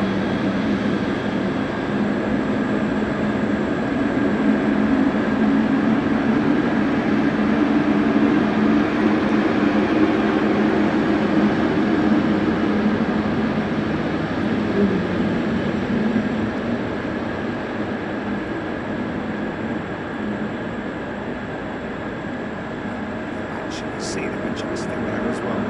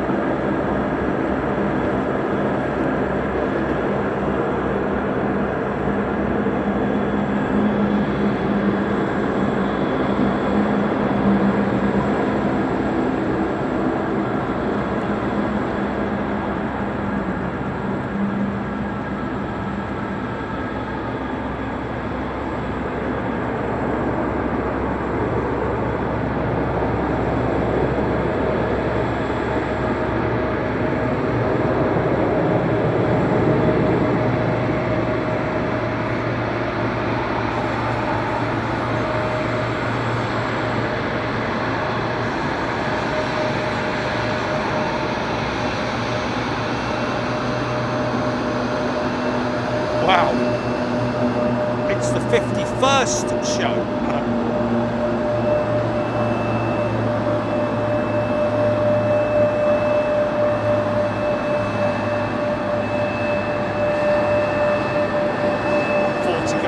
Anchorage's favourite big jet TV destination.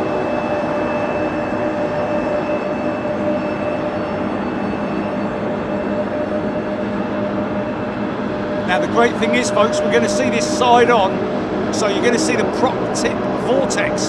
Watch out for it. looks like a corkscrew. Turns the props into corkscrews. Watch this.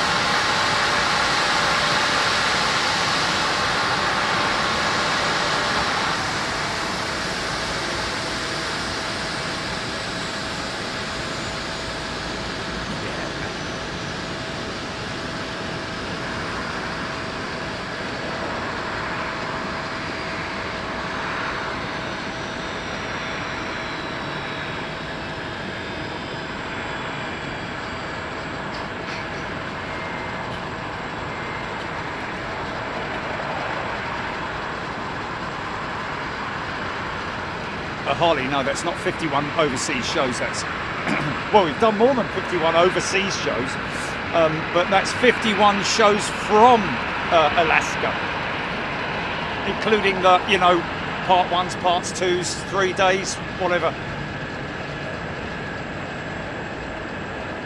It's 51 live streams. This is our 15th time here, isn't it? No, 8th time. Sorry. I think it's about time to pack up, isn't it? How many times have we done? 140?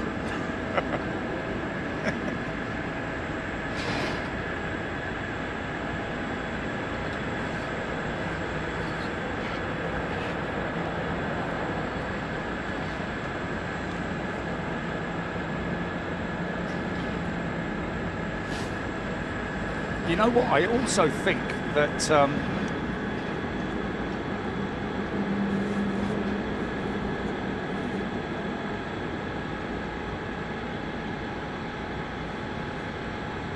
Seoul 747 left there.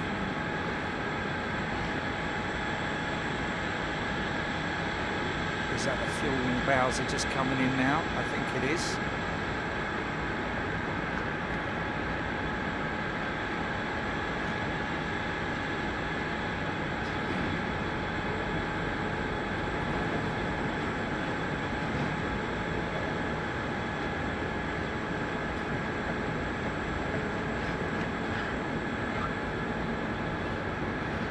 I can't remember how many tons of what the number was that I said in terms of painting a jumbo jet.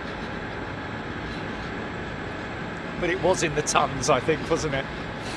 When it's like about half a litre or something like that. 50 tons, yes. And I said it so convincingly as well. Like as if I knew what I was talking about. And it is literally about 20 litres or something like that.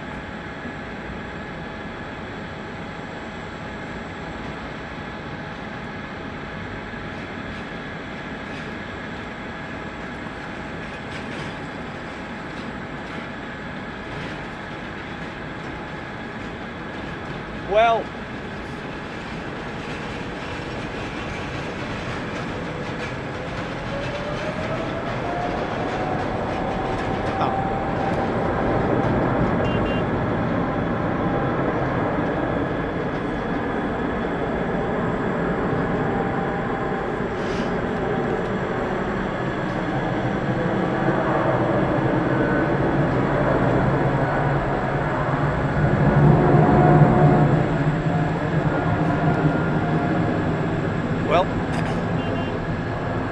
you're not going to see today, folks. Seen a DC-3 earlier, but one thing you're not going to see today, which I'm quite happy that that's been just reserved for our members. The DC-6. 2 incredible departures with the DC-6 this time. Probably, to be honest with you, the most aggressive departure with the DC-6 because of the cold conditions. I'm thinking that they just have to, you know, give it a bit more welly, if you know what I mean.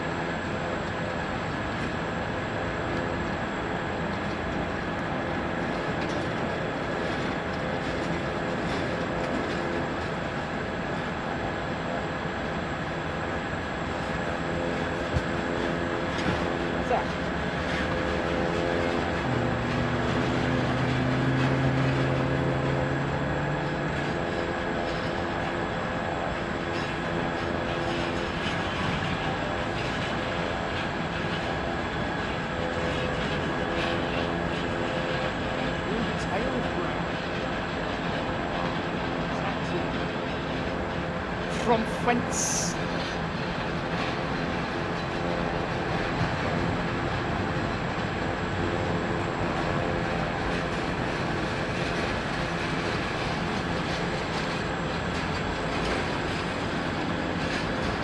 Just about see the seaplane port over there, folks, where a lot of the pilots store their aircraft for the winter.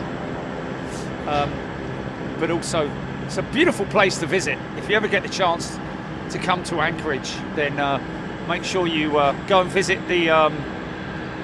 Well, you're not going to do it, are you? Oh, there she is, mate. There she is. Oh, hold on a minute.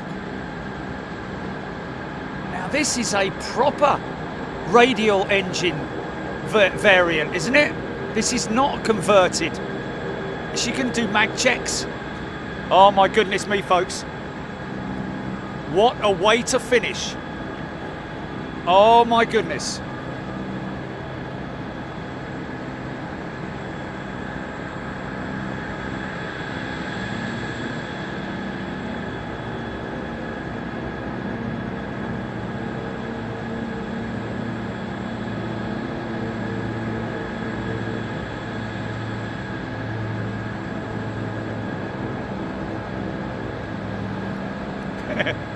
Stuart, that's funny.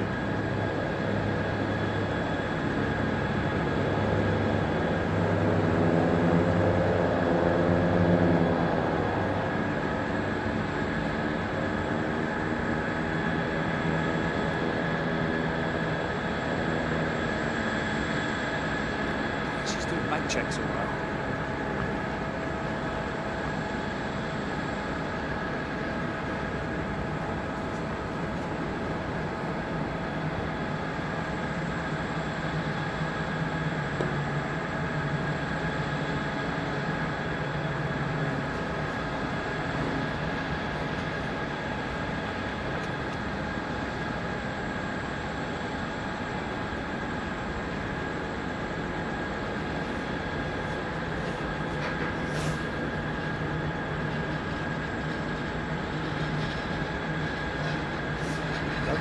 R4D8. That's no turboprop, it's a radial. It is radial engines. They wouldn't be doing mag checks.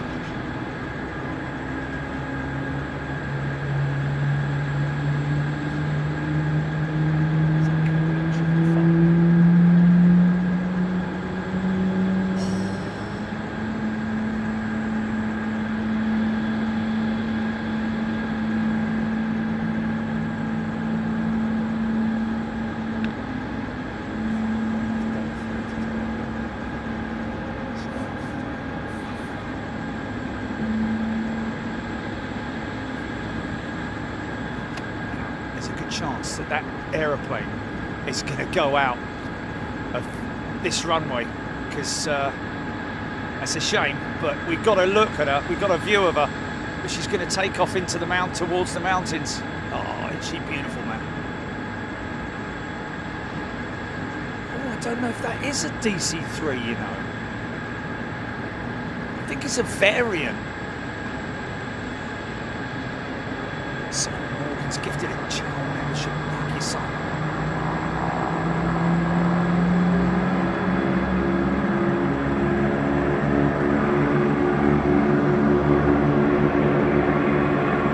Oh, that is not a DC-3, man. It's my bad. Everett's DC-6 on the move, apparently. Oh, look at this thing, man. Where's he at? It's a Douglas R4.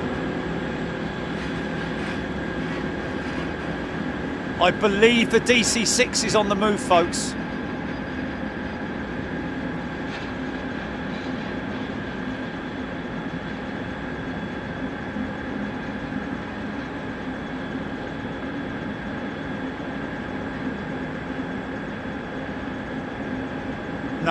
No.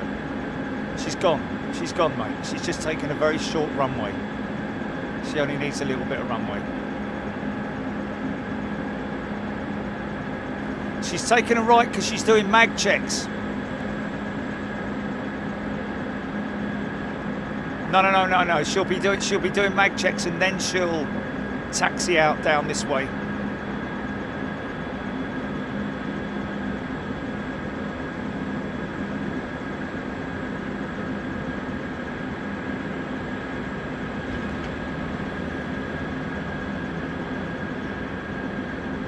Oh, okay.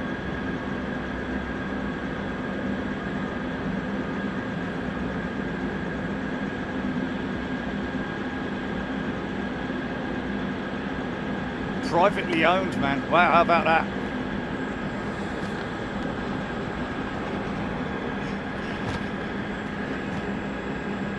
Okay, DC-6 will be visible. She's gone to do her mag checks. You can see her tail there. There she is. So she's up the other end, folks, doing checks to make sure that all the engine's circulating and everything's working, and yeah, magneto checks as I call it. But I'm still not 100% sure, even with those radials. I know the old piston engines on the Lancasters used to, with the Merlin V12s, used to run magneto checks. The magneto is basically the thing that delivers the spark, I believe, to the engines, and so therefore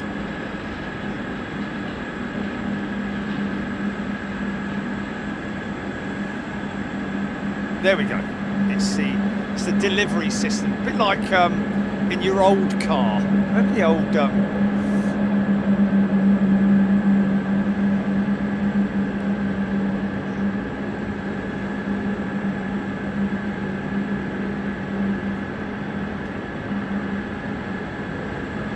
simply planes with Henry.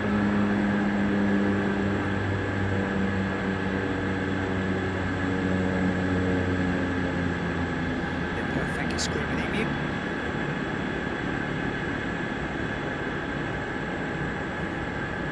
So that's going to be our closeout, folks.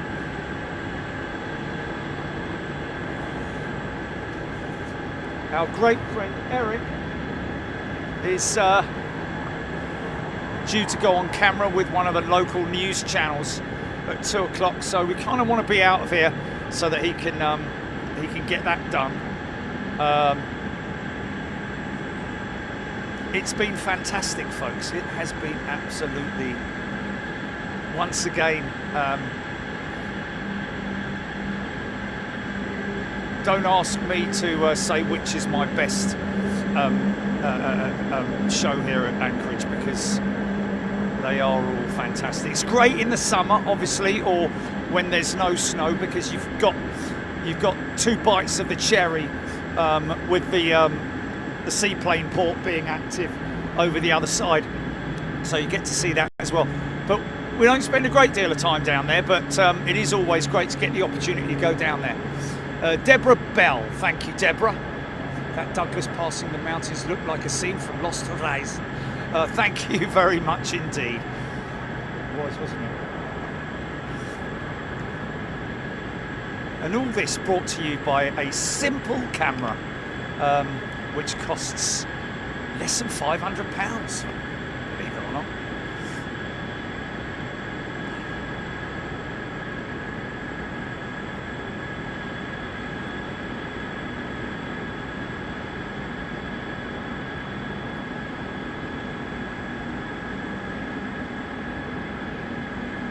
Yeah, we might do a quick stream from Seattle. I say a quick one. We've got to be there for 7 hours waiting for our plane, man. So yeah. Live from the urinals.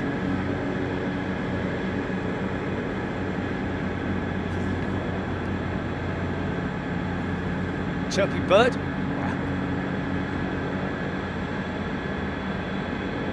Freddie-o. Won't be here, mate, when you get back, but thank you for your time. Thank you, everybody. It's been great. Thank you, obviously, to Jilly. I know she's here with me, but it's, she's there as your technical director, folks, looking after everything technical.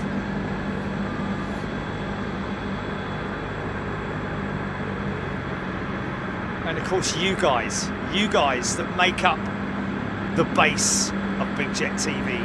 You are the foundations. And welcome to all our new channel members as well. Lots of people saying that it's their first time at Anchorage and they've really enjoyed it. So it always delivers. But a huge thank you again. I can't say thank you enough to our friends here at Anchorage, the press department, the media team, everybody down there. I hope they can hear me. I know that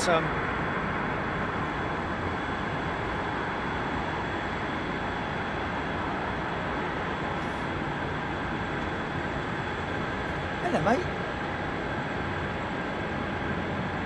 There's some babies.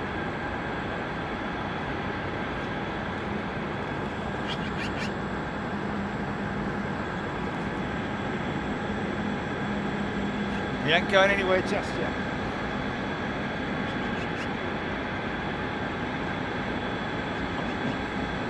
They've got a different call over here, haven't they?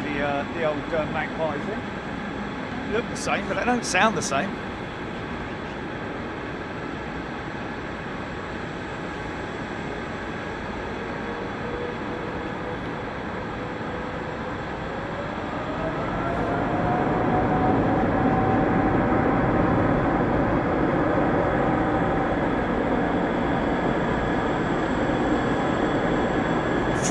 Start tomorrow morning.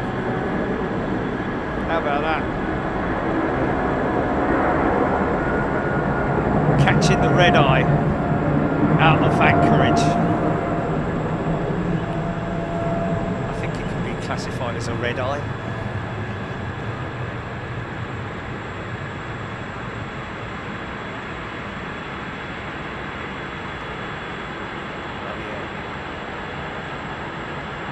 Open for it. Due South 1, thank you, Due South. He's gifted a channel membership.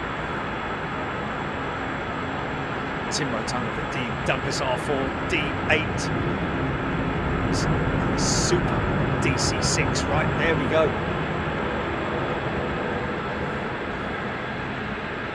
DC-6 on the move, here she comes. Here she comes.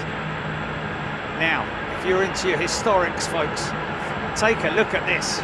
Originally delivered to the US Navy. Insane.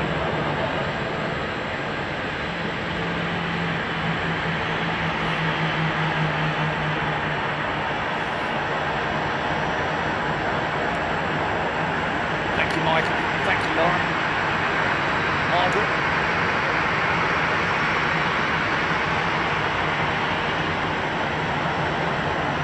Dave Airplane.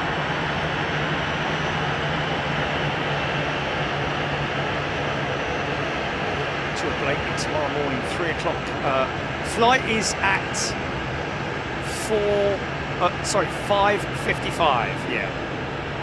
Oh, just to polish it off, we've also got a DC-9 coming out. We'll have some of that. It's been in the milk bar.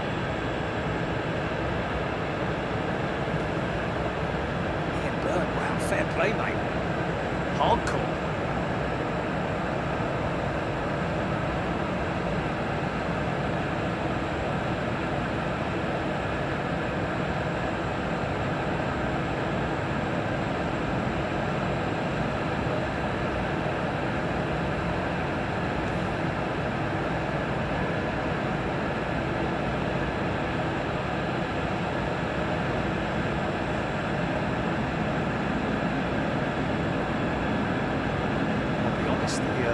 DC-6 departure won't be as spectacular as it is from the other side of the airfield, purely on the basis that this thing coming hammering past you at 20 feet above the ground. Look how low she stays. There's no pull-up on this thing, man, I'm telling you. Obviously because of her age, she, or just because of her design, she doesn't need a steep climb out. Nice steady climb. Did one of the shortest flights yesterday to the airbase, which was it 2 minutes, the flight, Jimmy? Elmendorf for this aircraft.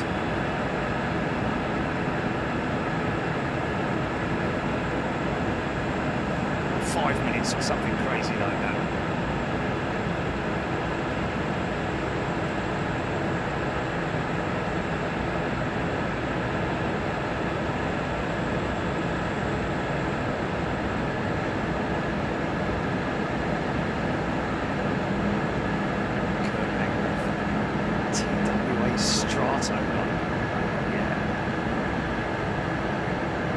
Stratoliner,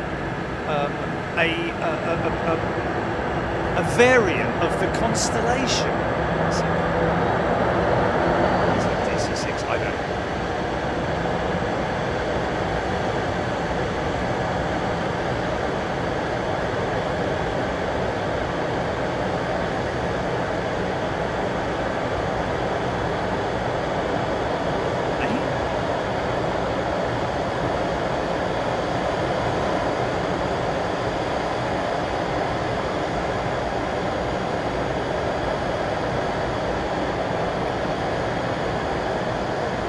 Bringing up the back of the line here. It's a beautiful old jet here as well. It's been down the milk bar.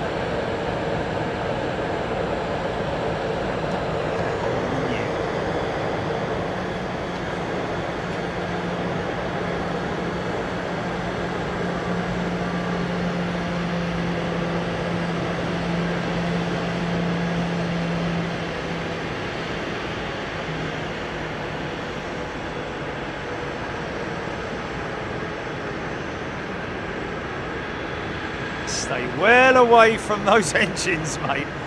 Blow you off your undercarriage, I tell you. That 777. You got what, GP?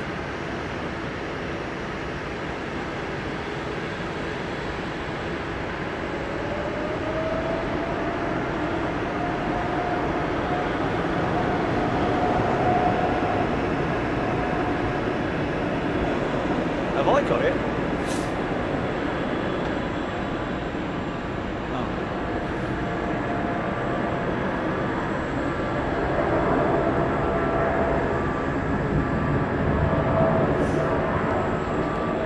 Charlie 103 Douglas aircraft with a combined age of 220 years.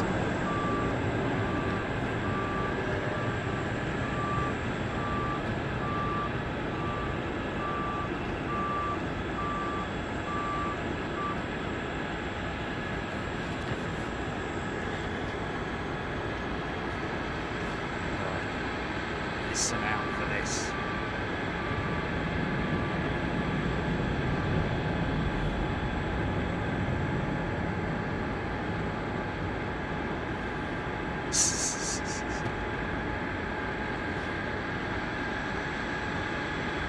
Maybe in a dream.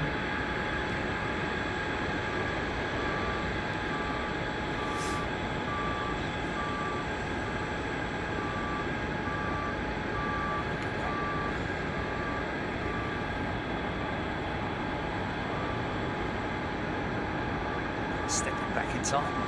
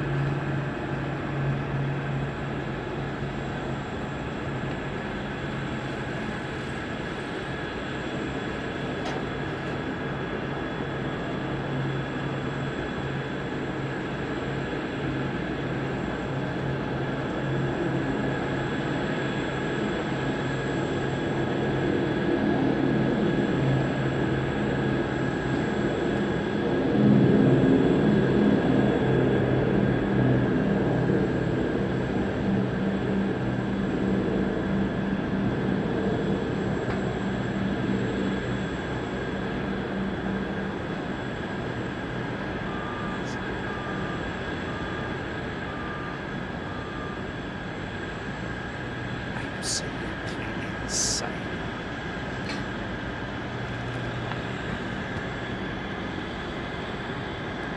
Absolutely insane. Can you imagine what a squadron of B-17s sounded like going out of Norfolk or from some of those air bases? Oh my God. Just insane.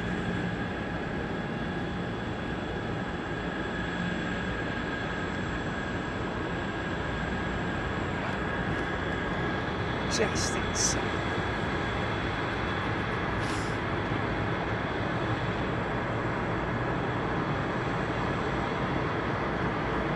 Okay, this is it, folks.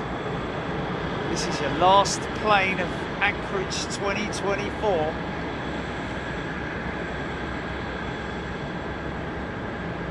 Thank you to everybody. Thank you to all of our members, man, for joining us and getting involved. I mean, there was, I think we had over 1,200 members alone watching on Wednesday and Thursday individually. Just fantastic.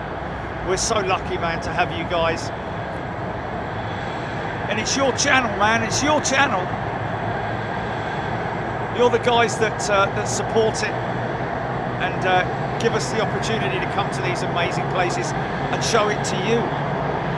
So thank you.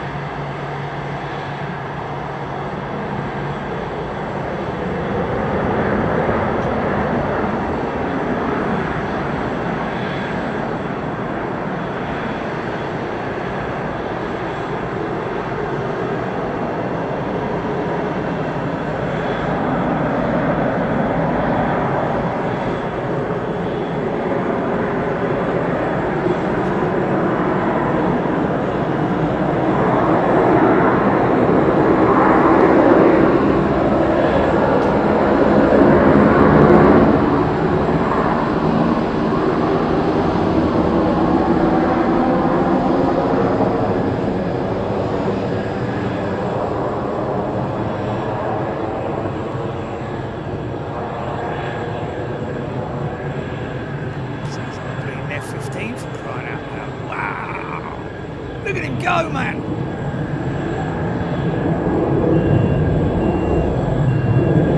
Flipping heck. That's insane. Give Elon a run for his money, that would. Wow. What a way to finish, mate.